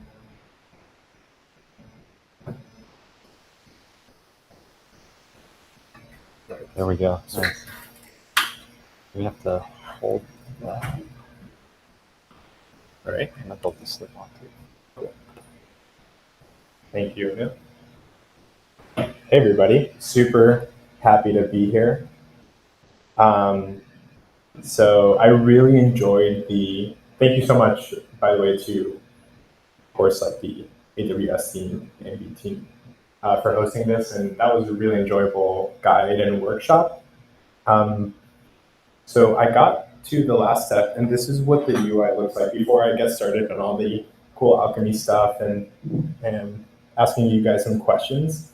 This is what the user interface looks like for the 9 a.m. to 11 a.m. session. And it looks incredible. Props to the team that built it. And yeah, you basically set up like a whole flow for minting AI generated NFTs. So Emil and I minted these few. So you give it a prompt and it'll run it into some AI generator library. I gave it, I think it, this was me kind of fat fingering the CTA, but I said a CryptoPunk playing the guitar. This is what it gave me. Pretty funny output. So, and then it had the Beautify flag, which is, I'm assuming, a feature of this AI library that's obviously super beautiful. And then we were laughing at like the fingers and just like the weirdness of it all. Going back here, this is the front end element, right? Everything integrated, all the smart contracts deployed via AA. And by the way, like before I show off more cool stuff about this, like that was, it's kind of surreal. So we'll do it now. But that was my first experience ever interacting with an account abstraction enabled app or dApp. And it's a game changer because you hit these buttons, and in Web3 you're usually used to, MetaMask instantly popping up, bunch of signatures, confirms, you're paying gas all over the place. Not here. So this was Emil's idea. He did a cow jumping over the moon at midnight on an oil canvas. Came out really beautiful. And what we were thinking is maybe we can crowdsource a couple so that we can see when I get out of here, we'll have like a few images because it takes like maybe a minute or two per image. But anyone want to throw some suggestion out there? Could be anything. Make it as NSFW as possible. Or, Yep. How about a monkey making some pancakes? I love that. A monkey making, whoops, let me not type with that. Some pancakes. That's it? Anything else? No. Cool. Do you want to, these first two are beautified. I think the AI does excel in a non-beautified environment. So I'll hit mint, And that's a counter abstraction for you guys. There's no weird wallet popping up. There's no weird signature. It's just the internet as we know it. So super exciting to learn about account abstraction today. Obviously, I'm still learning. Alchemy is building out a lot of the infrastructure, as you saw in some of the flows that were shown. So it's super exciting to kind of be on that side of things. And this will help mass adoption massively. So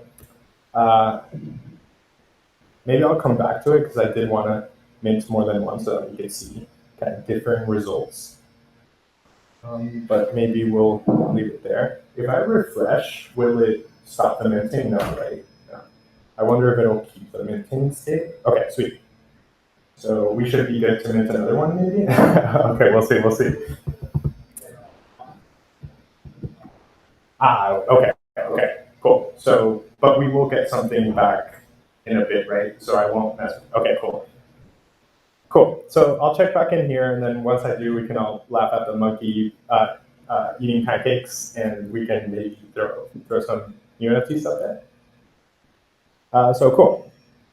I am here to talk about basically, hopefully, what is most helpful to you guys. So quick questions. Who here owns either Bitcoin or Ethereum? Show of hands. Most everyone, cool. Who here has coded up a smart contract in any way, deployed a smart contract, no solidity? Okay, a fair amount. And who here is like really good at understanding like blockchain fundamentals, like decentralized network infrastructure? Okay, cool. So about 50% on each of the questions. So let me see.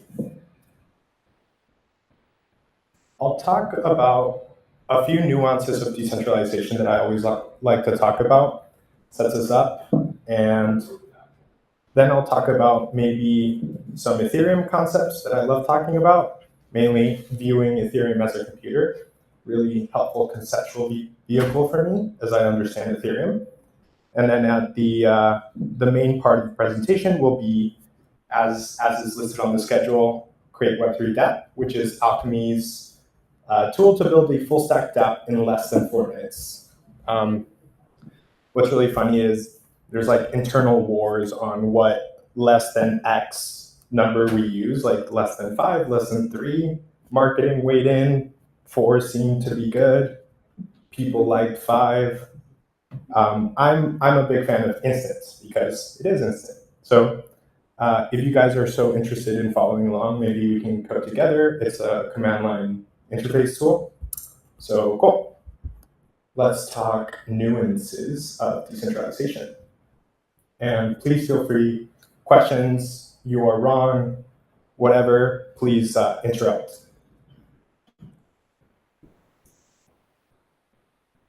All right.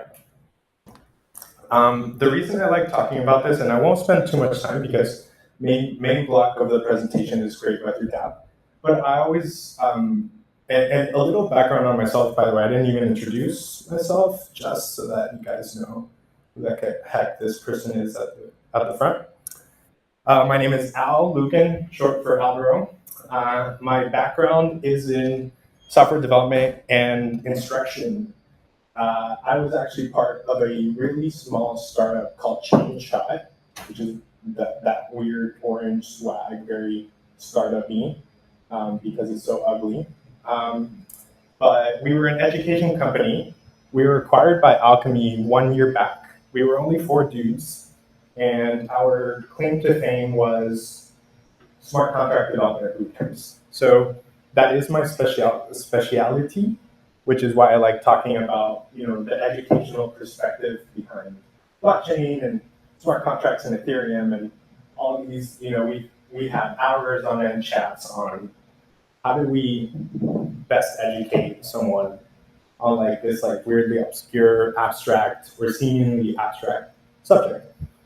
I guess that's like background. I started mining ETH. I went to NYU, so this is a homecoming for me.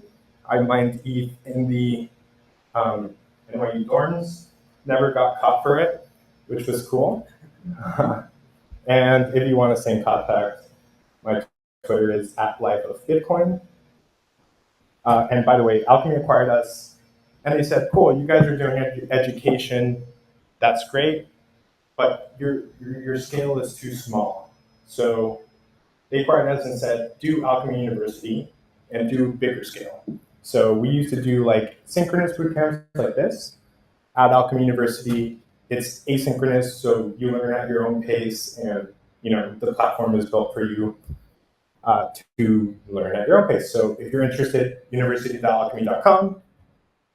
And cool. And also I didn't mention, because I've got 2 decks here.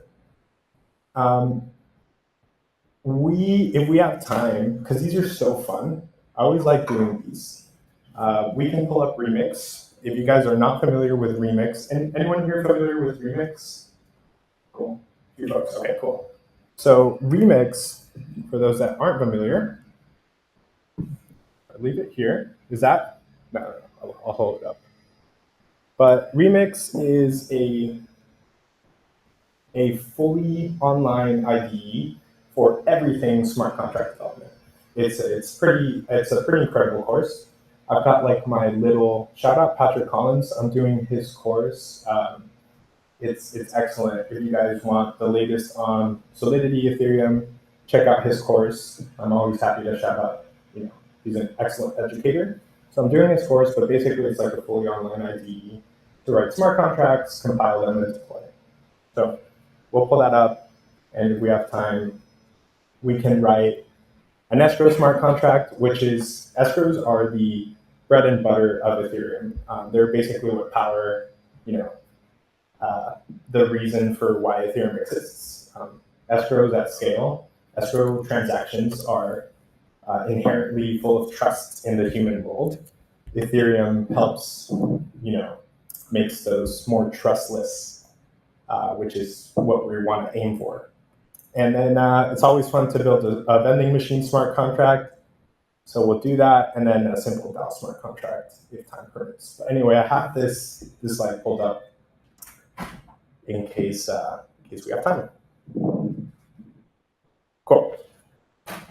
So where we always start with blockchain 101. Again, I won't spend too much time on this, but it's always cool to cover and review and help conceptualize. But this is how we would start, like day 1, class 1. We pull up a snippet of code, kind of looks like JavaScript, but the thing is we don't know whether it's decentralized or not. And for the time being, every time I say decentralized, I'll always do, air quotes.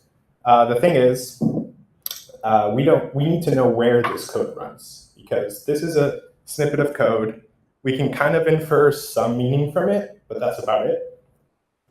So where a code block lives and is run matters a lot, because it directly influences who has control over that code. So this is kind of the traditional Web2 infrastructure that we all know and love, and we're all using, and the folks online are currently connecting. What is a blockchain? A little bit of a wordy definition, but a distributed database of a list of validated blocks, each containing data, each linking to its predecessor all the way to the genesis block. That's, oops. I'll highlight this tool as well. This is from Patrick Collins' of course. This is a new tool, but it's, what is it? AndersBrownworth.com/blockchain/blockchain. Feel free to pull it up. You have to be specific with the URL, but it's excellent. If you're ever kind of onboarding someone, it gives you all the cool tools that are very like visual. It has like all the cool like instant hashing, and then it builds on itself where it goes, okay, we have like one blockchain, right? And we're able to put all our cool data, like, I don't know, Alice sends Bob 5 Bitcoin, right? And then we can mine, and it shows you, the amount of hashes it performed to mine a successful block within a pre-specified difficulty, which is in this iteration of the blockchain, it is saying any block that is mined with 4 leading zeros, where the hash that produces 4 leading zeros is valid, right? If we go to Blockstream, Bitcoin does that as well, but obviously the difficulty is much, much larger on a factor of a ton. That's a really, really hard hash to find. I think it's 18 zeros at the moment. Anyway, cool little tool if you guys want to check it out. And we make the case for blockchains. So it says behind the text, not sure why the image blew up, but it says blockchains change the traditional centralized server dynamic. Why? Because we're taking things in architecture to the right. So whereas we have centralized servers, and that can be anyone, Facebook, MySpace, Twitter, whatever, as we decentralize, we go along the spectrum, and kind of blockchains do look like this. Blockchain networks are made up of a bunch of nodes. Some properties of blockchains, I won't go into them too much. They're distributed, decentralized. I want to get to the main point, which is, we keep saying this word decentralized, decentralized, decentralized. Quick image of a blockchain. Why use a blockchain? I'm sure everyone here kind of can infer some of these quick properties. Anyway, the meaning of decentralization, and this is where, maybe I'll move on to something else after I do this, but decentralization in software consists of at least 3 important axes. Architectural decentralization, so quick context to why I love covering this, because everyone in the world is clamoring for decentralization. Is it decentralized? Is it decentralized? And then you ask them, okay, what does decentralized mean? And they're like, well, no one's in the center, right? But it's actually my point is it's very nuanced. And this is actually based on one of Vitalik's essays called The Meaning of Decentralization. So don't think I'm too original. I'm kind of echoing his thoughts here. But anyway, he sets it up with decentralization in software consists of at least 3 important axes. Number 1, architectural decentralization. And these are kind of the heuristics that you can answer yourself as you're going through each one. First one being, how many physical computers is a system made up of?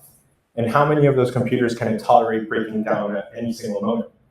Right? So, and by the way, the emojis I'm putting there is, as Vitalik also does, for specific to Ethereum. So Vitalik is saying Ethereum is sufficiently decentralized. It's got enough nodes worldwide where even if you nuke half of them, the network is still pretty robust. Political decentralization, how many individuals or organizations ultimately control the computers that the system is made up of? Again, Vitalik gives Ethereum a green check mark here. As you guys know, there is no God mode account in Ethereum. There is no founder account. No one can, mint Ethereum, the best example here is the Fed, right? Jerome Powell can wake up tomorrow and say, we're printing $3 trillion, which soon might be the case. Some alpha there. And yeah, so politically, fairly decentralized Ethereum, sure. And obviously Bitcoin being much more there, right? Logical, that one's logical is, the simple heuristic is, I'll just read this. If you cut the system in half, including both providers and users, will both halves continue to fully operate as independent units? Ethereum doesn't pass this test, and it's not necessarily bad. It's because if you go back to this diagram, if you cut this network straight in half, that is basically the equivalent of a blockchain fork. In which basically you'll have state A and state B. So Ethereum would not survive such a kind of cutoff. And this is a graph he includes, kind of cool. He has a bunch of stuff in there like direct democracy and the English language apparently being on the most decentralized kind of access. But yeah, kind of cool to bring up blockchains and common law. All right, so is this good? Is this worth it? Because I can move to more development focused stuff, which I will. Well, I hope it is, but Yeah, I can talk on decentralized systems, but again, it's just properties that I think we can all infer pretty easily. So Bitcoin being the first successful cryptocurrency, I'm sure you guys all know, but what Satoshi did is not really invent anything new. He just put together a bunch of old inventions, and then in a very successful way, including data encryption, hashes, public key cryptography, distributed consensus algorithms, and the blockchain data structure. Key question here: who is like super familiar with like hashing, hash functions? Okay, cool.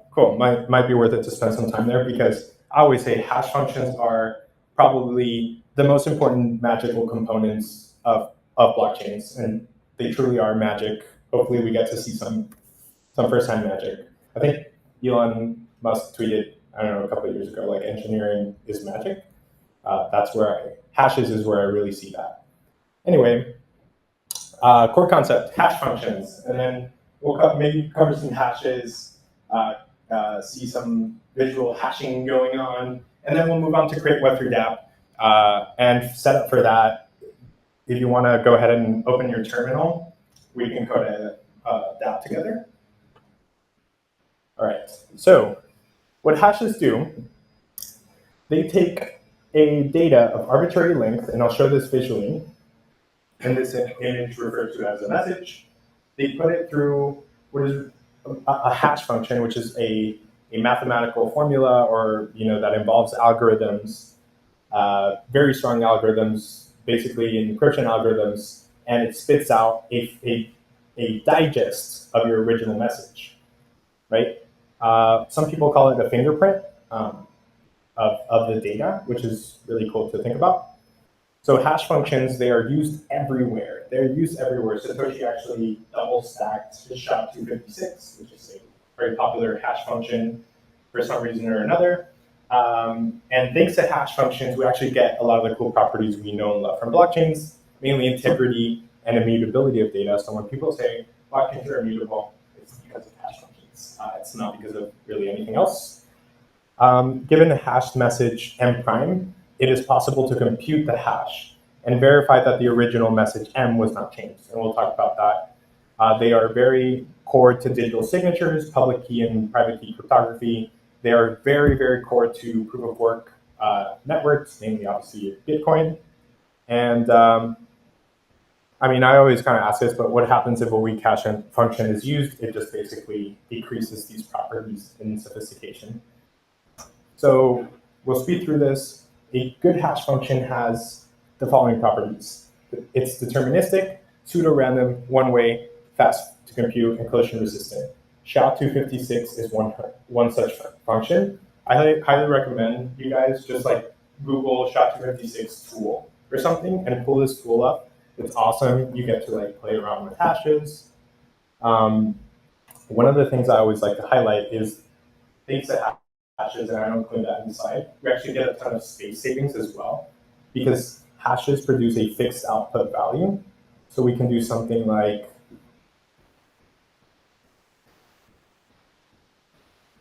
lorem which is used like for front-end development, literally copy this entire web page, including all the HTML, and copy paste it, and it instantly gives you a digital fingerprint of all that original data, right? So not only is it incredibly quick, it gives you space savings. And this is a very important part of blockchains, as we'll look at in a few slides, where I don't know if you guys knew or not, the transactions for blockchains are not typically stored in the blockchain. Hashes of them are, and then the transactions themselves, all the data, what you sent in Bitcoin or Ethereum, and all the events are stored off-chain in a place more suitable to do that kind of large storage. And then they are verified back with their fingerprints, with the hashes. So we'll speed through this. Determinism. For X input into the SHA-256 function, you will always get Y. Meaning, every time, and again, as you can see, there are a bunch of hash functions. SHA-256 is just a really powerful and popular one. If I do 1, 2, 3, that will always, for all eternity, yield the hash A665 ... right? If I change it, obviously it changes up a bunch. But if I go back to 1, 2, 3, it gives me that same hash. That's determinism. Potential downside is people can make rainbow tables, and this is common with passwords. That's why people tell you not to use simple passwords like password 1, 2, 3. Because what typically happens, in some systems is when you're logging into Facebook, you type your email and your password, and that is relayed over HTTPS to Facebook servers. And what Facebook actually holds on their servers is a hash, right, linked to your email. And if you're able to produce that hash, that means you know the password to your account, so they give you access. But people can hack into the servers, see this hash, and say, well, yeah, this is super common. It's password 1, 2, 3. So people create rainbow tables of commonly known inputs. That's like a downside of determinism. And we'll talk about how to fight that. They are pseudo-random. Sometimes this is referred to as the puzzle-friendly property. I always mention, this is completely random, but anyone ever played Paper Mario, like the video game? Oh, nice. You Paper Mario folks. There was a point in the game where you had to type in a string, and if you didn't know it, the game would not let you progress. So it was very important. And I found out that it was using hashes. So I think you had to type in the name of this random character called Duplice. And it's a puzzle, basically. So the cool thing about pseudo-randomness is, even if you got it really close, like maybe Duplice with a 1s, the thing is, it's puzzle friendly because the output does not give you any indication as to your original input. That's why it's good for puzzles, basically. It changes incredibly. So it's pseudo-random. Any input changes it in a way that is very difficult to track. One-wayness. Given the output Y of SHA-256, it is extremely difficult to guess as to what the original input X was. So if I made a smoothie using a hash function, such as, bananas, strawberries, coconut, and milk. So if I gave you this smoothie and said, what are the inputs? You would say, I have no freaking idea. So smoothies are not one-way products. If I hand you a smoothie, you might guess as to what inputs made that smoothie. Hashes do not do that. They are not friendly. So you can only go one way. You can't go back the other. One-wayness. Faster compute, pretty self-explanatory. They're super fast. No one would use blockchains if the hash functions would take each a bunch of time to compute. And collision resistance. You cannot get the same Y for two different X inputs. This backs public and private key cryptography. Super important. Cool. Just last point on hash functions, and then maybe we'll do something more development related. The way to protect against, well, actually, I'll introduce this because it's kind of fun, but the way we would really hammer down the concept of hash functions is at this point, we've introduced hash functions, we've introduced blockchains, and we would say, let's play a game of rock, paper, scissors. And, someone from class would say oh, I want to play. So I would play them, and I say, all right, ready? 1, 2, 3, go. And I'd specifically wait for them to answer. So they would say, I know, paper. So I'd wait for them to put their input, and then I'd say scissors. So I'd always rig the game by waiting for them. And everyone's like, okay, that's pretty obvious. So I said, okay, let's use hashes now. So 1, 2, 3, and reveal your answer in hash format. So the student would go paper, and he'd submit this, right? That's called a commit reveal, where you commit an answer via a hash, and then you reveal the input to let others know you were truthful, because anyone in the world can plug in your input in and verify. But I would also cheat. I would wait for them to submit this hash, and I would rainbow table attack. So I knew paper would always do 3 to 2, so I would do scissors, scissors being cool, and I'd beat them, and everyone's like, come on, that sucks. So the way you protect against these is salting your hashes or salting your inputs. Basically, doing this.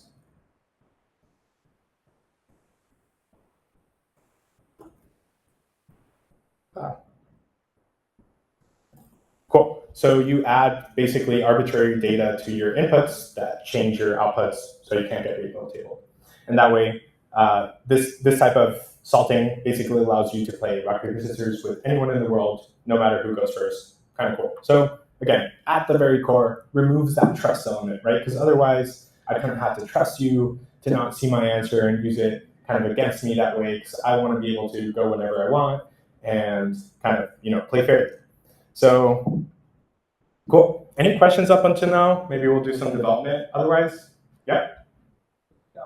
With the salting, would you want to use like a timestamp or something else? I'm just wondering, like, how do you decrypt? Because if it's always unique every time, then how do you know like what the base value is? This is just something I've always wondered.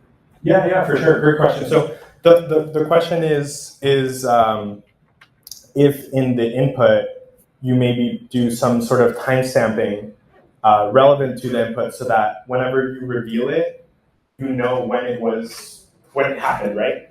So there's a couple ways you can do that. I actually really like exploring that. So say, anyone have like any interesting predictions of any kind? Yeah. Oh, yeah. What is it? A prediction. Any prediction. What do you expect for next year? Who do you think will win president in 2024? Something like that. Okay. Are you an active lottery user? Okay.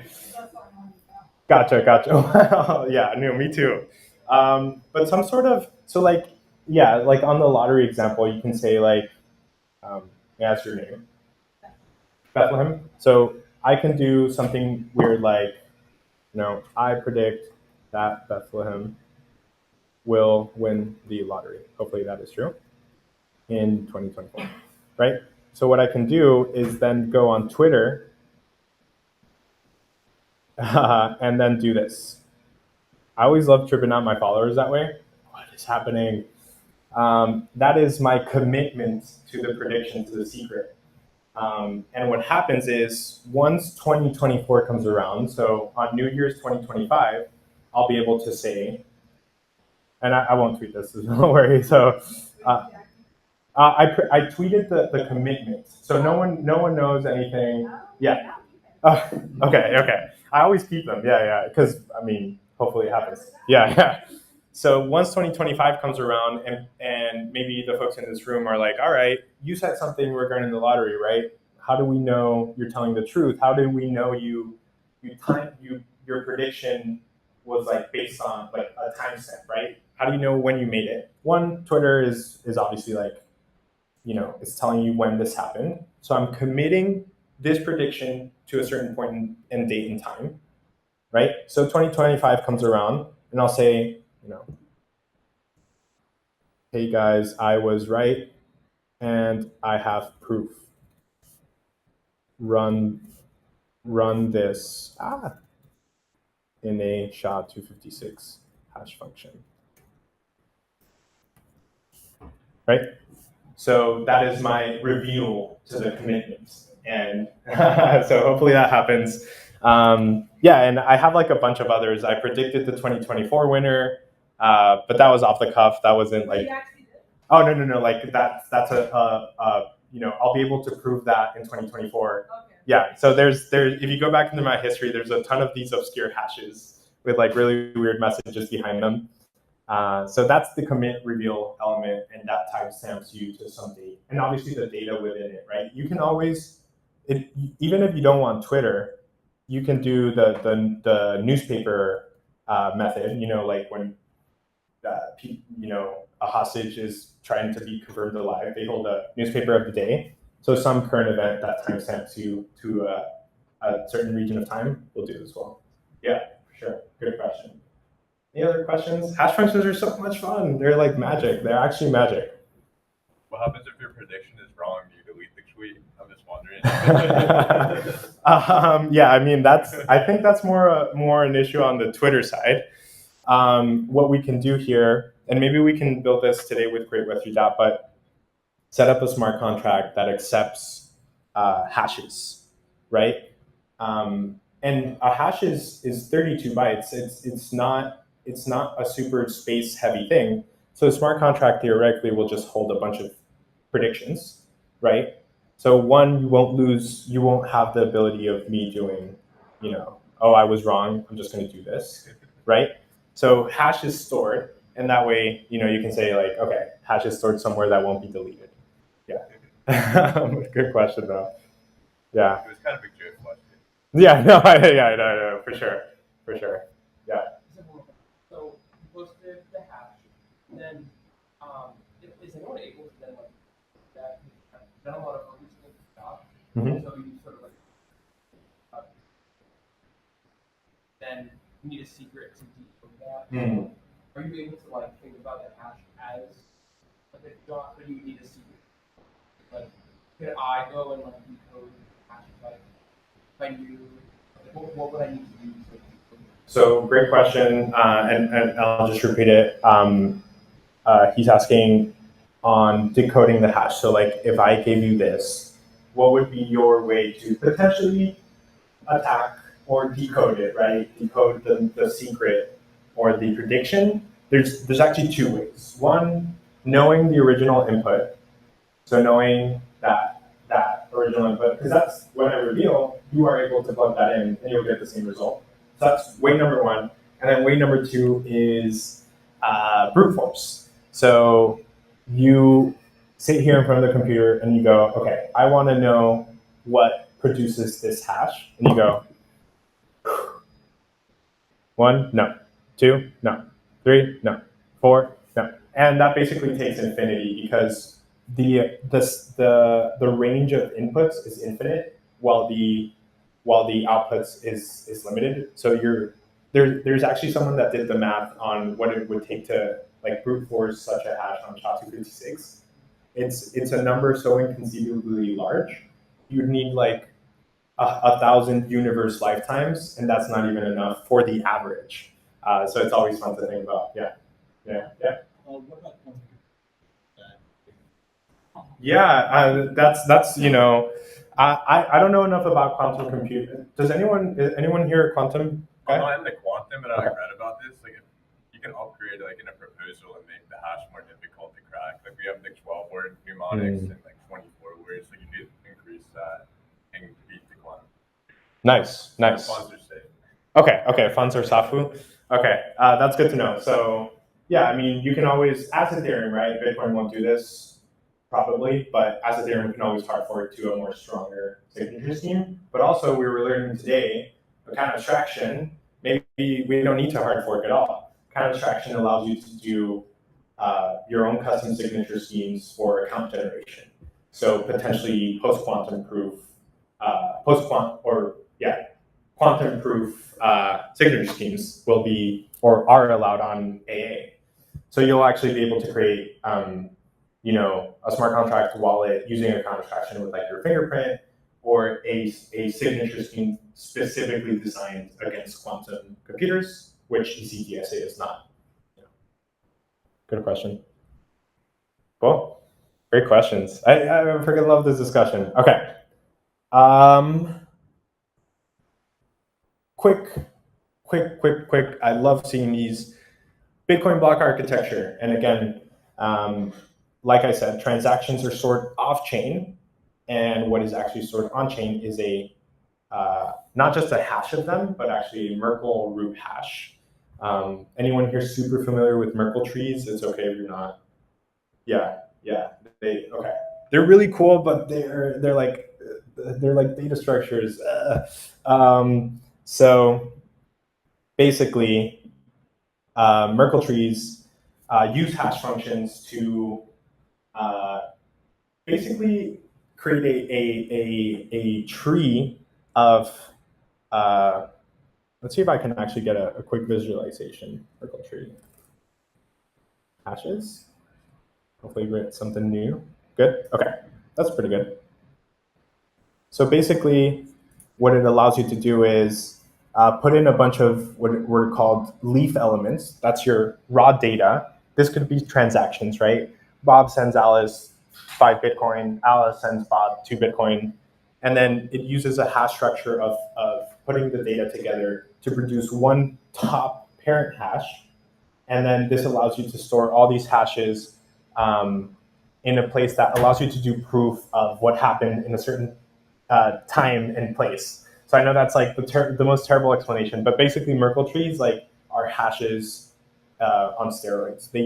Merkle trees use a data structure specifically optimized for hashes to give you even more space savings, and at the same time it gives you efficient proof that some data was in a tree at a certain time. Because and basically breaking that down, this Merkle tree doesn't look too impressive, by the way. It's only 4, and it's basically reducing the size of your data set to 1, or and I'll explain in a second your Merkle proof to 2. But Merkle trees and blockchains are much bigger, thousands of elements on the kind of bottom floor, right? So basically, what happens is if you want to go back to a transaction in a certain date and time, you want to say L4 existed within this tree. Thanks to hashes, all you need to prove that is, let's see. All you need to prove that is L4. Sorry, I'm kind of looking at this because this usually gives me hints. So, okay, hash of L3. Okay, so all I need to prove that is the hash of L3 and this hash 0, because I can do the rest on my own and produce that parent hash and say, yep, that existed in time. Anyway, do not spend a ton of time on data structures. That's how it works on Ethereum. On Bitcoin, when someone says a Bitcoin full node, the full node stores all of this. And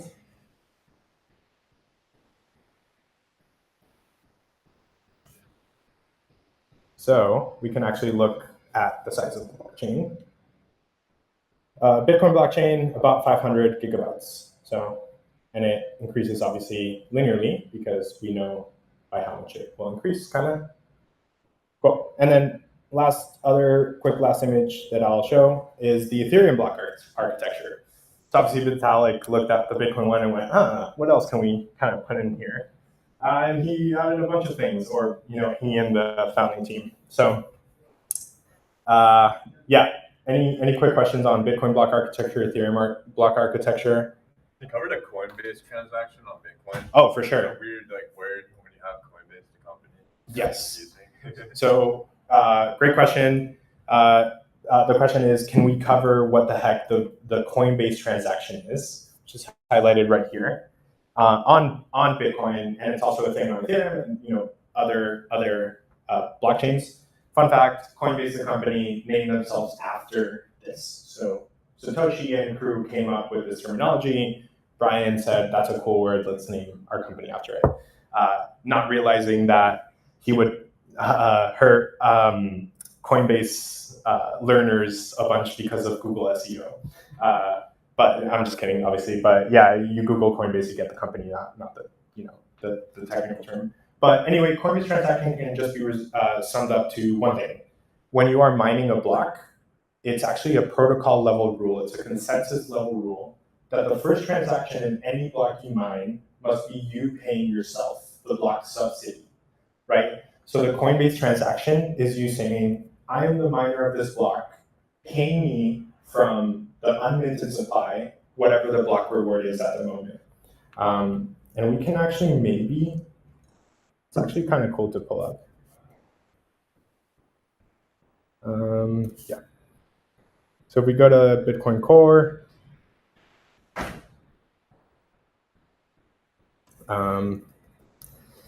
let's see, what's something, check block. Check block is a function. No. GitHub, Bitcoin, check block. Okay, so I think it's that one. Hopefully it is. Oh, it's not. Maybe? Okay, yes.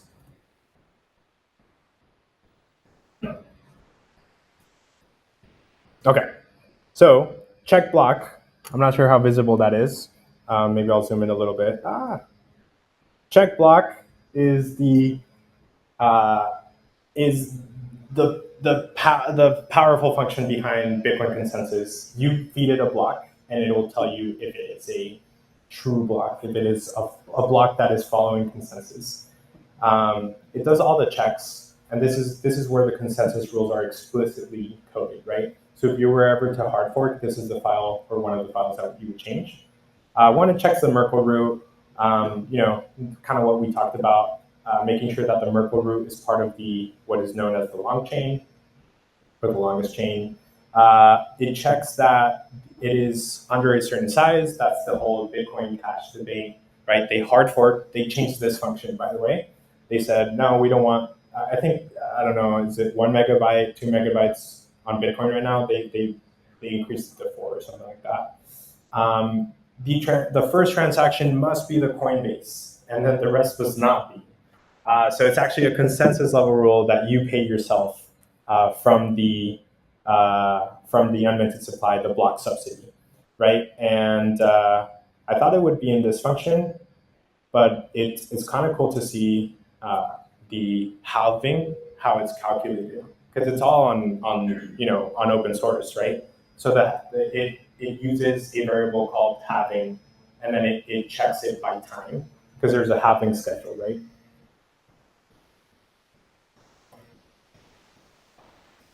All right. So next one is in April, and I guess that's kind of cool. But yeah, every 4 years it halves. So until what, 2026 or something, where it'll go to 0.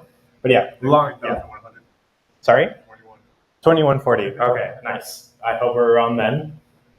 It'll be interesting to see what happens. But yeah, the Coinbase transaction is that first transaction of you paying yourself as the block miner.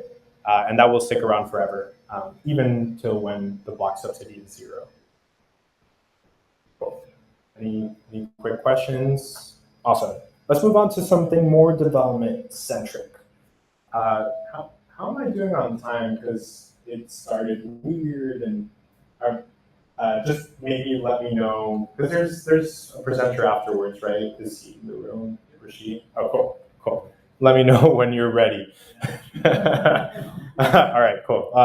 I'll try to kind of keep it to true time. So about the hour-ish, because I know I started a little late, but yeah. All right.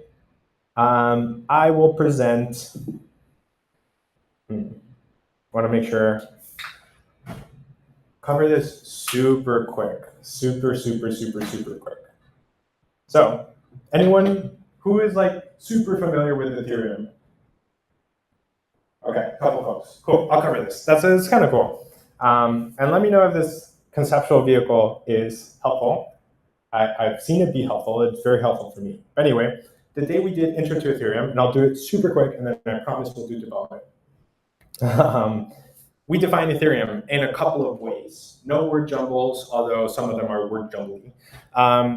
Just defining it via the computer science route. Ethereum is a deterministic, so now you know determinism really well because we just played around with it, but practically unbounded state machine consisting of a globally accessible singleton state and a virtual machine that applies changes to that state.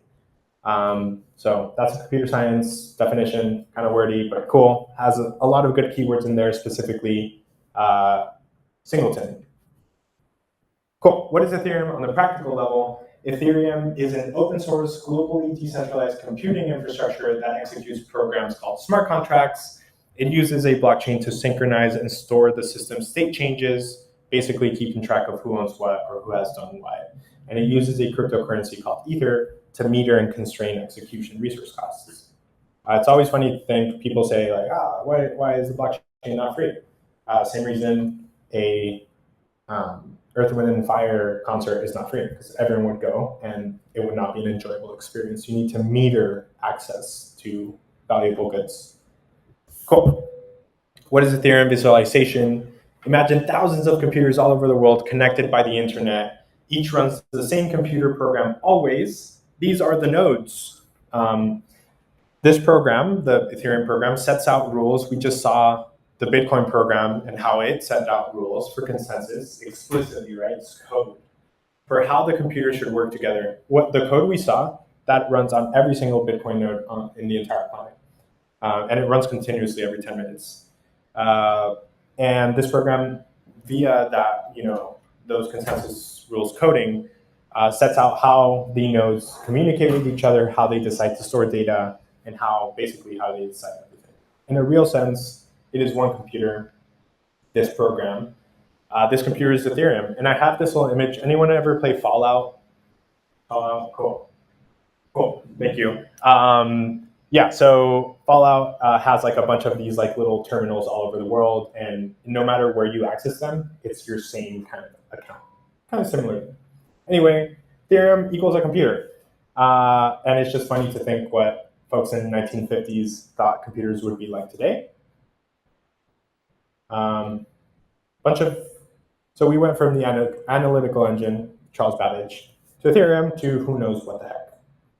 Okay, so quick primer on Ethereum, and I'll do create Web3 dApp because I'm running short on time. That's my own fault. But it's Alchemy's tool to build a full stack dApp in less than 4 minutes. The external tools included out of the box. It's Next.js based. It uses WAGMI hooks, which I'll highlight in a second. I think WAGMI is one of the most impactful and high leverage tools in the space.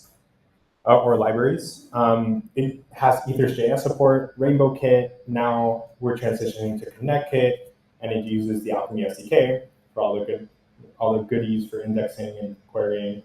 Cool. Tool of the day, WAGMI.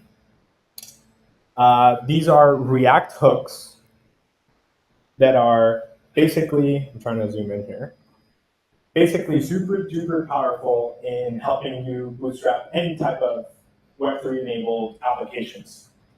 And we can take a look with like examples. These are actually really good.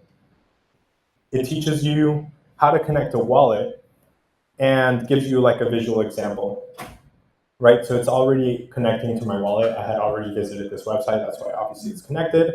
But if I disconnect, it shows me just the UX flow of connecting to a wallet. I'll connect to, I guess, this demo account, connect, and then, boom, instant, right? Or very easy.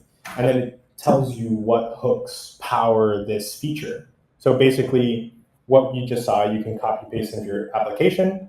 And once a user is connected, you get access to that user's, it becomes, thanks to WAGMI, your app can become a dApp, right? It gives you this ability to connect to Web3 enabled wallets. Cool. So if there's one tool that you take away from today, check out WAGMI. It'll superpower your development. Chain supported by Create Web3 dApp. Right out of the box, Ethereum, Polygon, Arbitrum, Optimism, and any of the testnets relevant. Smart contract supported out of the box.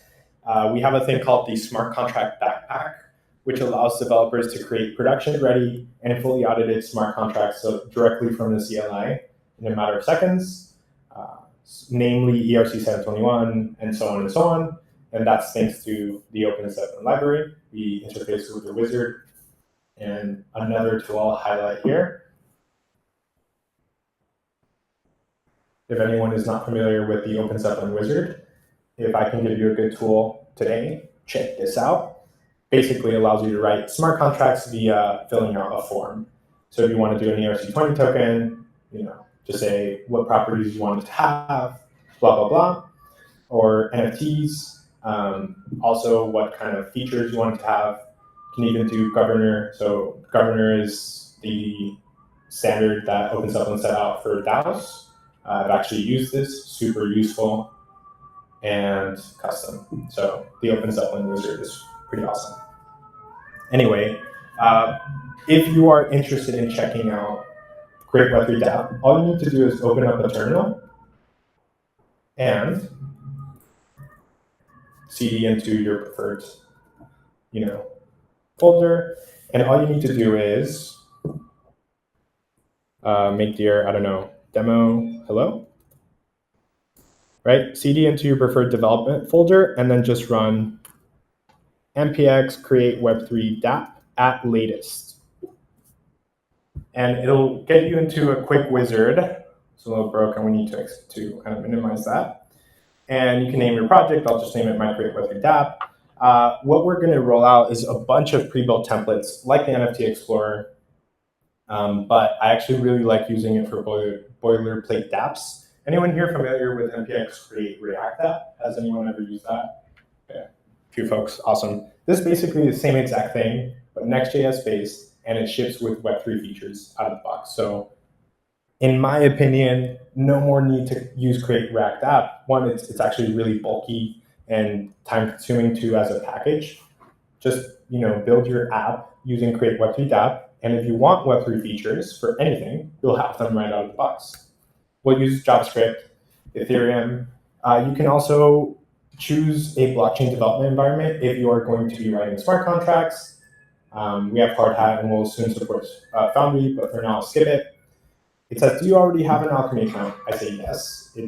It takes you to alchemy.com. We have this fresh new dashboard that just shipped, and I'll get an API key, bring it back to the terminal.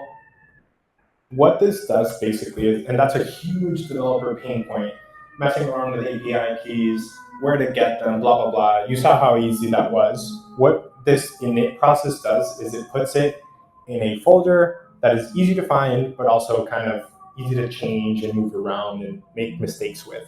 So if you're ever dealing with keys, this is the type of flow that you want, just simple and quick. Sure, I'll help improve. And then it takes maybe 30, 40 seconds. Cool. So you CD into your newly created Create Web3 dApp. And I'm mindful of time here. You just run npm run dev. I actually have to change that. You run next step. Oh no. Maybe. Oh, so we need to add that. We actually need to install the dependencies via Yarn first. So obviously that green text we need to change to say like install dependencies via running Yarn, then run npm run dev or next dev. We're shipping a bunch of features, so it's in good state, but we got to see if it'll like us or not. And then I'll end here, by the way, but let's see what that looks like. npm run dev. There we go. So localhost 2000.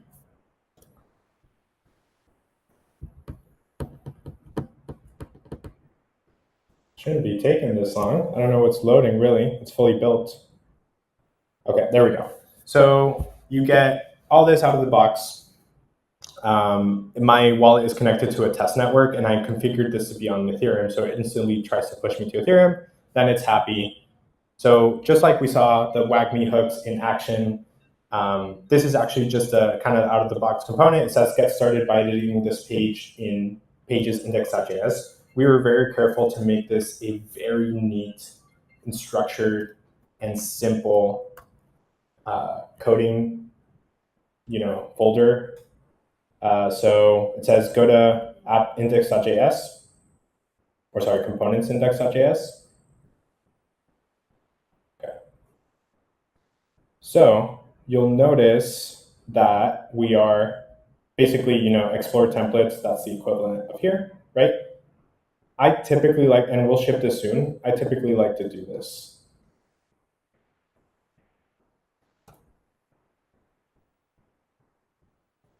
Okay, there we go. Blank slate, prime for development. It's really easy. You just go, say I want a hero section, so I'll do hero.jsx, right? And yeah, it's Next.js, so this would actually be simple enough to just import here and do hero, right? I won't write it now, but basically that's the core of Create Web3 dApp. Instant, just bootstrap development, just a couple of commands, and you're up and running with a really sleek, easy, not too many folders all over the place. And I'll end here, I promise, but I'll just show a demo of something I built recently with Create Web3 dApp. So I'm going to close this one that I just initialized, and then do npm run dev on this other one that I had open.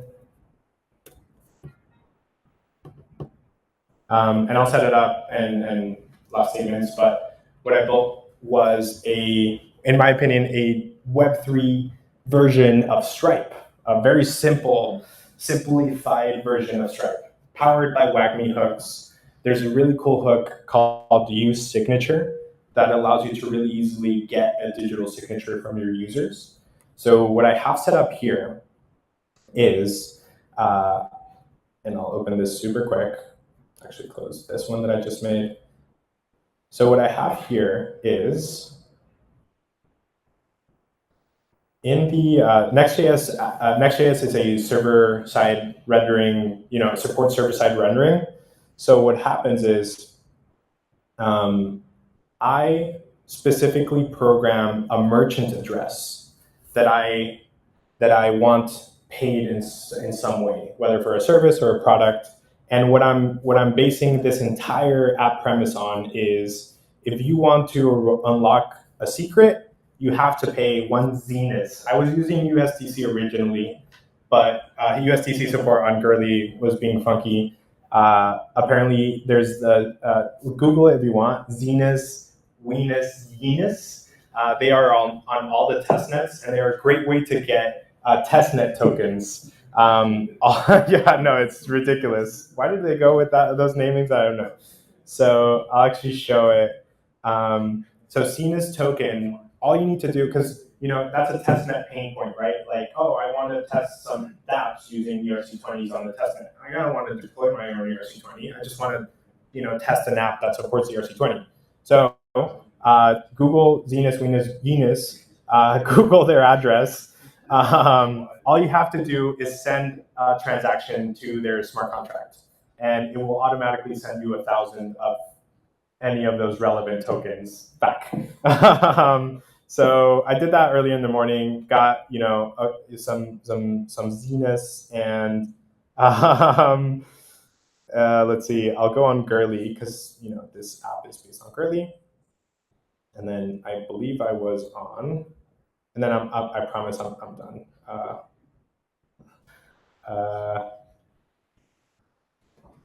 Test account.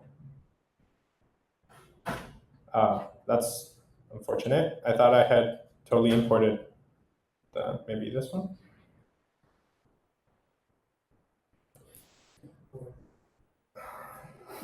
Let's see. Oh, there you go. Cena's merchant. Okay, I don't know. I imported the token, but anyway, I'll do this so you see. There we go. I'm not sure why it's driven out here. It was very easy in the morning. But anyway, the whole point is there's a secret. You can only unlock it if you pay the merchant one of this token. I'm logged into an account.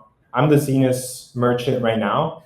So if I sign this, I'm producing a digital signature. And what that does on the Next.js backend is it verifies your entire history of transactions dealing with ERC20s using the Alchemy SDK. Alchemy SDK is fantastic for this, for those types of like long-term indexing. And it'll say, did this guy send this to this person? It obviously is false. So it's to say you haven't paid that amount to the merchant, you need to pay that amount. So I believe I did pay that amount with the top account.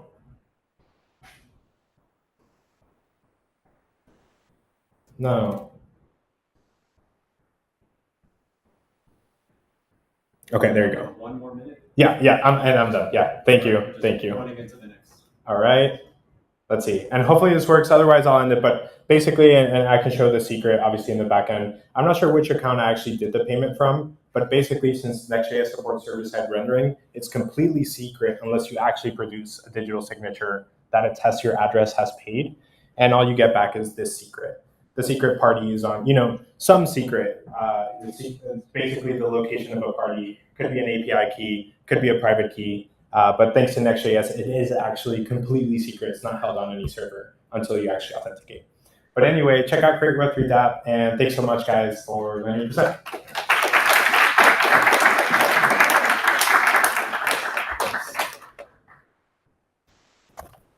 Thank you. Thank you. Next up, we have Sandeep from Magic. So you might want to hold that or yeah.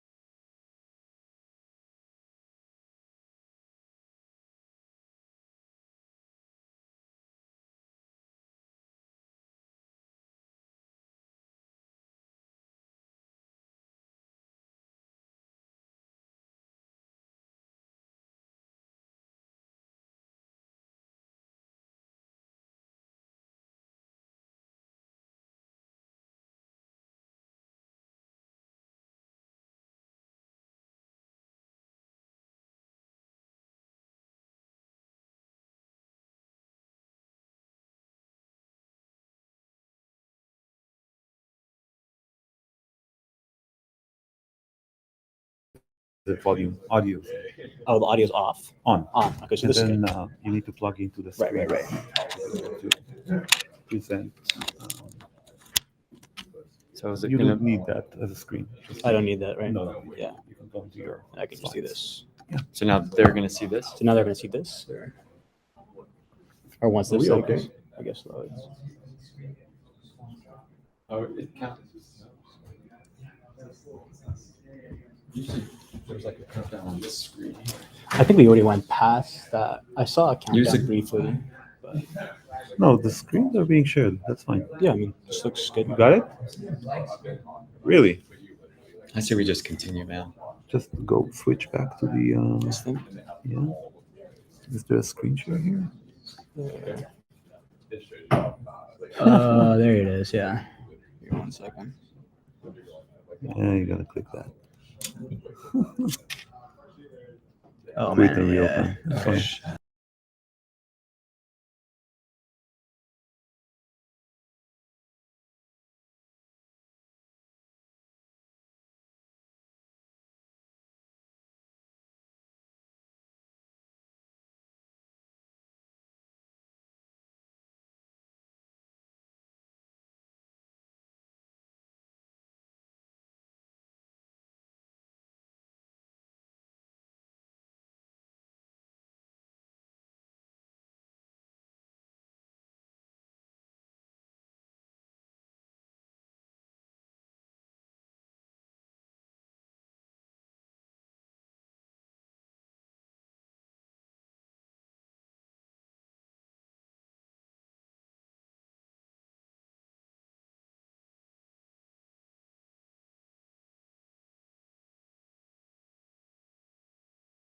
How about now?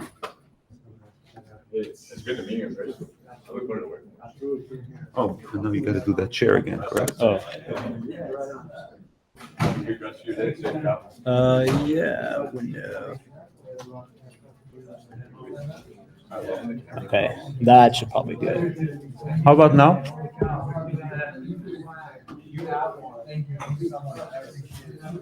I still see a video down. Good. Is it working? All right. We're good to go. Okay, I think we're good to go. Sorry about that, guys. There were some technical difficulties just sharing the PowerPoint with everybody. So hey, my name is Sandeep. I'm a software engineer at Magic. I'm going to talk to you about the product, the history of the company a little bit, and definitely go into key management. That is kind of the core of our company. But before I get started, a huge shout out and thank you to the AWS team for having us here. As you'll come to find out, actually, a lot of Magic is built on top of AWS, so particularly excited to speak about Magic here. Okay, so what is Magic? We are a wallet as a service provider. We've been doing this kind of SDK now for almost 3 years. In that time, we've created over 25 million wallets, and we've onboarded 130,000 developers. And really, what the core of our product is it combines two things. It combines our own authentication, which allows users to have a familiar Web2 login experience, which is through email, through SMS, through social logins, things like Facebook, Twitter, etc., and combines it with our key management system. So really the power of this is that, when a user comes into Adapt for the first time, instead of, and say they don't have a crypto wallet from beforehand, instead of having to go and leave the app, go download an extension, and then start only using the app then, a developer can actually implement our SDK and have the user, create a wallet through their email login or phone login or, whatever authentication you choose to do, and kind of create a smoother experience. And, these are some of our logos who have either implemented us directly or, kind of integrated their products into our SDK. Most notably here, we have Mattel. They launched a Hot Wheels collection and a Barbies NFT collection through us. The Hot Wheels collection sold out, and I think the Barbies collection is now even more popular after the movie came out. And a little bit more recently, on 7-Eleven Day, 7-Eleven actually gave out digital twins of their free Slurpees that you usually get on 7-Eleven, and that was also powered through our SDK.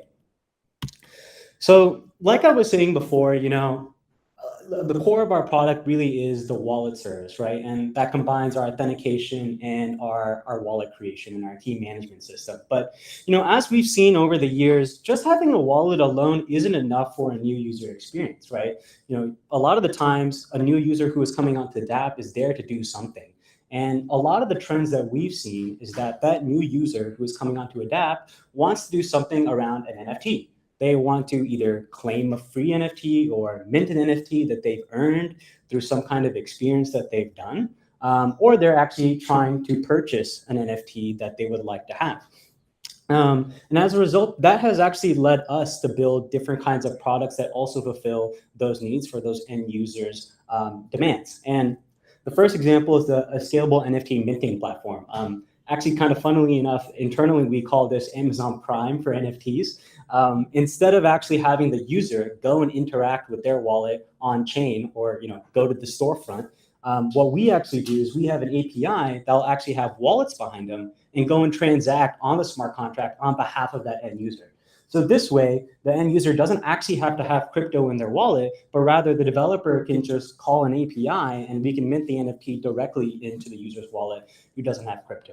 And this avoids a lot of the lengthy processes, just for a simple transaction, to do a KYC process, use fiat on-ramps, et cetera, which can be quite burdensome and, leads to a lot of drop-off in these cases. But that being said, we also do have fiat on-ramps built into our wallet solutions. And we've partnered with different payment providers to help power this, along with a product that we are coming out of beta very soon, which is the NFT checkout product, which is built on top of our NFT minting platform, where a user can actually just buy with the credit card directly. And they don't actually have to KYC and buy crypto, but rather they can pay their merchant in fiat, and we can actually go and get that NFT on chain and deliver it to the end user to create a lot more experience that is familiar to them and not as crypto heavy as you may see in just normal kind of wallet.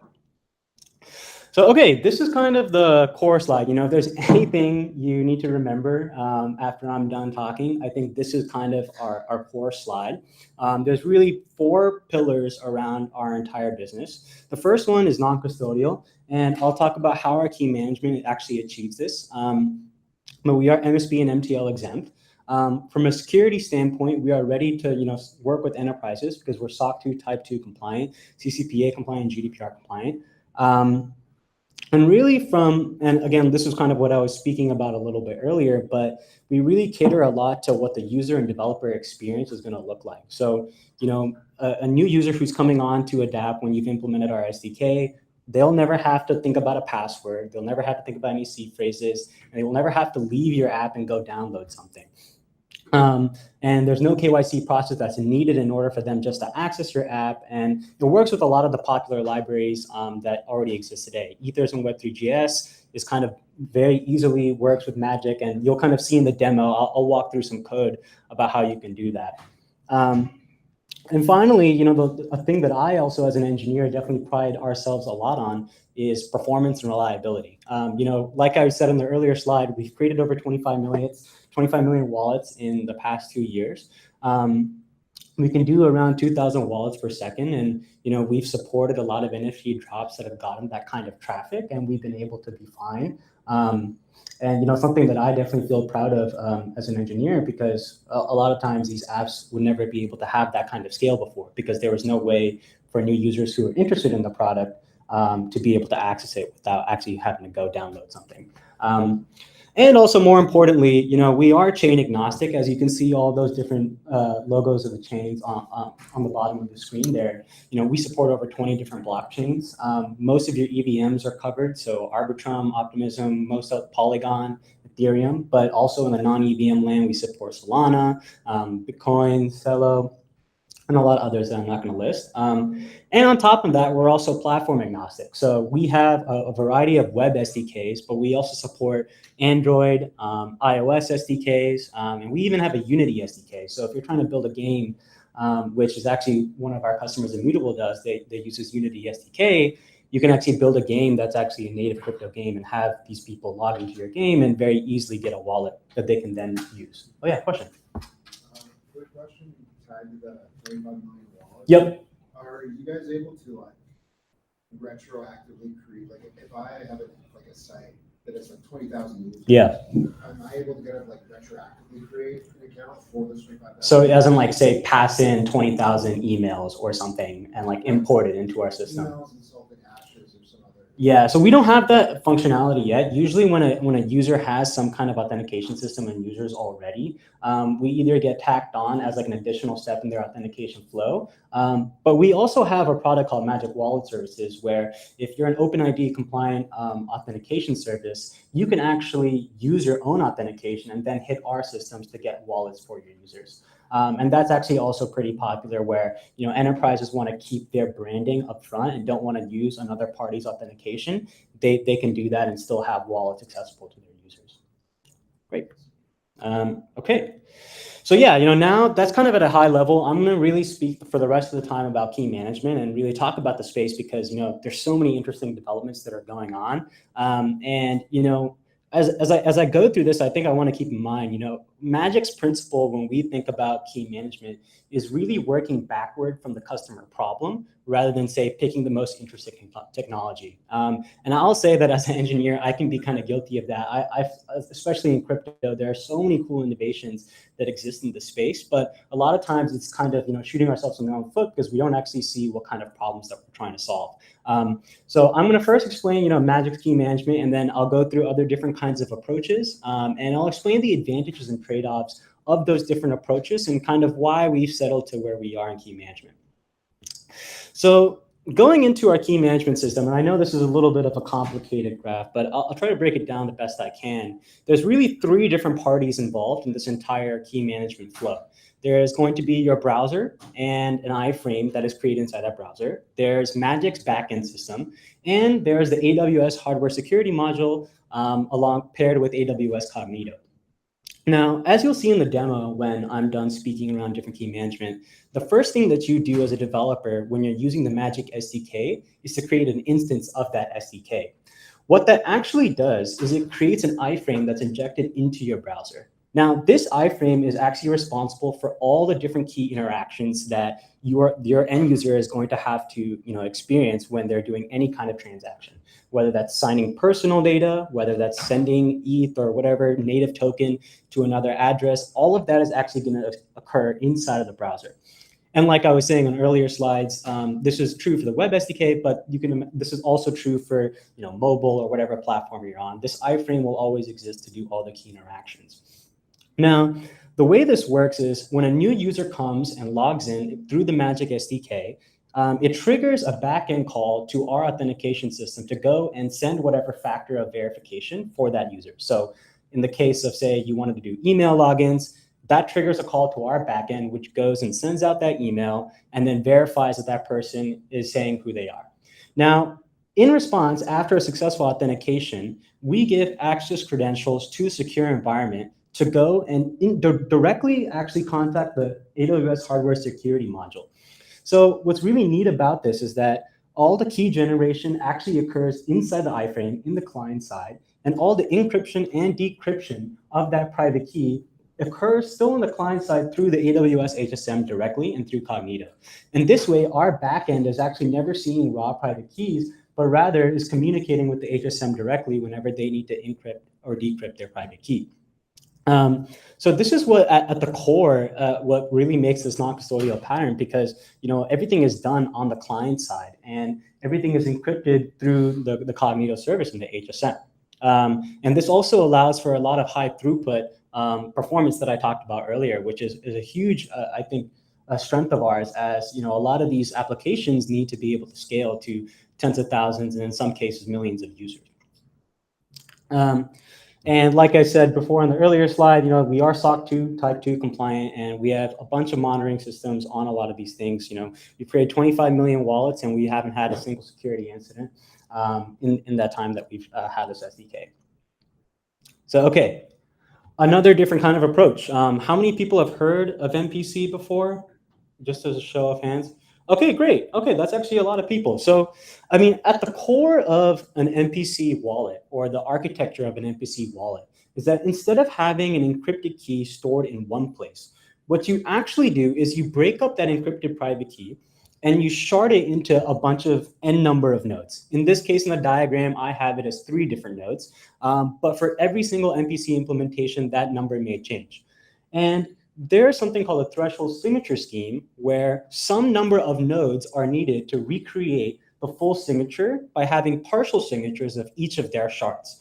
And in this diagram, as you can see, each node has their own shard and is signing something and then making the partial signature. And then that is what actually creates a signature for any kind of transaction that you want. Now, this can be extremely advantageous for a couple of reasons. Distributed trust is the biggest one, right? Your key shares are not in one place anymore, right? And instead of having it be in one place where in theory it could be attacked, you could distribute that across different nodes. Like related to this is that there's also a reduced single point of failure, right? Now, if one node is compromised, in this case, let's say it's a 2 out of 3 signature scheme. If one of the nodes is compromised, the user's wallet is not always going to be compromised as well. So what are the trade-offs? And I think this actually, this is where the conversation gets a little bit more nuanced. Every MPC architecture is very different.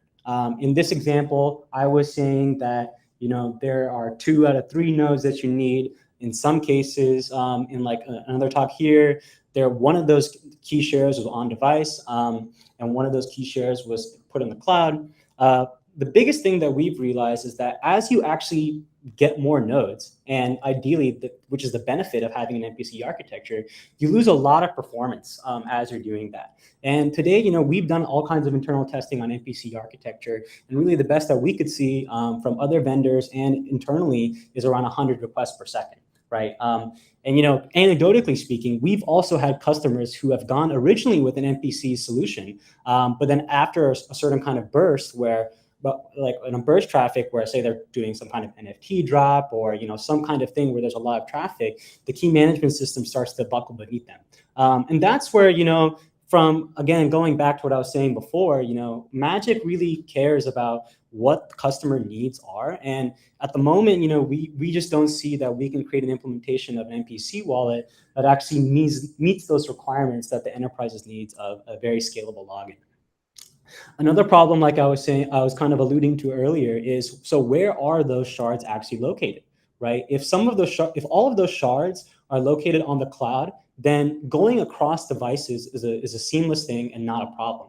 But in many MPC implementations, a lot of those shards are actually stored on device. So what happens if a user in the same application wants to access the mobile equivalent of the app, right? Now they have to, in theory, create a new wallet, which is obviously it's an awful UX for that person who is expecting to come back with the same identifier and come back into the same wallet and access it across different platforms, which can lead to poor UX. And the final one is really around the lack of standardization, where this kind of flow that I was talking about in our key management approach, where we're encrypting with the hardware security module and storing the encrypted key, a lot of this kind of path has been tested for a long time. And I'm sure the AWS team here is very familiar with that history. The HSM encryption model has been used to secure all kinds of very important digital assets. But with this MPC architecture, a lot of the standardization isn't really there yet. So, what kind of firmware is each node running? Are they all going into a single authorization layer? All of these questions have not actually been standardized. And, not to say that this isn't, a blooming technology and that there is something that could be out of it, but I think from Magic's perspective, it just needs more time. And that's where, I think over time, maybe a lot of these things will play out to improve, and that these trade-offs can become less so. Maybe as computing power becomes, more advanced, and then a lot of these RPS numbers can actually be a lot better. But at the time being, that's kind of where we have a trade-off that we don't see fit for Magic. So, okay, another entirely different approach, and kind of the last approach I'll talk about, is smart contract wallets and account abstraction. I think everybody has heard of account abstraction here. I think because there's some talks around it. Yeah, so then I won't spend too much time about going through it, but really at a high level, what's going on is that a user's wallet is no longer an externally owned account, right? Which means a private key that can actually submit transactions in and of itself. What it actually is now is smart contract code that will be published on change. And what's really unique about this is that it doesn't actually require, and this isn't the EVM land, but it doesn't really require any changes to the protocol itself and the way that it's being described. What actually happens is that there's a new kind of type that gets added to the Ethereum layer called a user operation, where users can, create some kind of pseudo transaction that gets submitted to a mempool. And there's a new actor called bundlers, which you can think of as validators. Validators can take on the approach of bundlers, but bundlers can also be their own entity. But this bundler then goes and submits all of these user operation into an entry point smart contract. And this bundler has an externally owned account tied to it. And when they submit that into the entry point contract, that's when all of the validation of the signature and the transaction of that user is being done, and all the state changes necessary for that user, including the creation of their smart contract wallet. Now, the obvious and really cool benefit of this, which is definitely the buzz around the crypto industry today, is that there's a ton of transparency around how the wallets are actually being created and what all they can do. And even more exciting is that there's a lot of customizability and programmability that you can then add at the wallet layer itself, right? Say you want to have spending limits on your wallet and have it so that you don't actually spend more than 0.1 ETH in a month. You can program that contract. Say you wanted to have some kind of reoccurring payment that pays the smart contract at the beginning of every month because it's some kind of on-chain subscription. You can also do that with smart contract wallets. And these are kinds of the things that an account abstracting wallet could definitely unlock. Another one is really batching transactions. Like I was saying, a user operation is kind of like this new primitive. And as a result, you can bundle all these user operations together into a single contract that, in theory, could take up less gas fees. So those are all kinds of the incredible advantages that you could get. So from Magic's perspective, what are the trade-offs? We are chain agnostic, right? So this is an EVM specific land, and I will say there are still a lot of incredible devs doing incredible work on different kinds of chains that are not part of the EVM landscape. And Magic is obviously fully committed to supporting those devs. And I believe personally that we are going to live in a multi-chain world where, it's not necessarily true that only EVM will exist. So, that means that in order to get something like this, there will have to be custom implementations across each chain. And, that's a lot of effort to do. Another more interesting point is that it's not very clear how account abstraction and smart contract wallets will do when, say, there's a burst kind of traffic that comes into your dApp, right? Say you have an NFT drop and you have 20,000 new users coming into your application, right? Now, originally, the way this would work is that this user operation gets submitted into the mempool, this bundler goes and submits that transaction, right? But that means that all of those 20,000 users getting a wallet is tied to actually the performance of the chain. How quickly can those transactions be added and finalized into the blockchain that you're thinking of? And hopefully in an L2 world, this can be minimal, but it's very unclear how that would actually perform. Another drawback is that if this was offered as a service by some kind of provider, I think we've all seen different kinds of hacks that have happened in smart contract code that's generally public and that has lost all kinds of funds actually at the scale of billions. And some kind of problem that could occur is that if there's some dominant provider around what the smart contract wallets look like, any vulnerability in that smart contract wallet is actually affecting all of those users. And that is a very scary paradigm to be in. And maybe you could solve that with upgradability.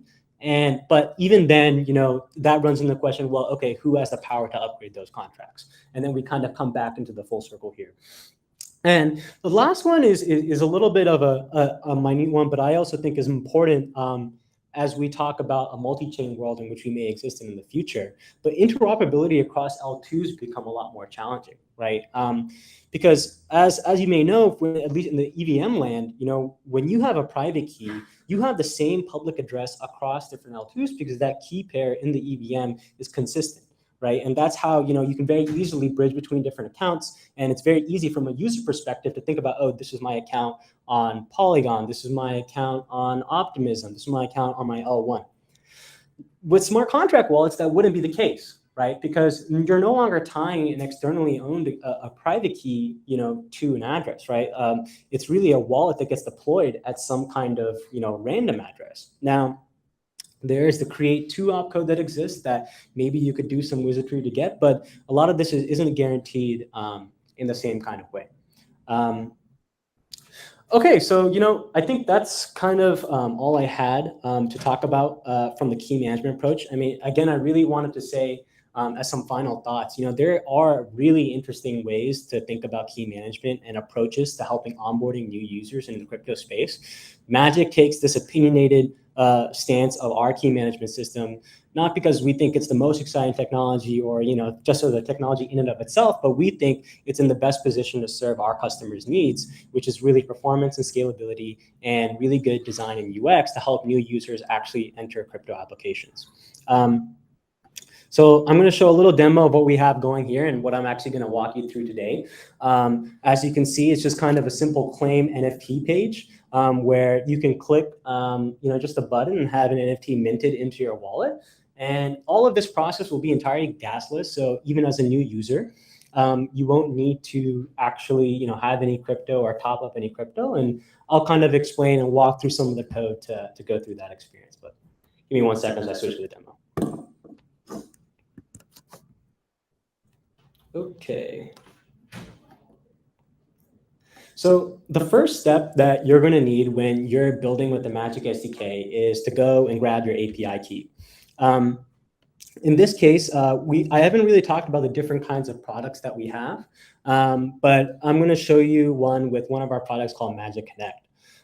As you can see, this is our dashboard. I have this app that I've created. If I'd like to create a new app, I can always go here and create a new app. And it gives you this screen between Magic Connect and a Magic Auth app. And I'm going to briefly touch upon the differences here, but really, I really want to get into the code before and spend most of my time there. But a Magic Connect app is really this plug and play widget. So you don't want to build any wallet UIs. You want it to have it just so that new users get a wallet immediately and have all the UIs that they need to submit transactions, fiat on ramp, and do whatever.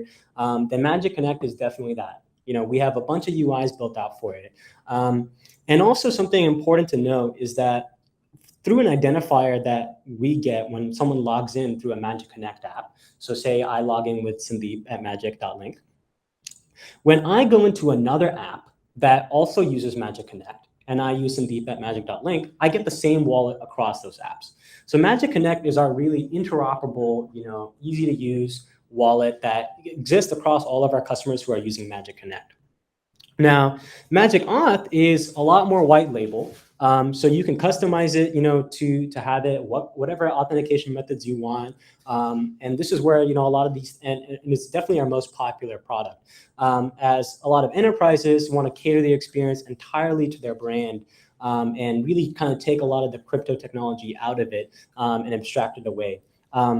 Now, going back to the example I was saying, if I go into a Magic Auth app, and create and log in with Sandeep at magic.link, the wallet that I get created is actually scoped to that app specifically.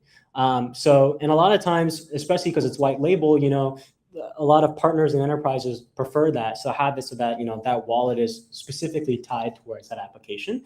And that's just kind of one important difference that you should know when you're going to pick what kind of product that you want. Do you want this app to be exposed, to have it so that other people can bring their wallets and, use the identifier from any different app that goes there? Or do you want it to be kind of something that's native to your app and, part of your experience only? In this case, I'm going to just go with Magic Connect because it has all the different UIs that I want.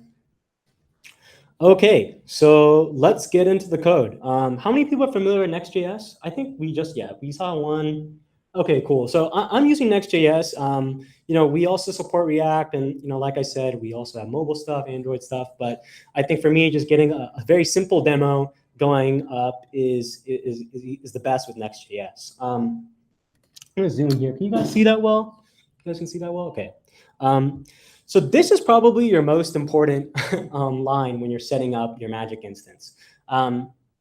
Really what this line is actually instantiating an instance of the Magic SDK. And if you remember when I was going back, that is this process right here is what's actually creating that iframe inside of your browser that the user can then interact with to do all their key management stuff and log in with.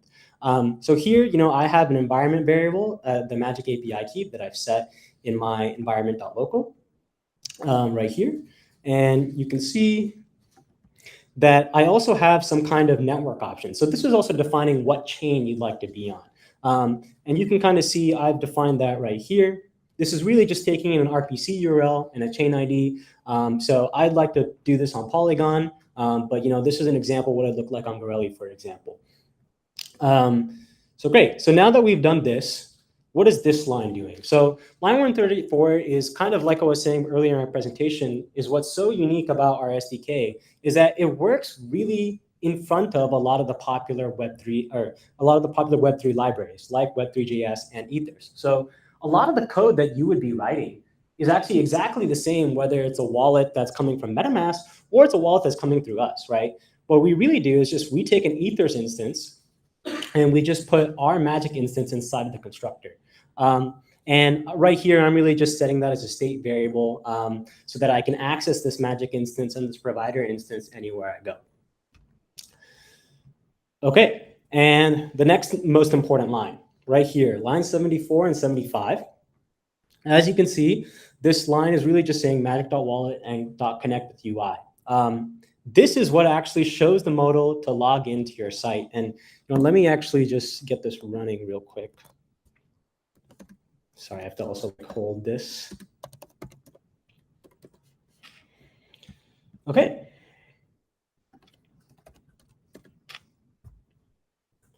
So this is what it looks like. When I click connect, it's going to call this login function here, and it's going to call this connect with UI.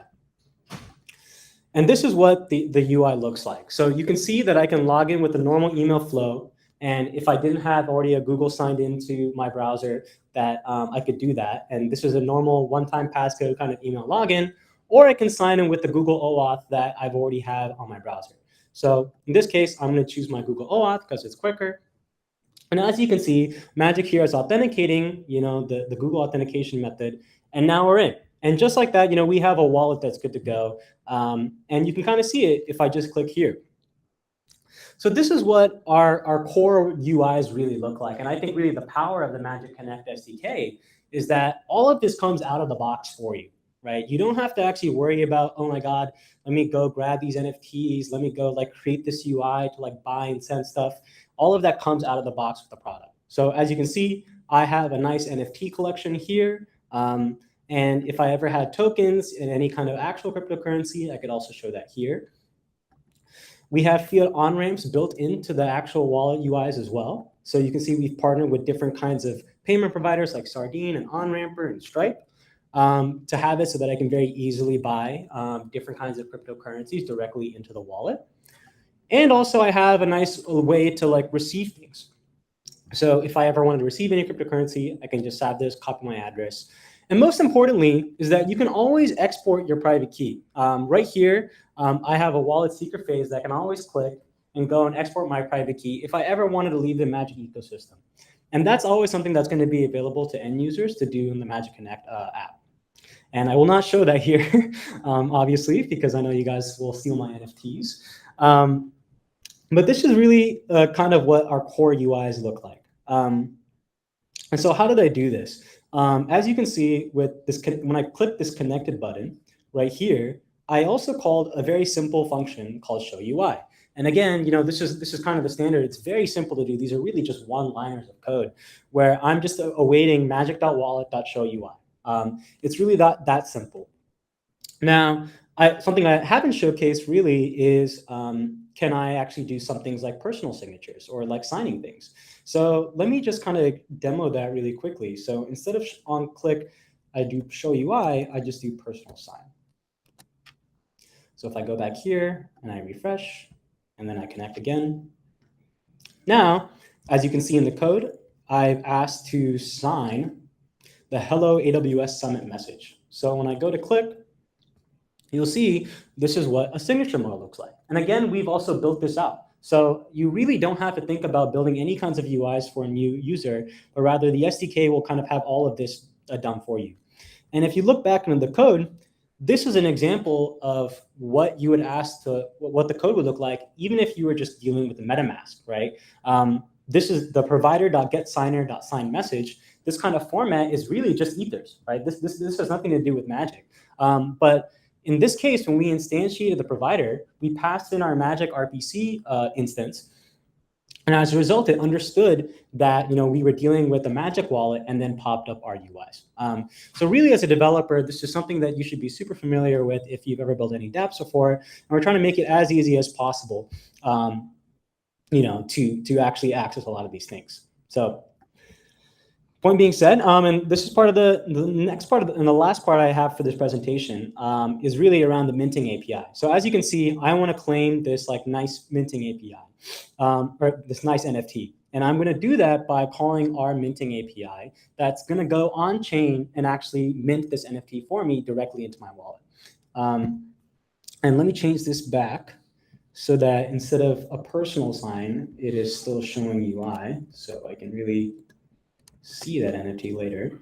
And as you can see, there's also it's not some bamboozle running. I don't have this NFT already. So I'll click mint. So like I was saying, really this is just an API call, right? As a developer, I just need to make an API call with a smart contract that I've registered with Polygon. It's very quick. And now I can do this in Wallet and I have this NFT. And what's so nice about this is that I never had to pay any gas. I never had to transact on the NFT contract itself. All I had to do as a developer was integrate my smart contract with Magic, which is very simple. And we as an API will go and have wallets that'll go and actually mint that NFT and deliver it into it. And you can see that this is, not, again, just some UI shadows, that this is a real NFT that exists on chain. So this is really kind of the experiences that you can unlock for new users, and really all I had to demo for everybody here today. And I kind of just wanted to leave on this last thought. I feel strongly about Magic because in my time in the crypto space, I've seen incredible applications that have only been built on top of a blockchain and can only really be done on top of a blockchain. And I think in a weird way, we've kind of forgotten that in order to get these people to use your app, you need to make it easy for them. Right. And the UX really matters around a lot of these applications, so, and I think Magic's an incredible tool because, not only we can really empower a lot more people to come and actually enter the crypto space and use it. And I think we do that with our UIs and with the ease of use of our SDKs. But yeah, that's all I had for you guys today. Thank you. And yeah, and if you guys have any questions, I'll be happy to field some if there's anything. Yeah, please. Yeah. So I was really using the Magic Connect product, and that's kind of our out-of-the-box UI. So that's all our UIs. So with Magic Auth, you can customize everything. So all the UIs that you would like to say, if you want to make the personal sign look different, or whatever it may be, even a send transaction model, that can be totally up to you. I've just been showing this for the demo with our UIs. Yep. Can you talk about how you guys manage the gas payment for the user? Yeah. So in the demo, you mean? So in this case, it's not actually like the end user is going and submitting a transaction, right? In the case of what happened here, what we actually did is we had a separate wallet that was tied to an API. And on call of that API, it would go and mint an NFT from the contract that was requested in the API call, and then go and deliver that into the target destination address. So as you can see in this code right here, this is what the call looks like, right? I'm making a call to our API and I'm specifying, hey, this is the contract ID that I registered with Magic. This is the token ID I'd like to mint, the quantity of the tokens that I'd like to give to that user, and then finally the destination address, right? So this API just really allows it so that the user doesn't have to actually go and transact themselves and have to on-ramp and do all these things to get crypto and transact, but rather it can just be delivered to their address. So good for airdrop jobs, good for people for new users who either also don't have any crypto and just want to claim something. So that's kind of the use cases we've seen with that. 7-Eleven was actually an example of that, where new users came into the app, they claimed their digital Slurpee, and that got minted into their wallet. Yes. So, do you guys have, let's say, bot detection logic on the email side, or is that something that your guys' customer? Yeah, it's a great question. So it depends on which authentication method. So for a bot protection, I mean, as an engineer, I've seen a lot of bots come through Magic, and with SMS, we have kind of reCAPTCHA built into the SMS factor. So if you want to create an experience where someone's logging in with the phone number, that we do have built in reCAPTCHA already. So you shouldn't face a lot of bot traffic. With email, generally, we don't have it built in, but a lot of that is like reCAPTCHA v3 is really good for protecting against bots. And this is also headless, so you don't actually have to show the UIs of a lot of these things. So that's a good way to protect your endpoints from being logged in. But we also have all kinds of protections on the dashboard as well that I could show you. If you wanted to be a little bit more protective of what kind of people that you allow into your site and like domains that are harmful, we have allow list and block lists that will automatically block any authentication coming from that kind of identifier. So that is also something you can leverage and something we definitely strongly suggest if you're worried about bots. But yeah, generally with email factors, it's not something that we built in immediately. Cool. All right. I think that's it. Thank you, guys.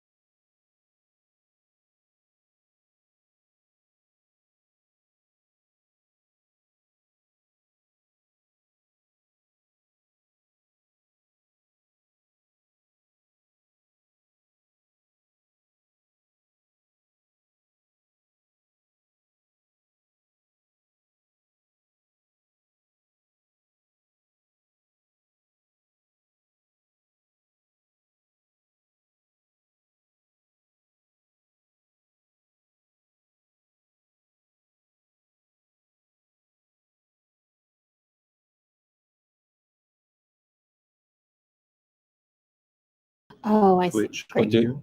Oh, because this is only coming in from Right, here. so- This is for the room, then these, and that one is for these. Oh, okay, this great. was the smoothest presentation setup so far.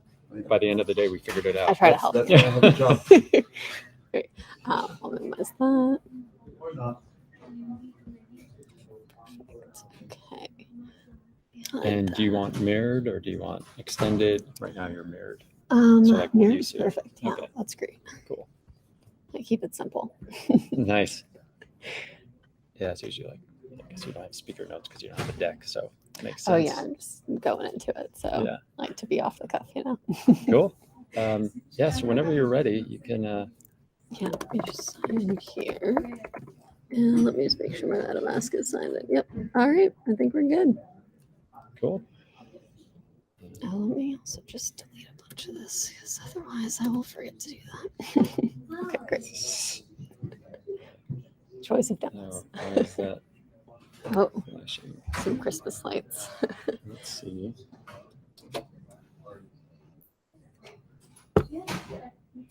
Hello. Oops.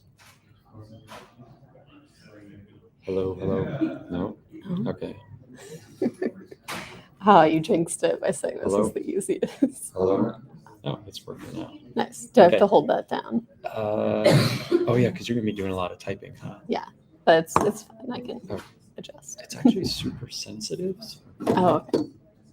Here, let's just practice. Can you try talking from there? See if that. Oh, yeah, from here. Yeah, I just want to see if it like. Oh, sure, if it picks it up from here. Yeah, let's see. Is that working? Maybe not. Testing, testing. It should be fine, honestly. I think it'll be fine. I can type with one hand. I don't know. Like I saw your demo, it's like pretty hands-on, so I just want to make sure. It's not Yeah, I like- think it's it'll not, be like, okay. uncomfortable. I can always just rest it for a second if I need to configure some I things. just wonder if we have something. Let me just get. Sure.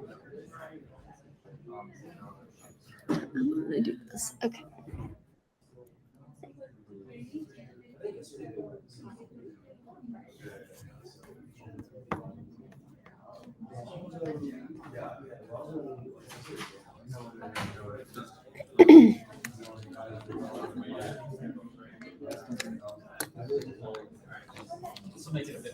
Oh, thank you.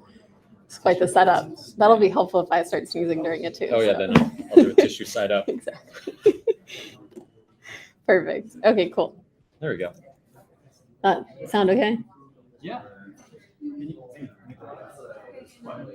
Can you hear me? Can you hear me? No, it's not going off. Can you hear me now? Okay, I think I just have to hold down the push button. Come back. Can you see that one? Yeah, yeah. Hello. Oh. The battery's dying on this. Oh, that explains a lot. Who's the AV pro here?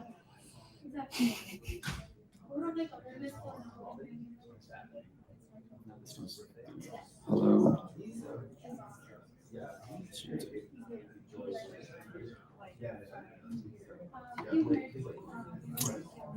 Hello. Okay. Okay. Yeah. I can just like lean into it. We tried on the screen, but not try Oh, on the sure. screen. Yeah. Okay. No. Is that better? All right. I'll lean into it.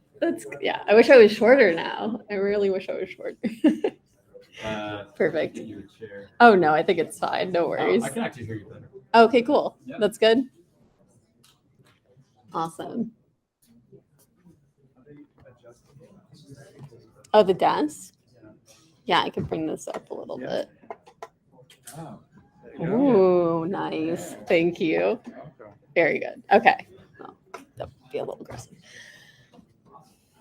Cool. Go for it. Awesome. All right. Hey everyone, thank you all for joining today. My name is Allison Kaufman, and I'm from Circle. I'm going to be going through a couple of Circle's products and features for today. One of them is going to be our wallet as a service platform called Programmable Wallets, and the other one is going to be our cross-chain transfer protocol.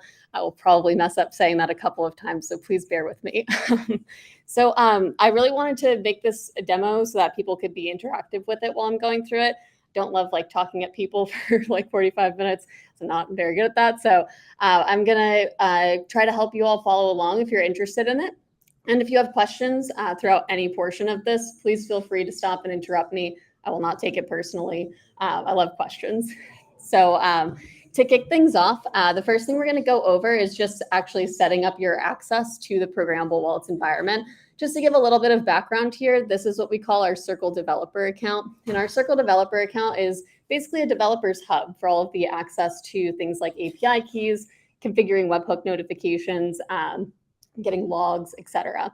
So it's really meant to make a developer's life a lot easier by having all of the information you need to work with programmable wallets in one place. So if you haven't signed up for an account yet, you can sign up in the top right corner. It's going to be console.circle.com if you want to try it out yourself. The sign up process takes like a couple minutes if you're a slow typer. So I would encourage you all to, if you're interested in playing along, go ahead and create an account. I'm going to go ahead and sign into my account now. Once we sign in, I'm just going to cover a couple of features before I dive into the actual demo of programmable wallets. And so within this developer account, like I had mentioned, you can get access to our documentation for our Web3 services products, which Programmable Wallets is a part of.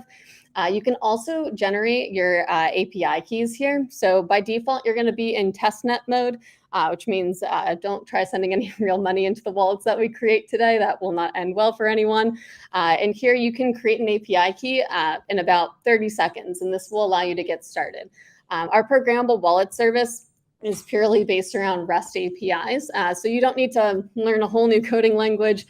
You don't need to be like a blockchain developer specifically in order to use this product. It really is as simple as getting your API key, making some REST API calls in the right order. So we'll go through that process today as well. A couple other features that I want to note within the developer dashboard, you can set up webhook configurations here as well. These are using AWS SNS notifications, so thank you to AWS for that. And it's super easy to get set up. We have a guide on our developer documentation. If you want to set up basically like a webhook.site is typically what we recommend. Quickest, easiest way to try this out and start getting notifications. Final thing I'll go over is this API logs page. This is probably one of my favorite pages within the developer dashboard because it will show all of the REST API calls that you've made to our Web3 services products. So if you really just cannot figure out why you got that 403 error and you're looking for additional support or looking to check out what your request and response looked like because you didn't save it, all that information is here for you. So it makes troubleshooting much, much easier. Great. So I'm going to hop into Programmable Wallets. So as I mentioned, Programmable Wallets is Circle's wallet as a service offering. It is based around basically an MPC implementation to be able to distribute the private keys that are created. And access to those keys is basically invoked depending on the type of wallet that you've created. I'll go into that in 1 second. Either the user, like the end user of the application, has the power to control the authorization of transactions, or the developer themselves can maintain that control as well. And that distinction is what we refer to as user-controlled wallets versus developer-controlled wallets. So with a user-controlled wallet, basically the user is the one maintaining the majority of the authorization components needed to invoke the private key that has been distributed. For developer-controlled wallets, that is actually the developer. So slightly different experiences depending on which you choose. Today I'm going to go over user-controlled wallets because at the end of the day, developer-controlled is quite similar in terms of the actual API calls you're making. It just doesn't have the added SDK component that user-controlled has. So I'll go ahead and show you that SDK component, and then I can talk a little bit about sort of some of the other differences between user-controlled and developer-controlled if anyone has questions on that. So to dive into the actual Programmable Wallets demo, if we go into our developer documentation, we have this lovely quick start guide for everyone. So I encourage you all, if you are following along, take a look at this quick start guide. This will go over a couple of the things I just mentioned, which is getting access to your API keys, and then also verifying API requests. And then more specifically, we have these user-controlled wallets quick start guides. And that's really what I'm going to be following along with today. So I'm not going to be doing anything that isn't shown in these guides. So basically, there are a couple of main flows that I'm going to show with the user-controlled wallets. I'm going to show the initialization of a wallet. I'm going to show a transfer into the wallet, and I'm going to show a transfer out of the wallet. So kind of the core features that you would need for a wallet as a service offering for an end user.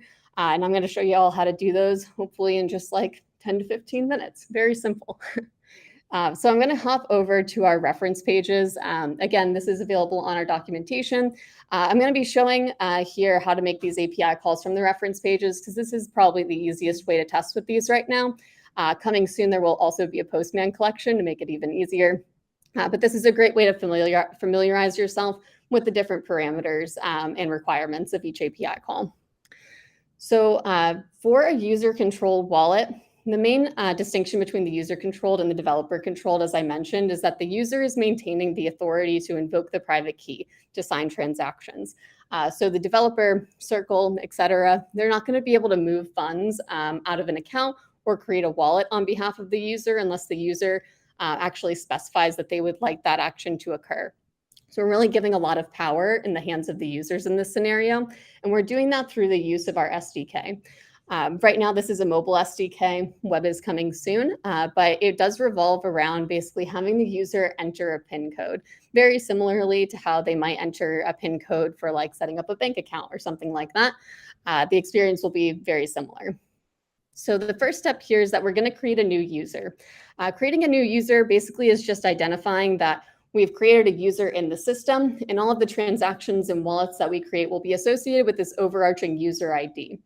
So you can think of it, if we're like abstracting it at scale, the user's kind of like the top, and then we're going to list out from there all of the wallets underneath that user and all of the transactions that they perform as well. So this UUID is going to represent my user. I do have the UUID generator open. I highly recommend having that because pretty much all of our calls do require idempotency keys, and those are going to be in UUID format. That'll protect you from ever double making a call when you didn't intend to. I'm also just going to go ahead and paste some of the important details in here so that I don't lose them, because I know with demos something always goes wrong. So this is my little backup for myself. So now that I've created the user, the next step is to generate a user token. And generating a user token is a step that you're going to need to perform anytime you go to challenge a user. This idea of challenging the user is really any action that you're going to take that requires the user to enter the PIN code that they set up. In this case, the action that we're going to take is actually asking the user to set up their PIN code and their security questions for the first time. So here, when I go ahead and take that UUID that I just copied that represents this user, and I'm going to go ahead and generate that token. You can kind of think of this as like a login session. It's a 60-minute token, which will give you time to allow the user to perform the different transactions that they need to. After that 60 minutes, you'll have to refresh that token. And typically, you'll have the user re-authenticate at that point. If they do want to take another action, that would require them to complete a challenge. So now these are the first components that we actually require for our SDK as well. So I have up here basically our simulator for the iOS SDK. I'm showing you basically exactly what information needs to be pulled from the REST API call responses into the SDK for it to run. It's very simple. Basically, the only information you need for the SDK to initialize a user is this user token, the encryption key, which are both returned from this one call, and then a challenge ID, which I'll get to in just a second. Like I mentioned, going to go ahead and copy this over because I'll need it a couple more times. So I'm going to grab this user token and I'm going to pass this through. Again, this is basically representing this like session for this user to complete the challenges that we're going to ask them to complete, and then an additional encryption key, which is basically going to help us encrypt the user's PIN code at rest so that no other party is ever going to have access to that PIN code except the user. It's always going to be maintained in an encrypted format from there. Great. Any questions so far? Okay, awesome. So now for the fun part. So now that we've actually set up our overarching user object and we've created this session ID for the user, we're going to what we refer to as initialize the user. There are a couple of ways to do this, but the most popular way is to basically have the user set up their PIN code and their security questions, which is a required step for creating a wallet for a user. This initialize call will actually also just go ahead and make a wallet for you as well. So you don't have to do it in multiple steps. This will go ahead and initialize everything for the user so that their Web3 wallet is ready for them to use as soon as they're done with this step. So in this case, I'm going to go ahead and use Girly ETH for this. Now, it was mentioned USDC might be acting kind of weird on Girly today, but fingers crossed that's no longer the case. It was working this morning. So I'm going to go ahead and grab another UUID for this call. And again, the idempotency key for pretty much every post call, it's just making sure that in the event that it's a server timeout, something like that, you're not going to make that request multiple times accidentally. And then I'm going to go ahead and finally take that user token, which is going to be needed for most of the post calls as well, because this does represent that like active session for the user. So I'm going to go ahead and input that. And when we try this out, this is what's actually going to return the challenge ID. So basically what this is doing is this call is saying, I can't actually complete this action until the user has verified that it's something that they want to happen. Because this is a user-controlled wallet, the developer is not the one who gets to decide if they can create a wallet on behalf of the user or transactions on behalf of the user. So instead, what they're doing is they're initiating a transaction, but in order for it to actually be executed, the user needs to complete any of the actions presented to them. So in this case, when I go ahead and execute, this is what's going to pop up. And this basically is telling the user you need to enter your new Web3 PIN code. This is all customizable, so you can make it look and feel how you want to. Because it is all REST API based, it's very easy to implement into an existing application as well.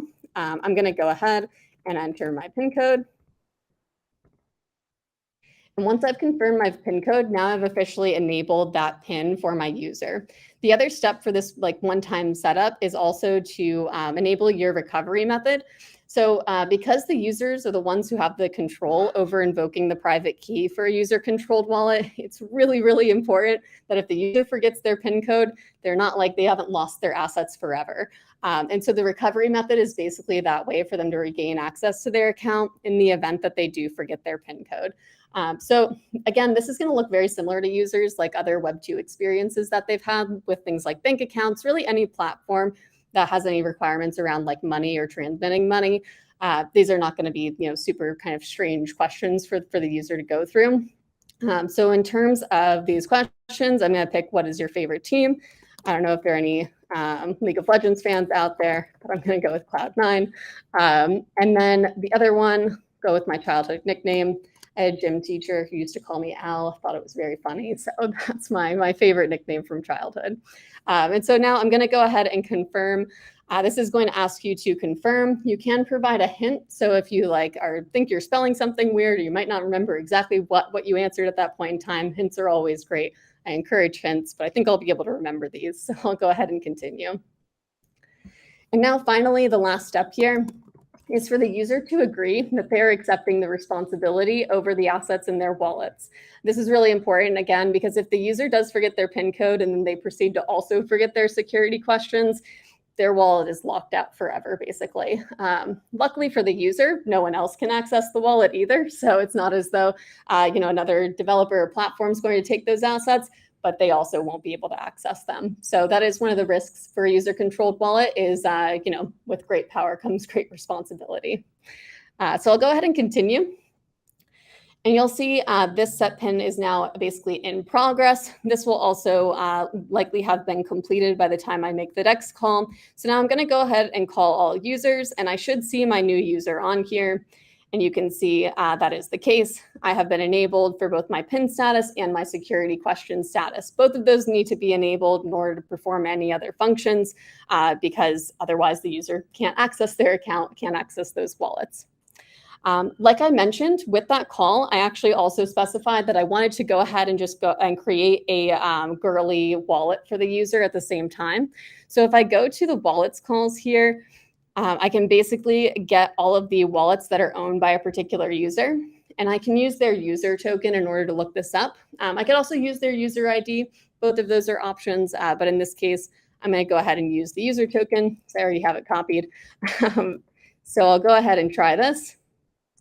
And you can now see here the address of my wallet that has been created.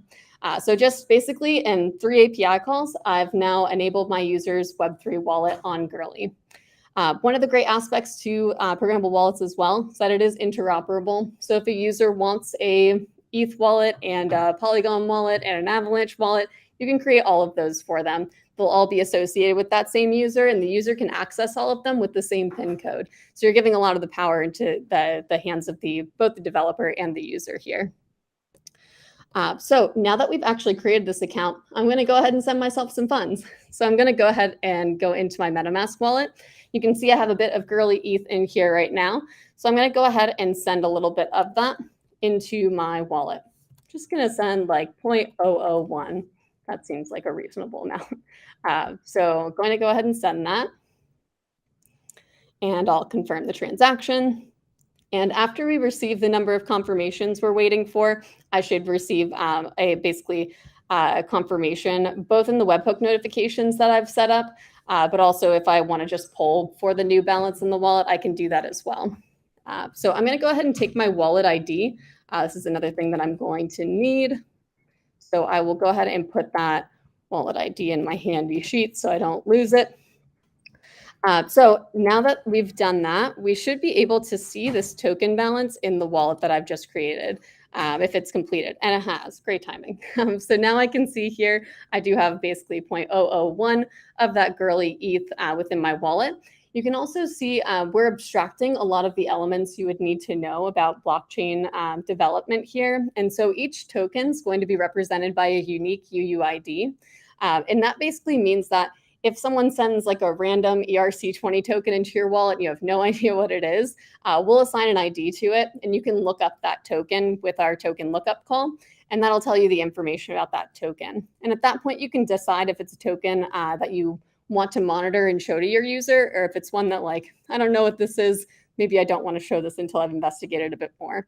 That's basically all handled through our monitored tokens API calls, which allows you to add specific tokens to your monitored token list. That basically just means that all of the API calls will filter out any tokens that are not on your monitored token list unless you specify otherwise.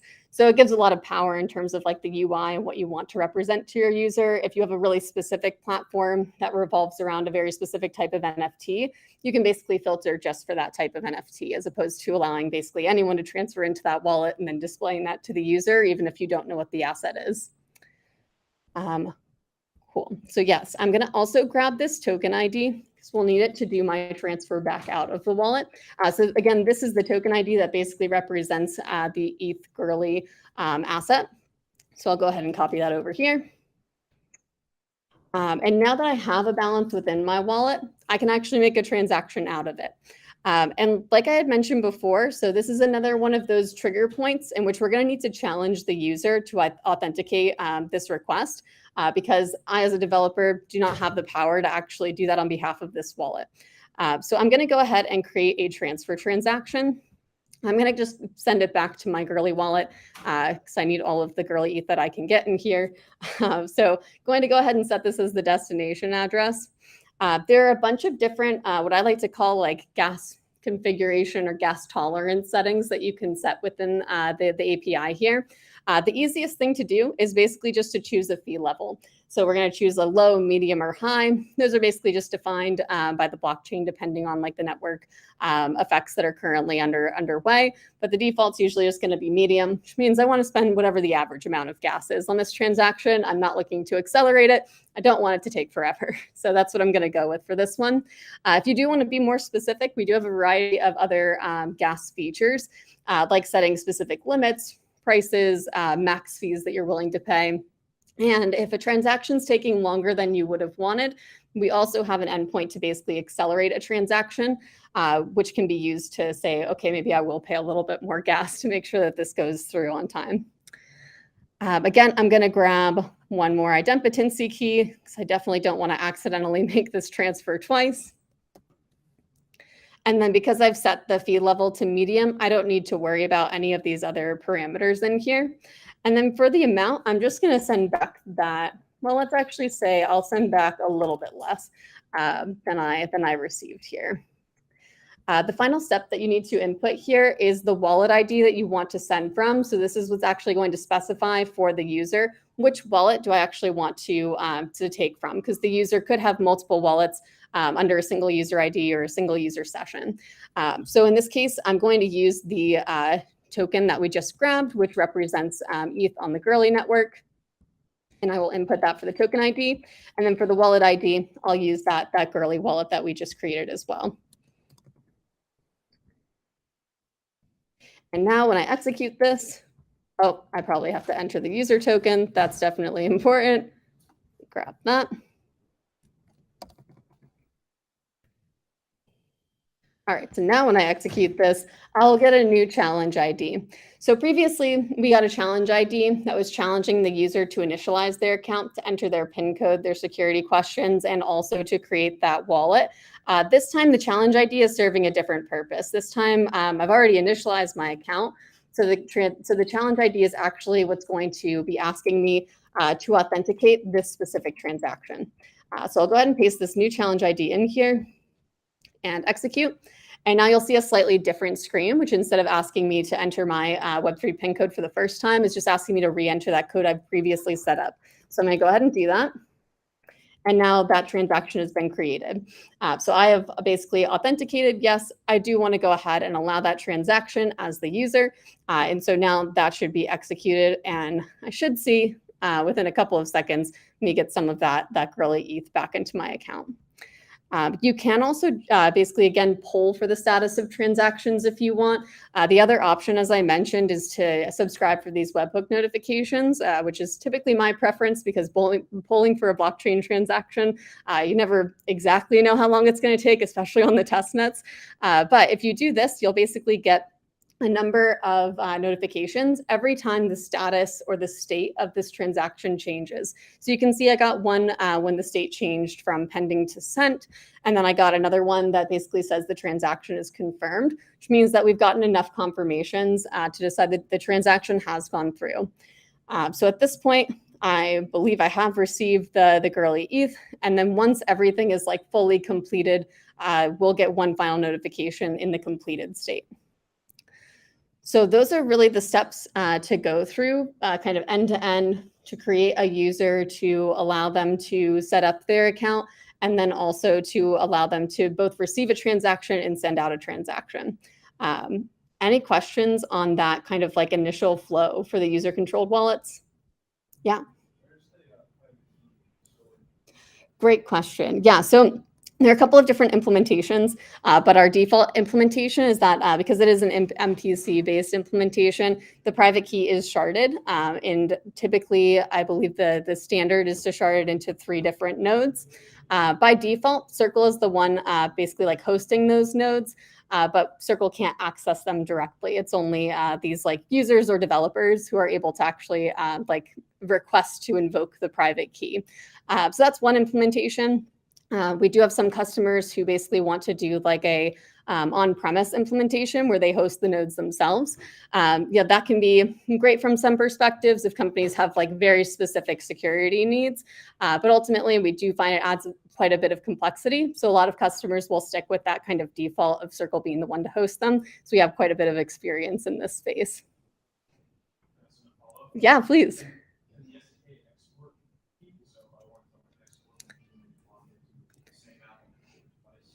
It's a great question. It's not possible today. It is something that we're working on because for a lot of the applications we're working with today, they are more kind of like traditional enterprise businesses. And so it's sometimes using this programmable wallets product, their users don't even know that they're interacting with a Web3 application to begin with.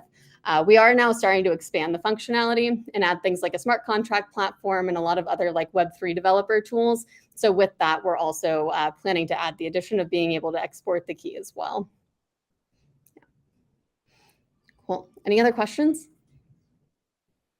Awesome. All right. So that really concludes the programmable wallets portion of the demo that I had. The only other thing that I'll mention is if you are interested in instead having a developer controlled wallet, you'll see that They are kind of like split out on our reference pages for all of the endpoints for developer controlled instead. So you can access all of the same, most of the same calls. Some of the endpoints are a little bit different, but generally speaking, they share a lot of similarities. So even if you wanted to give a user the optionality between choosing a user-controlled or a developer-controlled wallet, you could do that pretty seamlessly within your application as well. So kind of give the power to the user if they want to take on the responsibility or not. Great. The only other thing that I'll mention about programmable wallets before I move into CCTP is just that recovery process. Like I had mentioned, the recovery process is a big part of user-controlled wallets because I don't know if any of you all have like ever forgotten a password to something and then had to sign into 3 different emails to try to find the password to it. I've definitely been there. So if that user does forget their PIN code, super important that they have a way to basically reset it, get and regain access to their account. And basically all of that, again, is handled through these SDK functions. And if I go back to this users and PIN section, there are basically just a couple of calls that need to be made. So if the user wants to update their PIN code, they know their existing code, they're just not a fan of it anymore, you can use this put function to allow the user to enter their original PIN code and then reset it. And then the other option is to restore the user's PIN code. And this call will actually generate a challenge, which will have the user re-enter the answers to those security questions I set up at the beginning. So it should be relatively easy for users to regain access, even in the event that they do forget their PIN code. Cool. Any other questions on programmable wallets before I hop into CCTP? Okay, great. So the cross-chain transfer protocol, I have a couple of slides on. I'm going to run through it pretty quickly because like I said before, I prefer to just hop into the demo aspects of this. But there are a couple of things that I want to establish when we talk about cross-chain transfer protocol or CCTP. And basically what CCTP does is it's a permissionless protocol that allows for users to take USDC on one chain and move it to another chain without needing to use some of the like common lock and mint functions that there are today. There are some problems with kind of the existing functions to bridge assets from one chain to another. It's a security vulnerability in some circumstances because when you're locking up funds in a pool, it's kind of an attractive potential way for like scammers or fraudsters to try to get access. They know this pool that is being used to lock up funds to then bridge an asset over to another chain has a lot of funds in it. And so if they can get access to it, that's a really like kind of easy target point for them. Another issue is that it can take an incredibly long time today to actually unbridge assets. So to take Arbitrum, I believe, as an example, and Optimism as well. If you bridge an asset over to Arbitrum or Optimism, it can take up to 7 days for you to unbridge that asset. So I don't know if anyone here has ever had to like wait 7 days to get like a paycheck or something, but not people's favorite thing. I think like waiting to get money is no one's favorite activity. So with CCTP, we're kind of reinventing what a bridge between 2 blockchains can look like. So instead of locking up funds on one chain and reminting basically like a bridged or wrapped asset to another chain, we're actually burning the asset on the original chain and reminting it to the new chain. So this means that there's not this vulnerability. There isn't this kind of like multiple assets, multiple different versions of assets that have been wrapped on different chains. It's just one asset across all of the chains. And when you want to move it across chains, you burn it on one, you remint to the other. So currently CCTP is available on Ethereum, Avalanche, and Arbitrum. We are looking to rapidly expand that list in the near future. So if I didn't mention your favorite chain, it's probably coming soon. Couple of the general design principles around CCTP, again, really like favoring native USDC over these bridged or wrapped versions of USDC, because it can become really difficult, especially for a more traditional user, to try to manage like which type of USDC can I send to which application? How do I unbridge my USDC? Which applications take what type of USDC? So this is really favoring there's one native version of USDC on each blockchain. And if you want to move between those blockchains with that USDC, with the interoperability of CCTP, you can do that pretty seamlessly. So now let me get into the actual fundamentals of how CCTP works. So as I had mentioned before, really the fundamental principle here is that we're burning the USDC on one chain and we're reminting it to a new chain. And that's really going to happen with 2 smart contracts and an attestation service. So those are really the 3 kind of primary components of CCTP. And so basically each blockchain that supports CCTP is going to have 2 smart contracts on it. One is going to be our token messenger contract, which is the contract that actually does the burning of the USDC. And then the other contract is going to be our message transmitter contract. That's the contract that's responsible for reminting the USDC to the destination wallet. And now in between those 2 functions is Circle's attestation service. Basically, every time a burn event happens, we're going to be constantly polling to see if that burn event has completed successfully. And at that point, developers can basically fetch a signed attestation from Circle saying, yes, this burn event has occurred successfully. And that's what you can use with that message transmitter smart contract to actually remint the USDC. So now let me get into how you all can follow along with this. So I have a QR code here if anyone's interested in trying this out. This QR code will take you to ThirdWeb's CCTP script. There's also a ThirdWeb sample application that I'll show you all as well if you're not feeling like you want to dive into a lot of code right now. I'll show you both of those, but I am going to focus mostly on the script for today. So basically what the ThirdWeb script is going to do, and also shout out to ThirdWeb for partnering with us on this because they've developed some really awesome tools for implementing CCTP. But what ThirdWeb is going to be able to do is it's basically going to ask you to input the private key of the wallet that you want to test CCTP on. Please use a test wallet. I don't want anyone exposing private keys to anyone here today. So I promise when you see me enter mine, it is a test wallet. You're not going to steal any real funds from me. I'm sorry. So as we go through this, it's really just a couple of very quick commands in order to basically install all of the dependencies and actually run the project. I'm going to go ahead and actually initiate it here. Let's see here. Can I zoom in for you all a bit? All right. So here, I'm going to go ahead and initiate this instance, and then I'll talk through it as it's going, because it can take a couple of minutes for this burning and minting to occur. So you can see here, and I'm just going to go ahead and also pull up the code that we're looking at that's behind this as it's running in the background here. So in the code itself, there are a couple of main callouts. So at the beginning, it's mostly just configuration, things that you're going to be performing here. So this is basically just setting up that it's going to pull from the private key that you've entered into the environment variable. And then as we go down, you can also see that it's basically specifying where the contracts we're going to use are on each of the chains. Specifically here, these are going to be the contract addresses of the smart contracts we have on the test networks. So they might look a little bit different if you're trying this in production. Next, we're also just going to initiate the amount that we want to transfer. So with all of that, you can see this is what's transferring that 0.1 USDC from Gurley to Avalanche Fuji. That's how this the script is set up by default.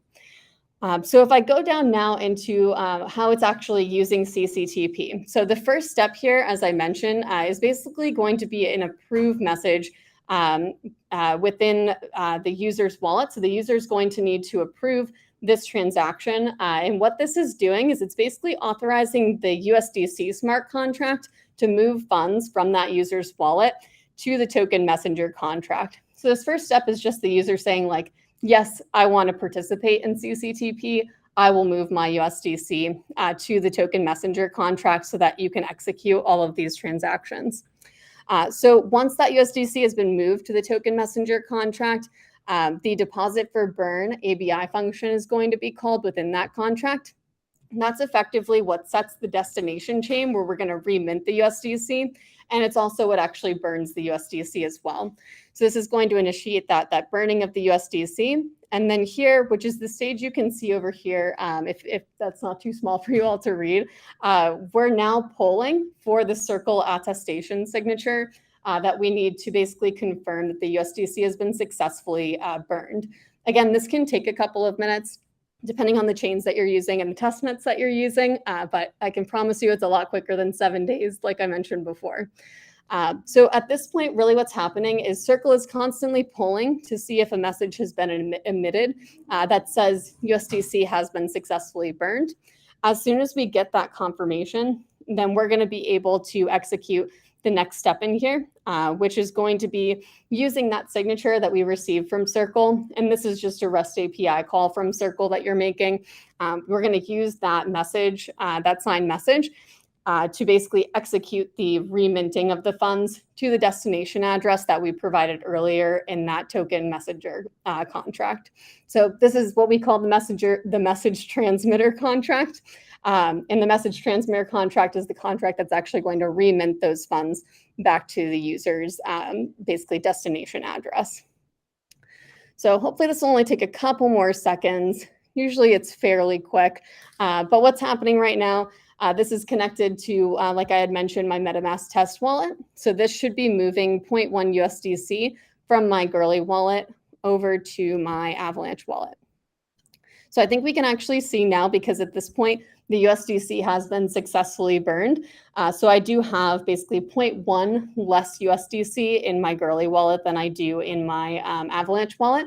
And then as soon as we get that signed attestation that says, yes, this USDC has been burned successfully, we'll see the remint event back to my Avalanche wallet, which it looks like just happened. Yep. So that was probably a fairly small change to you all, but I promise this did go from 301.1 to 301.2. And so I now have 0.1 extra USDC within my wallet. Any questions on that kind of general process? Those kind of like 5 primary steps. Okay, cool. One other tool that I'm going to show you guys is basically the sample application that ThirdWeb has created. This is just a bit of like a more user-friendly experience if you want to quickly test out the functionality behind CCTP. So this is basically just going to ask you to connect a wallet. In this case, again, I've connected my MetaMask wallet, and it's going to show you the amount of USDC you currently have in that wallet. In this case, I'm going to say, hey, I want to go ahead and transfer 200 USDC from my Avalanche Bougie wallet back to my Gurley wallet, just kind of the opposite of what I just showed. I'm not going to go ahead and submit this because it'll really just run through the same steps that I just showed in the script. But this is a super easy way of actually seeing what a user experience could look like when using CCTP. And you will see basically those 2 requests to sign the transaction. The first request is going to be when that user needs to approve to send their USDC to the token messenger contract. And then the second message is going to be when they're receiving the USDC on the destination chain. So there are kind of those 2 aspects where the user does require that approval as well. CCTP is something that we're working to build natively into programmable wallets as well, which basically means that a user can come to a platform and create a wallet on their preferred chain, whatever that chain may be. And if they have friends who maybe prefer a different chain, they don't have to worry about it anymore. They can just say, hey, my friend has an Avalanche wallet. I have an Ethereum wallet. I don't really want to go through all the steps of creating an Avalanche wallet. I'm just going to send them some USDC. And they can do that. They don't have to figure out how to use a bridge. All they need to do is go to a platform that has CCTP incorporated, and they can go through those steps of actually just transferring seamlessly from their account to their friend's account without them even really needing to know anything is happening in the background, besides them potentially needing to sign these transactions. So that's part of the power of CCTP. You can think of a few different applications. I think one of the big ones that we talked to about is DeFi protocols. There are a lot of great DeFi protocols on a variety of different chains. And often like the window for accessing those protocols can be pretty short. You want to, like put your money in when you want. You don't want to wait 7 days to be able to maybe like re-bridge your assets back to the chain where that DeFi protocol is. And so now instead, you wait a couple of minutes, maybe that took like 3 to 5 minutes for the CCTP to take place. And then once you get those assets back on that new chain, you don't have to worry about old assets being stuck somewhere else or locked up on a separate chain. That's just your native USDC that you can go on and use across that chain, and then even bridge back if you ever need to in the future. So that covers everything that I wanted to go over with CCTP. Are there any other questions on the cross-chain transfer protocol? Yeah.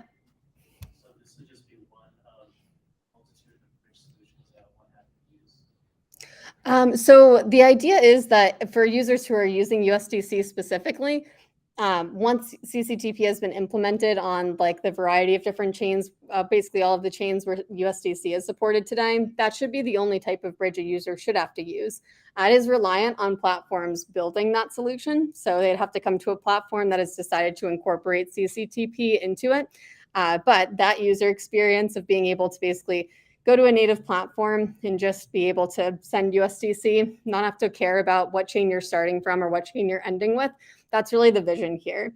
I think you can kind of equate it to when you go to the store, you don't often have to think about whether you're using a Visa card or a MasterCard or an Amex. You just kind of expect it to work. And so really the principle behind this is that users, in order to kind of expand the functionality and the accessibility of Web3, we need to make it a similar experience for users, where a user can come with USDC on any of the chains they want to support.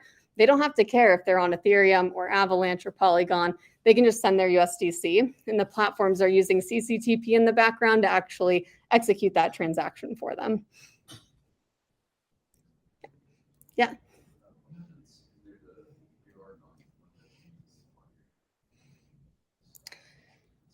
Yeah, great question. So we do wait for a number of confirmations, as you could kind of like see as we were polling for that attestation. So we wait for a fairly large number of confirmations, which is why it takes like a couple extra minutes than a normal transaction to avoid like a situation like a reorg. But if a reorg does happen, let's say like the USDC was burned, turns out it wasn't actually burned, and the USDC can't be reminted to that new chain, basically we just reverse the burn event. So the USDC is just returned to the original wallet, and you'd have to just try the transaction again. Any other questions? Awesome.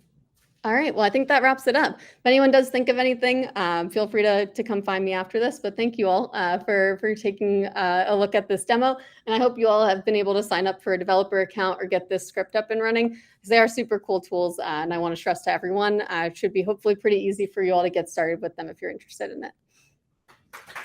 Thank you.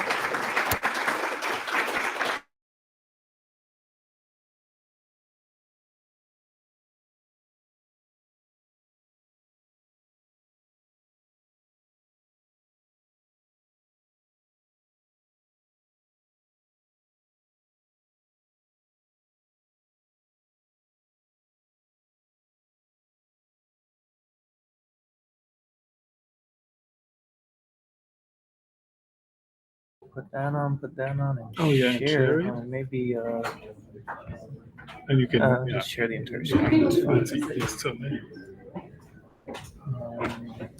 And then you also want to plug into this. You don't mind? Yeah. I think they should hopefully do something. Ah, there we go. Yeah, now it's here there on that second screen. Now it should start sharing. Look it up.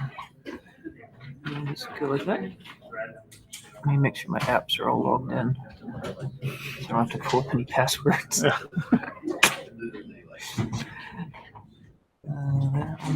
Yeah, it's always this guy's always a little culprit. All right, the demo apps are up. I'm gonna show I'm gonna show a lot of stuff. Yeah, it looks like it. I feel like everyone's showing like a piece, right? Yeah, yeah. We're gonna show the whole stack. Yeah. So, let's try. See how fast I can go here. All right. Cool. So I think you're good to go. Sweet. Thanks. Just leave you to it. Just yell at me when I should start. Yeah. Yeah. Basically. Right now? Yeah. I don't know. Probably I should say something. Is there a mic up here? Or do I just Yeah, speak that's the loudly? mic. That's the Yeah. mic. All right. Yeah. So the next presentation is then by what's the name again? Nick. Nick. Nick Crocodile. I'll just hand it over to him and let him introduce himself. Just talk. Sure. Yeah. Cheers, everyone. 4 o'clock on a Friday. This is do the short straw a little bit here. So I'll try to go as fast as I can and keep this entertaining. But my name's Nick. I'm with Kaleido. Kaleido is a Web3 infrastructure company founded in 2017. Myself and all the founders, we came from IBM, where we were part of the initial research cohort that built Hyperledger Fabric and a few of those product offerings within the IBM portfolio. And we learned a lot of lessons doing that. So left to found Kaleido. We're initially part of the Consensus portfolio of companies. So I'm sure everyone in here is familiar with Consensus and the mesh. And then we spun out in 2020, right when COVID happened, actually, to become a separate entity. So we're going to take a look at kind of the whole Kaleido stack here. So we'll talk about wallets, we'll talk about API surface integrations, and sort of look at the art of the possible in terms of like the ease of building applications on top of this. So we'll try to keep this as developer oriented as possible. Here's a logical view of the Kaleido stack. So sort of the classic layer cake that you would see for any architecture diagram. The business started with us as blockchain as a service, right? Running enterprise permissioned private Ethereum chains. So bottom left-hand corner, think Geth and POA or Click, Quorum, Besu, Polygon Edge. We also support Fabric, obviously, Corda OS. And then over the last few years, we've broadened that spectrum, right? Moving over towards the right side of that bottom stack. So, things like app chains, supernets, subnets, et cetera. Things like side chains, right? Where, hey, I want the characteristics of a public network, but I don't want to pay gas, right? And then all the way to public networks, right? Polygon POS, Avalanche, Ethereum, what have you. The middle is a open source project that we donated to Hyperledger. It's called Firefly. It's not a blockchain, and it logically sits between your application tier and the blockchain.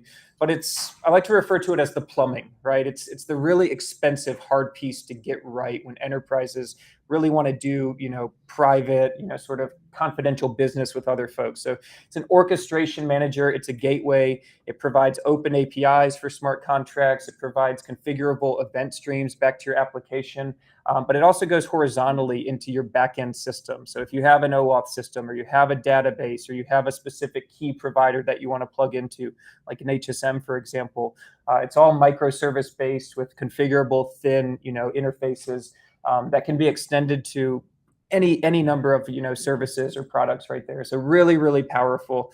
And then on the top is sort of what you'll see today inside of the demos is some dedicated modules that we've built on top of Firefly to sort of make the composition of NFTs easier, or to make multi-party use cases, supply chain, healthcare a lot easier. Everything has a REST API, so we don't write code without putting a really simple consumable API behind it. So I think our API surface is probably close to 1,000 different callable routes now, but it's really trivial. So no domain-specific languages or libraries that you have to use, right? Just do it in JavaScript, do it in Go, and just fire and forget on those REST APIs.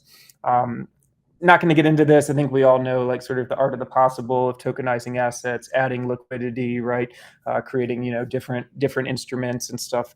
But there are, a litany and a slew of reasons why, tokenization can be valuable. I'm of the opinion that, tokenizing something for the sake of tokenizing something isn't really valuable, but we're going to tokenize something and start using it as collateral or something, then you have sort of a compelling use case. Inside of the platform, right, which you'll see here shortly, there's a number of tenets that will become readily apparent. The first that's worth calling out is we do work with a ton of highly regulated industries. So think of supply chain, healthcare. We work with SWIFT. We work with not every, but a whole bunch of the central and commercial banks of the world, right? So the fact that we're built on blockchain open source, but also that middleware open source is really sort of a compelling feather in the cap right there. There's no vendor lock-in, right? We're gonna sort of give you an analog to Red Hat Enterprise Linux, right? Where we're putting all these customizations and extensions and providing the runtimes and guaranteeing the HA and DR. But at the end of the day, you could, in theory, take this exact same OS, right, and build the same modules that you have. You'll see a ton of cool stuff on kind of the life cycle of smart contract management. You'll see really cool things around indexing specific token contracts or other smart contracts. And then there's, a whole bunch of things you can do around policy. this might give you another logical view of kind of that middleware piece. There's probably 20, 30, 40 things that you really need to get right in between the blockchain and the app, right? And Firefly seeks to kind of address all of those, right? With, again, just a simple, RESTful API that you can fire and forget. One thing that's particularly noticeable to us, right, as we work with, I'll use supply chain, right, as an example. Any use case could be an example. There's always sensitive, large, or private data that needs to go back and forth, right? And we can use smart contracts to an extent, but we can't put that data in a smart contract, right? We have all these different, limitations of the actual blockchain protocol, and we have all these privacy limitations. So one particularly powerful feature that Firefly has is every organization, right, in a multi-party use case that's going to run a Firefly stack gets a number of databases, right, sort of inside of the stack, including a sovereign and pluggable database for private data. Also in Firefly are encrypted messaging rails. So a pattern that we see is using the blockchain to actually kind of pin and reference like hash protected data, but to put your logic into a state machine so that you know how to react when another organization sends you a certain type of message with a certain tag or a certain topic. Gives you a ton of flexibility, and now we don't have to, codify, all of our if this then that statements into Solidity or into chain code or into, whatever protocol specific language, that environment requires. This is more of a broader view of Firefly right here, where you can kind of see the core modules inside of there. Won't go ad nauseum on here, but one thing to point out is if we look at the orange section right there, this will be kind of the best friend to developers right here, right? Bring any smart contract under the sun, you get an open API, right? Specify to the system what state changes, what signatures, what sort of Firefly events you care about. You get a webhook push notification, or you can run a WebSocket client and consume that. So it's really kind of an all-encompassing, holistic engine, right, for your, complex or, multi-party workflows. One of the pieces inside of, these projects and inside of the platform that I'm going to show you today is around key management. So we don't take, religious or, sort of, very opinionated stances on, you should use this smart contract logic here, right? Token standards, for example, or you should use this key provider here, right? We want to advise the best that we can, but we also want to delegate those decisions to, the organizations that are running in the system. And it's not a one size fits all, right? Bank A could want to use AWS KMS. Bank B might want to use their homegrown HSM system. So you'll see when I pull the actual interface and I pull the platform up, right, that it's a sophisticated configurations underneath it, where you can plug into any of the cloud providers that you want, right? We provide a very simple, elegant hosted HD wallet, right? Derived from the BIP32 Bitcoin proposal, but we can also point out to external processes. So we heard a lot about MPC today, right? MPC is really important. Fireblocks is a big kid on the block, right? Especially with financial institutions. So we have an easy integration with Fireblocks. But the point here is that Fireblocks aside, right? If it was Medico, if it was Copper, if it was Sequence, if it was whomever, right? It's a thin interface for either you to plug in yourself if you're running this as open source, or for us to help developers on behalf of a client to say, hey, we want to use this specific flavor right here. And you create a landing zone of smart contracts, you create a landing zone of keys, and you sort of just figure out which ones make sense on different use cases and different blockchains as well. One particularly cool thing is that, we can go all the way, behind a DMZ onto a mainframe to a customer's, HSM. As long as it's PKCS 11 compliant, we can, run a little sidecar agent next to it that can speak to Firefly and that can authenticate with the HSM system. And you can kind of get, the whole value of, key custody and lifecycle. Hopefully this is the last slide, and I'll pull the demo up after this. But policy, right? Policy is incredibly, incredibly important. And there's a number of different ways that we kind of implement, role-based access control, chain layer, JSON RPC type permissions, but also more complex policy management, right? So start thinking of like, what can the, actual developers and users of this platform and of this API surface do, right? What type of complex workflows, in a financial use case of, maybe I have volume limitations, or I have KYC limitations, or I have, threshold limitations on, approvals. So all of this can get customized and baked in, and really provide you with very, very sophisticated, but also very customizable kind of workflow logic and API security logic as well. And this is a feature that is, I have some that I can show you, but this is a feature that's like really under active engineering, and that's being driven by a lot of major financial institutions and payment processors out there in the world. Token standards, right? These are not providing anything like overly new here. But again, what you'll see in just a moment here is that, there are some hardened token standards out there, right? 20, 1820, 777, 721, 1155, what have you. And we bake a lot of those in directly to the platform, right? So for, maybe a new developer that, doesn't really want to write code for a smart contract, right? Just take one of these, battle hardened standards, figure out what sort of, parameters and configurations you want to put on top of it, and boom, right? There's a Web 2 interface for you to talk to Web 3. We do know that 1400, right, is emerging and is going to be kind of the standard of choice for a lot of these more sophisticated instruments. So we're keeping a close eye on that space, and we'll have an opinion, but again, try not to be dogmatic or religious or like overly prescriptive on saying like, this is the smart contract we want that you need to use, right? We more prefer to, create a landing zone for customers to have their own, library of business logic. We work with the enterprise, right? We work with government agencies, banks, central banks, healthcare companies. So the highest regulated companies in the world. So we have, all of the classic 27K ISO certs and SOC 2 Type 2 compliance. We also have a really flexible tenancy model, right? So we've worked with AWS for a long, long time, since 2017. We're actually the first blockchain offering in the AWS marketplace. So this can be fully hosted on AWS, right, across multiple regions as well. So, you can do that for redundancy and for HA, or if that's where your cloud estate is, right, in Frankfurt, for example, or in Columbus or in Herndon, you can choose that region. We can help create sort of dedicated AWS accounts and VPCs on customers' behalves, or this can be completely packaged up, right? It's sort of a classic software model where we can, provide a set of images and Kubernetes operators so that, some of those highly regulated customers can actually, run this, within their own, sort of InfoSec certifications. Cool. That's it for the slides. On to the more exciting stuff here. And if there's questions, just chime in. This will likely be a lot more interesting than the slides. So this is the sort of top of the stack, right? When we looked at the layer cake, right, we saw blockchains, we saw that middleware engine, and then we saw what was called the asset platform. So this is a logical picture of the asset platform. Let me zoom in just a tad. Everyone see that? Okay, clear enough? Okay, cool. So 6 kind of core modules, so to speak, inside of the asset platform. I'll just kind of go through them right here. Smart contracts, right? So this is the landing zone for all of your business logic. We'll look at how trivial it is to kind of like bring some source code into the system and to get that Web 2 interface that we talked about.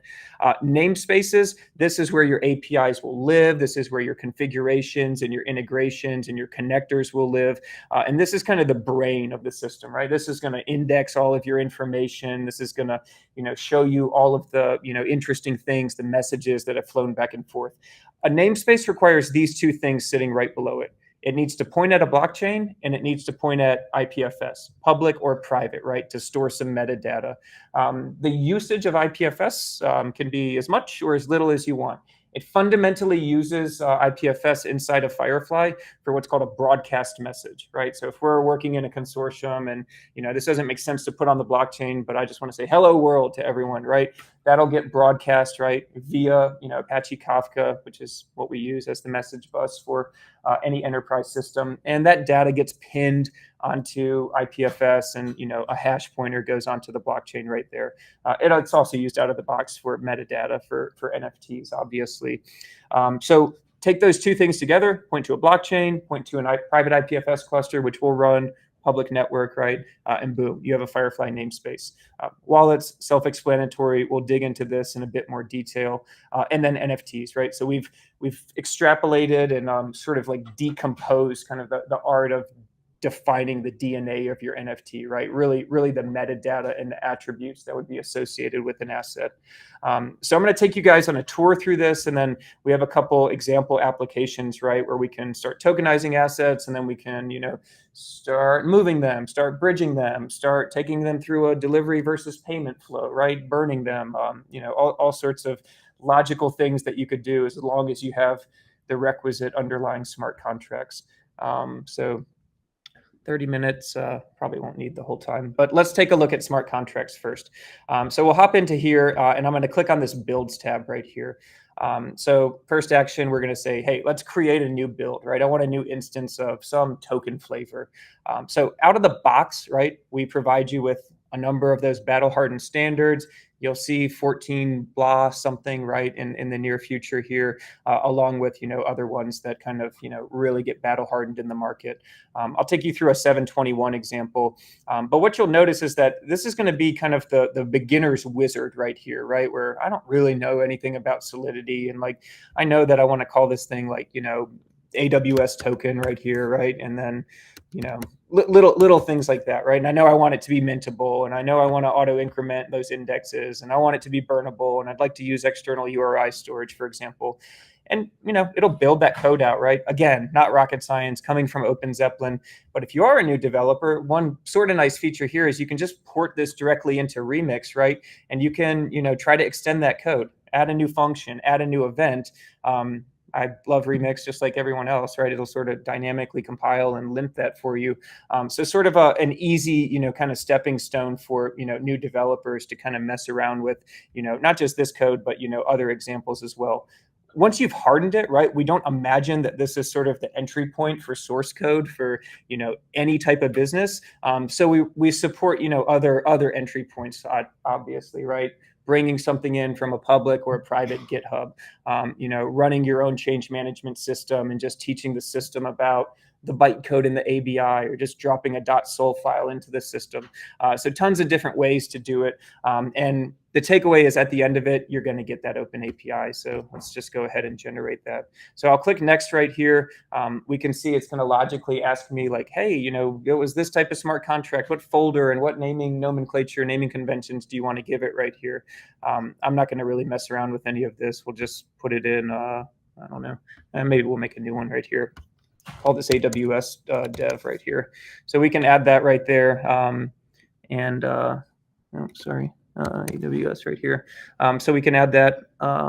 Sorry, I think I'm zoomed in too much. We'll just park it in the gaming one right here. So we can create that, and then ultimately, we have a compilation of that source code, right? So we can go inside of here. We can see that, hey, just a few seconds ago, I created a compilation. Okay, that's great. Now I need to actually put that on the blockchain, and now I need to do interesting things with it, right? So again, incredibly simple to just click a button inside of here. But at this point, what I'll do is I'll go ahead and just kind of reiterate and show that every single button that we put, right, there's an API behind it. So we assume that, developers and users, will spend, a week, 2 weeks kind of, using this interface and using this platform. But, ultimately, you're going to build your own admin dashboard on top of this API surface right here, right? So, creating your blockchain connectors, automating, all of your smart contract stuff, and then sort of dealing with the life cycle of, deployments and API generation, token pools, et cetera. So this is, as I mentioned, probably about 1,000 different callable routes right here where you can, that whole layer cake, it's the same API, right? With, the same authentication schema right here. Really powerful, but, also really convenient, one surface at the same point. So we can deploy this guy right here if we want. We just need to define the namespace where we want to deploy it, right? So we could deploy it into, these are the ones I'll be using for the demo. So I'll just deploy it into this namespace right here, and we can click deploy. And Firefly will do the heavy lifting, right? That's kind of one of the values of this middleware and of this platform right here. I know everyone in here is comfortable with using Ethers.js or Web.js or Nethereum or whatever, right? But for enterprises, blockchain and Web3 is still a really new construct, right? So teaching them about sequencing transactions and how to, like, nonce management gets everyone, right? It's just a gotcha in the space, right? And so this system doing that, get transaction count and estimate gas call and, all of those like lower level gnarly things that you need to use an SDK for is really a ton of value, right? And so it does that, right? It gives you that full life cycle of the transaction, and it does the hard things on your behalf, right? Where we can see the different inputs that get passed to that method or that deployment operation, and it holds the hand of transactions. Also has item potency built in right here, so you don't need to sort of just like our previous speaker was talking about, right? If you have a timeout, right, on your sort of server-side code, or you don't get a response back, it's not going to just like redundantly send in the same operation or the same transaction right there. So incredibly simple kind of to like deal with the life cycle and the management of your smart contracts. I did mention about, the open APIs quite a number of times. That is like one of my favorite features, right? So every time you have a build or you have a compilation, right, we can see this other tab called actions where it's like, hey, I have this source code. Now, what do you want to do with it? I might want to deploy it. I might want to create an interface. I might want to upgrade it, right? All very simple things to do in the system, but also a very, auditable list, for the consortium or for a multi-party to kind of like see what's happened, right, with interesting source code. So I just need to click on one of these API things right here. So this is a 721, so this won't be shocking like functions or methods to anyone, but this is what you get out the other side, right? Once you put a smart contract into the system, right? And so it's just fire and forget lightweight JSON calls to mint a token, for example, right? We wanted to kind of try it out. We could optionally put that item potency key, right? But it's 2 or 3 lines of JSON, right? To sort of, create a new NFT inside of here. That's really powerful, as is kind of the opposite end, right? So we get that guaranteed delivery, we get that transformation of an unsigned, 4-line JSON payload, but we also want to get those dynamic, reliable notifications from the blockchain, especially if other folks in the system are doing it. So Firefly, the asset platform, Kaleido, we also support this notion of like listeners and subscriptions, right? So any function, as everyone likely knows, I'm not saying anything new, any function, right? Any contract that has an event interface and then has a function coded to emit an event, the Web2 API, open API right here will expose a route for a listener, right? And so you create 2 things to sort of let your application ingest data. You create a listener object, and then you bind that to a subscription. So webhook push or a WebSocket kind of pull, right? So this could get pushed to an API gateway, or you just run your favorite WebSocket client and kind of dynamically ingest it. If you're going to automate stuff, right, we see that as a common pattern. Maybe use a API gateway and put a little Lambda behind it, for example. So easy door in, easy door out, but there's a lot of other stuff, right, that kind of exists in the system, and we'll take a look at that example when I pull the applications up. Okay, so that was smart contracts. Let's move across right here. We'll get into namespaces as we're kind of doing the demo, but I'm going to spend a few minutes talking about wallets right here, and we'll sort of, look at the composition of, how we would leverage, any of the different types of wallets that we have in the system. I did mention it's not a one-size-fits-all for wallets, so even with the same end user, right, depending on the asset class, depending on the smart contract that they're targeting, I may want to use an MPC wallet for one specific type of workflow, and then I may want to just use a KMS-backed wallet or an HD wallet, right? HD wallets are particularly useful for kind of the abstraction from end users, right? Those folks that don't want to know about private key management, or folks that don't want to make raw connections or hooks into a blockchain. The ones that are in a gaming ecosystem, or already comfortable with whatever interface this application has created. They just want to log into the existing OIDC OAuth system and have an identity in the blockchain, right? And this is kind of your best trend for that route right here. So HD wallets, you get 2.2 billion unique keys inside of that tree right there. So maybe if we created a key called AWS Dev right here, we'll see two really interesting things, right? The first is that, we have this callable URI right here. So when you're coding your server-side, library right here to talk to the blockchain, you don't have to pass in hex, right, for it to map to this address right here. I could log into the application, right, with my Nick Gasky email right here. There would be a UUID in that OAuth system, and they could park my email. They could park that UUID right in there so that, when I'm in that session, they don't have to do like a reverse complicated lookup or write their own table. They just automatically know which key to call on my behalf right there. And that's really powerful for UX, right? I think we've heard that a lot today, and that's something that our company really believes in. And that's sort of why you see those Web 2 APIs and why you see that, holistic and expansive API surface is we don't want people to get stuck in the plumbing or to get stuck in the esoteric portion of Web3. We want you to define your business problem or define where you're going to add value and start building. And so this is a really friendly kind of paradigm for that. And you can create as many of these wallets as you want. Again, like I said, under the covers, there's over 2 billion keys inside of here. And then as new users come on, call the API surface, make a put call to add a new key, or if they already have a key, just go ahead and hit it and sign it on their behalf. They offboard from your application or send in a support ticket saying delete my account, call the API, press delete right there. So those are HD wallets.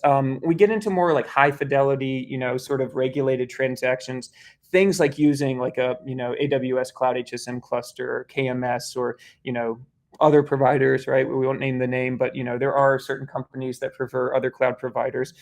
Or, right, kind of the best of both worlds is, choose the MPC or other provider that you want to point to, or just run a HashiCorp server yourself. We open sourced a SecP 256K1 signing extension for it, so it'll truly act like a signing HSM on your behalf. Or customer can come to us and we'll help them kind of implement their own custom configuration right there. So those are wallets, and I think I'll switch to the application right now so that we can kind of see some of this stuff in action, and then the application will drive me into this sort of richer experience, which is the Firefly namespace, where we can kind of start seeing the life cycle of every single thing that's going to be done on and off the blockchain. Okay, by the way, this is going to be pointing at a private Ethereum chain. It's Quorum and IBFT under the covers, if anyone cares.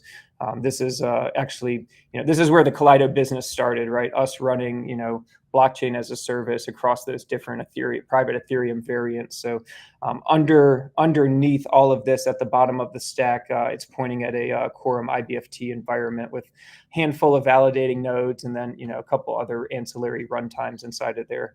We're not going to focus on this. This is a super mature, hardened portion of the business, and it's kind of the very, very bottom of the stack. All right, so we're going to go through a scenario where we just want to start tokenizing some assets, right? And I'll take you, like I said, I'll take you through like a delivery versus payment scenario, take you through a fractionalization scenario. We can look at, sort of how to bridge an asset. Very similar kind of narrative to what we just heard, where we're not using smart contracts or using lock mechanisms. We're using a trusted bridge, and that's actually really important for regulated industries, right? They have requirements around sort of stipulations, right? Can a smart contract address actually custody these assets, right? And it can't truly be the owner of it. So they can't use trustless bridges. They have to use trusted. But I'm just going to start by, sort of mimicking a back office operation, right? Where I'm not even going to mint an NFT. I'm just going to say like, hey, I have a new object in my database right here, and I ultimately want to start doing business against it. So I'm using some funky naming conventions today, but gold for G for gold, 28 for what I think is the date. So we'll say this thing weighs 100 pounds. It's in New York, and ABC right here. So this is just like a local object operation, right? We're not touching the blockchain right here. So again, just sort of mimicking what's inside of my back office, this hanging out in this applications database right here.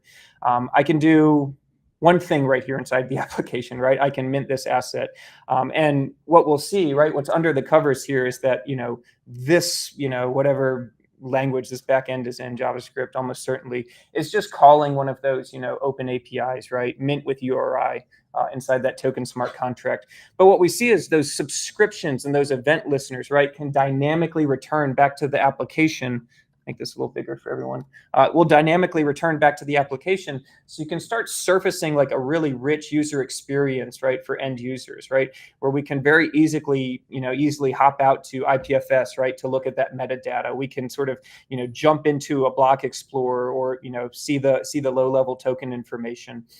So, kind of a very simple demonstration of like using a WebSocket client to consume and ingest specific subscriptions and specific blockchain events. Okay, so we have an NFT, right? We have a gold bar, right, representative of 100 pounds of gold bullion. Maybe we want to do some stuff with it. I talked about private messaging and this notion of like not using smart contracts, but instead keeping interesting things off the blockchain and using state machines. So one really common pattern that we see, supply chain, healthcare, right, mining operations, is to, yes, create a digital twin, right, create a one-to-one like representation of this real world asset, but maybe it has invoice information, maybe it has emissions information or financial information, right? So the pattern becomes like attaching private data to that NFT, and then if someone purchases it or requests access to it, alongside of it, you can make this off-chain transfer of that private data. And the interesting thing is the private data, right? It does get represented on the blockchain, not in plain text. It uses what's called a hash pin operation inside of Firefly. And it's not just a hash of the payload. There's a ton of additional entropy that goes inside of it, which I won't get into, but very indecipherable to anyone that's not privy to the private data. Okay, so we have an NFT. We added some arbitrary private data to it, a picture of a gold certificate. Now I want to get into a delivery versus payment workflow with this other organization, Bank2 over here, that in return for some amount of currency wants to purchase those gold bars. So we'll go into this delivery tab right here and we'll create a new delivery. So G28 ABC3, and I'll give it the same for the ID right there. And all I need to do here is just specify the destination. So someone else inside of my multi-party network that's running this full stack of software, a Firefly or an asset platform stack right here. So we can go ahead and start that. And this should go pretty quickly, right? Since we kind of already have the NFT created right here, right? If that wasn't created, it would go through the operation of like actually, minting that asset onto the blockchain for us. And now we want to make a proposal to our counterpart, right? One concrete example that I'm happy to share with folks where this is really used is with insurance companies. So we work with this nonprofit consortium collaborative called the Institutes, right? Riskstream Collaborative. And it has the State Farms and Geico's and Progressives, every major insurance company of the world. And they have a solution called RapidX, and it deals with first notice of loss, right? I'm going to get in my car at 1 a.m. this morning when I get back from the airport, and I'm going to crash into someone. I hope not. But and it's a pain in the butt for these different insurance companies to try to communicate with someone, right? And it can take months, it can take years sometimes. They have different back-end systems. So moving this private data back and forth, writing, algorithmic back state machines that can kind of deal with it really accelerates and, leads to quicker turnaround time and, just all sorts of additional efficiencies. So that's one concrete example of just like firing, private data back and forth off of the blockchain, but using the blockchain to kind of take, timestamped proofs of that data. So I'll say, I don't know, in return for those 100 pounds of gold, just give it to me for 1 coin right here, for example. So that turns into, an encrypted private message, right? Wrapped with 2 layers of encryption, a one-time symmetric key, and then PKI asymmetric encryption on top of it. And it goes to the counterpart right here. So we go to this guy right here, we go to their deliveries and we see, hey, they've been notified about like a new delivery, G28 ABC right here. And I have this on auto ACK right here. So, they've auto accepted saying like, hey, yeah, I'll in return for my $1, I do accept those, 100 pounds of gold. Why would you not, right? And so this uses a settlement smart contract. Again, we're not like prescriptive on the smart contracts that you should use, but we do provide like a bunch of different flavors of how to use a vault contract for fractionalization, how to use a settlement contract, whether it's HTLC backed or some other flavor, right, for escrow and settlement. And then we'll just pretend like this is the real world and I actually got delivery of those 100 pounds of gold right there. So I can press confirm right there. And ultimately what will happen is, it'll send the NFT to the purchaser. It'll send the fungible coins to the receiver or the sender rather right there. So very basic, but also like a very powerful workflow, and kind of can help when we're talking to customers and kind of doing demos, right? Can help them wrap their arms around the art of the possible and sort of like let them focus on their business problems rather than like really focusing on blockchain as well. We, inside of here, try to find the right the right link for it right here. Inside of here, we do also surface a white labelable and customizable block explorer. So, for folks to say like, hey, I want to point this at BSC, or I want to point this at Polygon POS right here, and I want to deep dive granular inspection into what this account or what this smart contract has done. That's out of the box available in this system as well. So pretty logical right there. Okay, a few more minutes. Let's look at some other examples of what we can do with these assets. So I'll just create a new one. We don't need to use funky naming convention right here. So I'll just say dev day 123 right here for the ID. Again, just another fictitious gold bar, New York, ABCDE, and we'll just mint the asset. And we'll look at doing a couple other things with it this time. We'll look at fractionalizing it, we'll look at bridging it, and we'll look at whatever else is available inside of here. But I'll take you into Firefly and into the namespace so we can sort of inspect some of those different modules. Move, right? This is our trusted bridge right here, where you only have 3 core requirements, right? You just need to create more than one namespace. So this could be a public blockchain, or this could be another private blockchain, right? You need to create what's called a token pool. This creates sort of an abstract API for Firefly to be able to do it. Then you just need to say what signing account, what signing address you want to send that to. Is lightweight and as simple as it gets right here. I should have mentioned, right, when we're dealing with any public blockchains, I'll go back here and we'll take a look at kind of the public connectors right here. We're seeing a lot of the same patterns here as I'm the last one to go today, but this notion of being able to like customize your confirmations and your wait time, right, until you trust that an asset is like truly on that canonical chain, right, for public chains especially. You have complete flexibility over that, right? So if we click on this, Polygon Mumbai thing right here, I think this is the the right portion of it. There's an area in here. It's in the settings right here. There's an area, an experience in here, right, where we can, sort of choose like, what type of gas we want to pay for this, right? So same notion. End users don't need to pay for fuel, right? You can abstract that all away. So you can create all of those settings, but you can also create this confirmation setting right here. So if it's 6, if it's 10, if it's 15, right? Whatever sort of like draconian threshold or maybe irresponsible threshold you want to set, that's completely up to the end users right there. So, and that can obviously be updated over time. The gas station thing, right? I think we've seen a lot of other wallet projects and providers that have taken that same sort of concept, but, also really powerful when, end users can't actually legally hold crypto in a lot of these financial use cases, or you just want to abstract that away from your end users. So just a note kind of on, how we deal with some of those public connectors. If we wanted, since I'm on connectors, let's just look through the mechanics of creating one. If I wanted to create a public connector, right, I would just sort of switch from this, auto detection of all of my Kaleido resources into, just connect to an external blockchain. Just like we saw earlier, these are the 2 most important things: RPC URL, chain ID. It's like an enterprise RPC client with boundary security. You'd pass in that bearer token or that basic auth user password combination. Okay, so back to the application. Let's fractionalize this thing, right? So this uses a vault smart contract, right? I think there's a number of other ways to do it, but essentially gives ownership of the NFT to another smart contract and then outspits a new deployment that actually has a balance of fungible tokens. So I'll just say AWS D right here and then AWS D for dev day.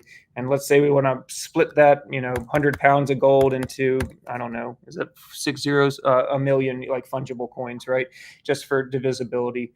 This takes a little bit of time, right? Just because there's some complexity under the covers of it, sort of speaking to multiple contracts and then having to deploy another contract as well. But, again, not rocket science, but the logic that you can do right in an end application, right? And so we see that come back to us right here.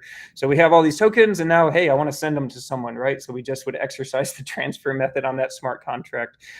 Really, really straightforward, really easy to kind of wrap your head around right there.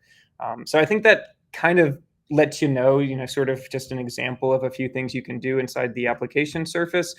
Let's jump into the actual namespace real quick so we can take a closer look at like what all is surfaced, inside of the asset platform and inside of the namespace. So one really useful thing is this timeline, right? Where you can, have an idea of like what's happened inside of the system. So these are not just blockchain events, but these are Firefly specific events. And one thing that's really useful is that, if we do messaging, right, and this will batch messages up, it creates that batch pin operation, but the system won't actually confirm the message, right, inside of your Firefly database, inside of this system, until it's pinned onto the blockchain right there. So you don't ever have that race condition. You always have that protection that data has been, hashed, pinned onto the blockchain, and then it's going to get confirmed and parked inside of your database right there. So a timeline for, everything that's happened in the system, a timeline of like interesting like on-chain transactions, a timeline of like, kind of more holistic transactions as well, and then events that have happened in the system, right? Again, both Firefly events and blockchain specific events. If we open up the APIs right here, we'll see the different interfaces for all of those different contracts that we've been talking to right here.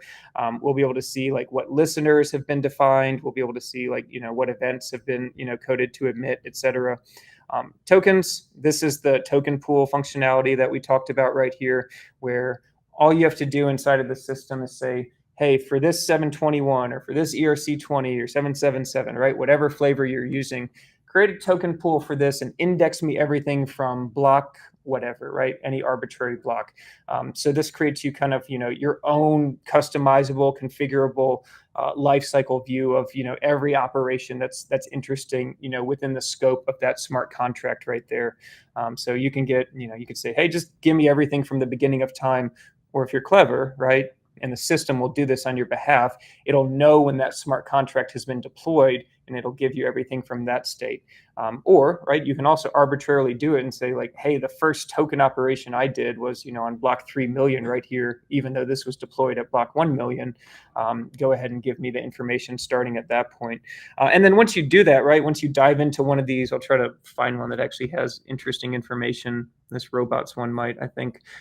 We can see that, we're able to click into specific accounts and see like, what they've done inside of the system. And then we can sort of, see any transfers. And we'll be enhancing this service as well. It's very elegantly surfaced in the Block Explorer, but what we're hearing from a lot of companies is like, we need an easier button on the audit trail, right? Like I want to click on a specific token ID or asset right here, and I want English, right? Like just give me something that an auditor or a regulator can read and understand like who's owned this, how long they've owned it, and like did they receive funds on from someone else, right, for a transfer operation or for a burn operation.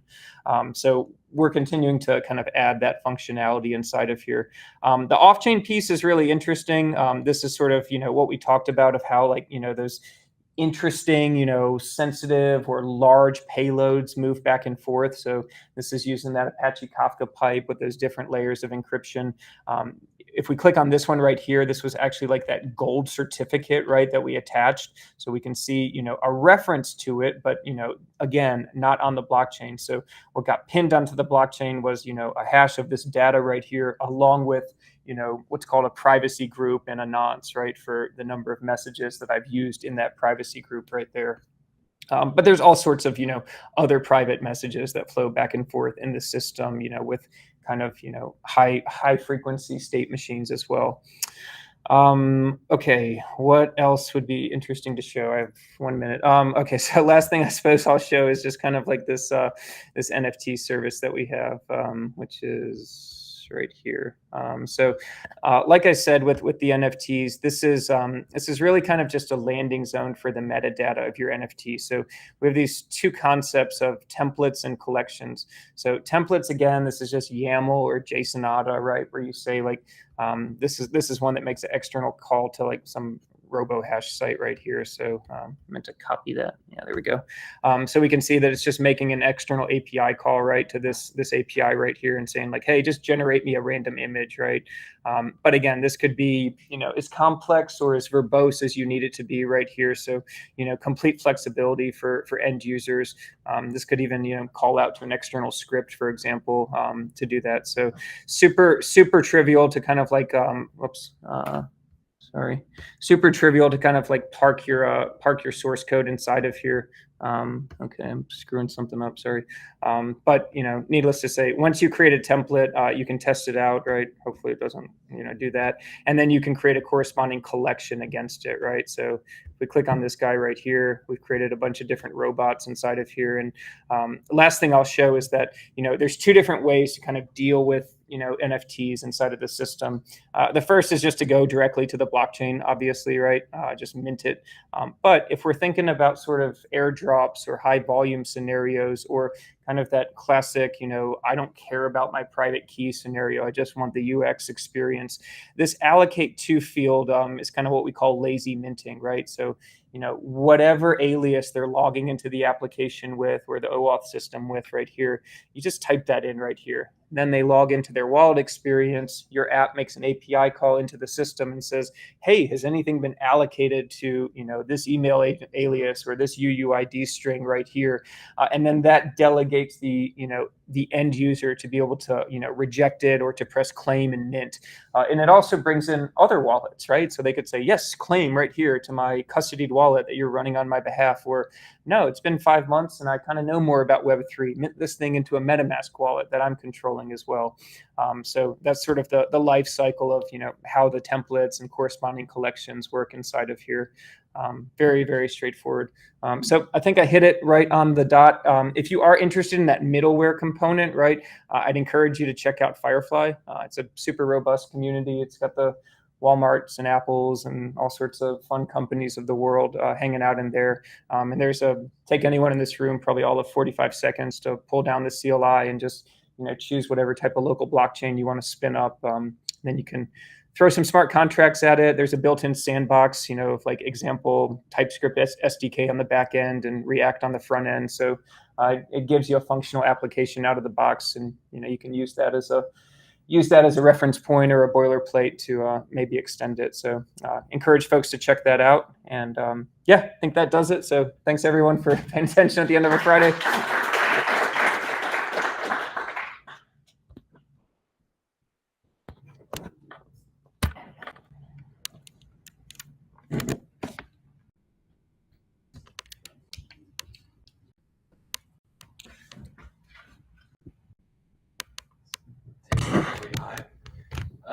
That's a wrap. That's day 2 of 2 days of Web3 events. Just want to say big thank you to all the speakers. Ryan from Coinbase, who was talking about wallets. That felt like a lifetime ago now, but that was around probably like 10 o'clock this morning. Al from Alchemy presenting the Create Web3 Gap Wizard. Maybe you can show us that other picture, which we never saw, that got minted after this. Sandeep with Magic Wallets. Allison, who I think stepped out of the room, talked about Circle wallets and programmable wallets. That was a great demo. And then Nick with tokenizing assets on Kaleido. So big thank you to all of you. Also to all of you for joining us today. I hope at least one thing got you really excited, and you're motivated to go explore that further after this. Hopefully it's more than one thing, but hopefully at least one thing. Thank you to everyone online. If people are still there online, thanks for spending the day with us. And then lastly, big thanks to all the volunteers from AWS who made the day very seamless, working behind the scenes with manning the online and helping people get upstairs and all that stuff. After this, there's a happy hour going on right now, just out in the sunny area. If you guys remember back at like 9 a.m. when you walked in, there was like sunny windows and stuff like that. Those are still there. And there's drinks, food, all that stuff. So we'll be there till I think 7 today. So thank you.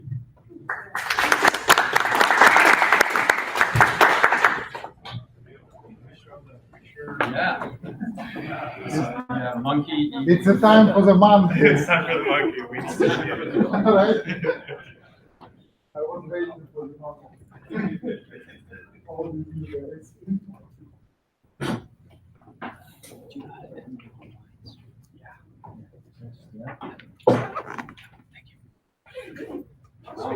So there we go. The prompt was a monkey making some pancakes.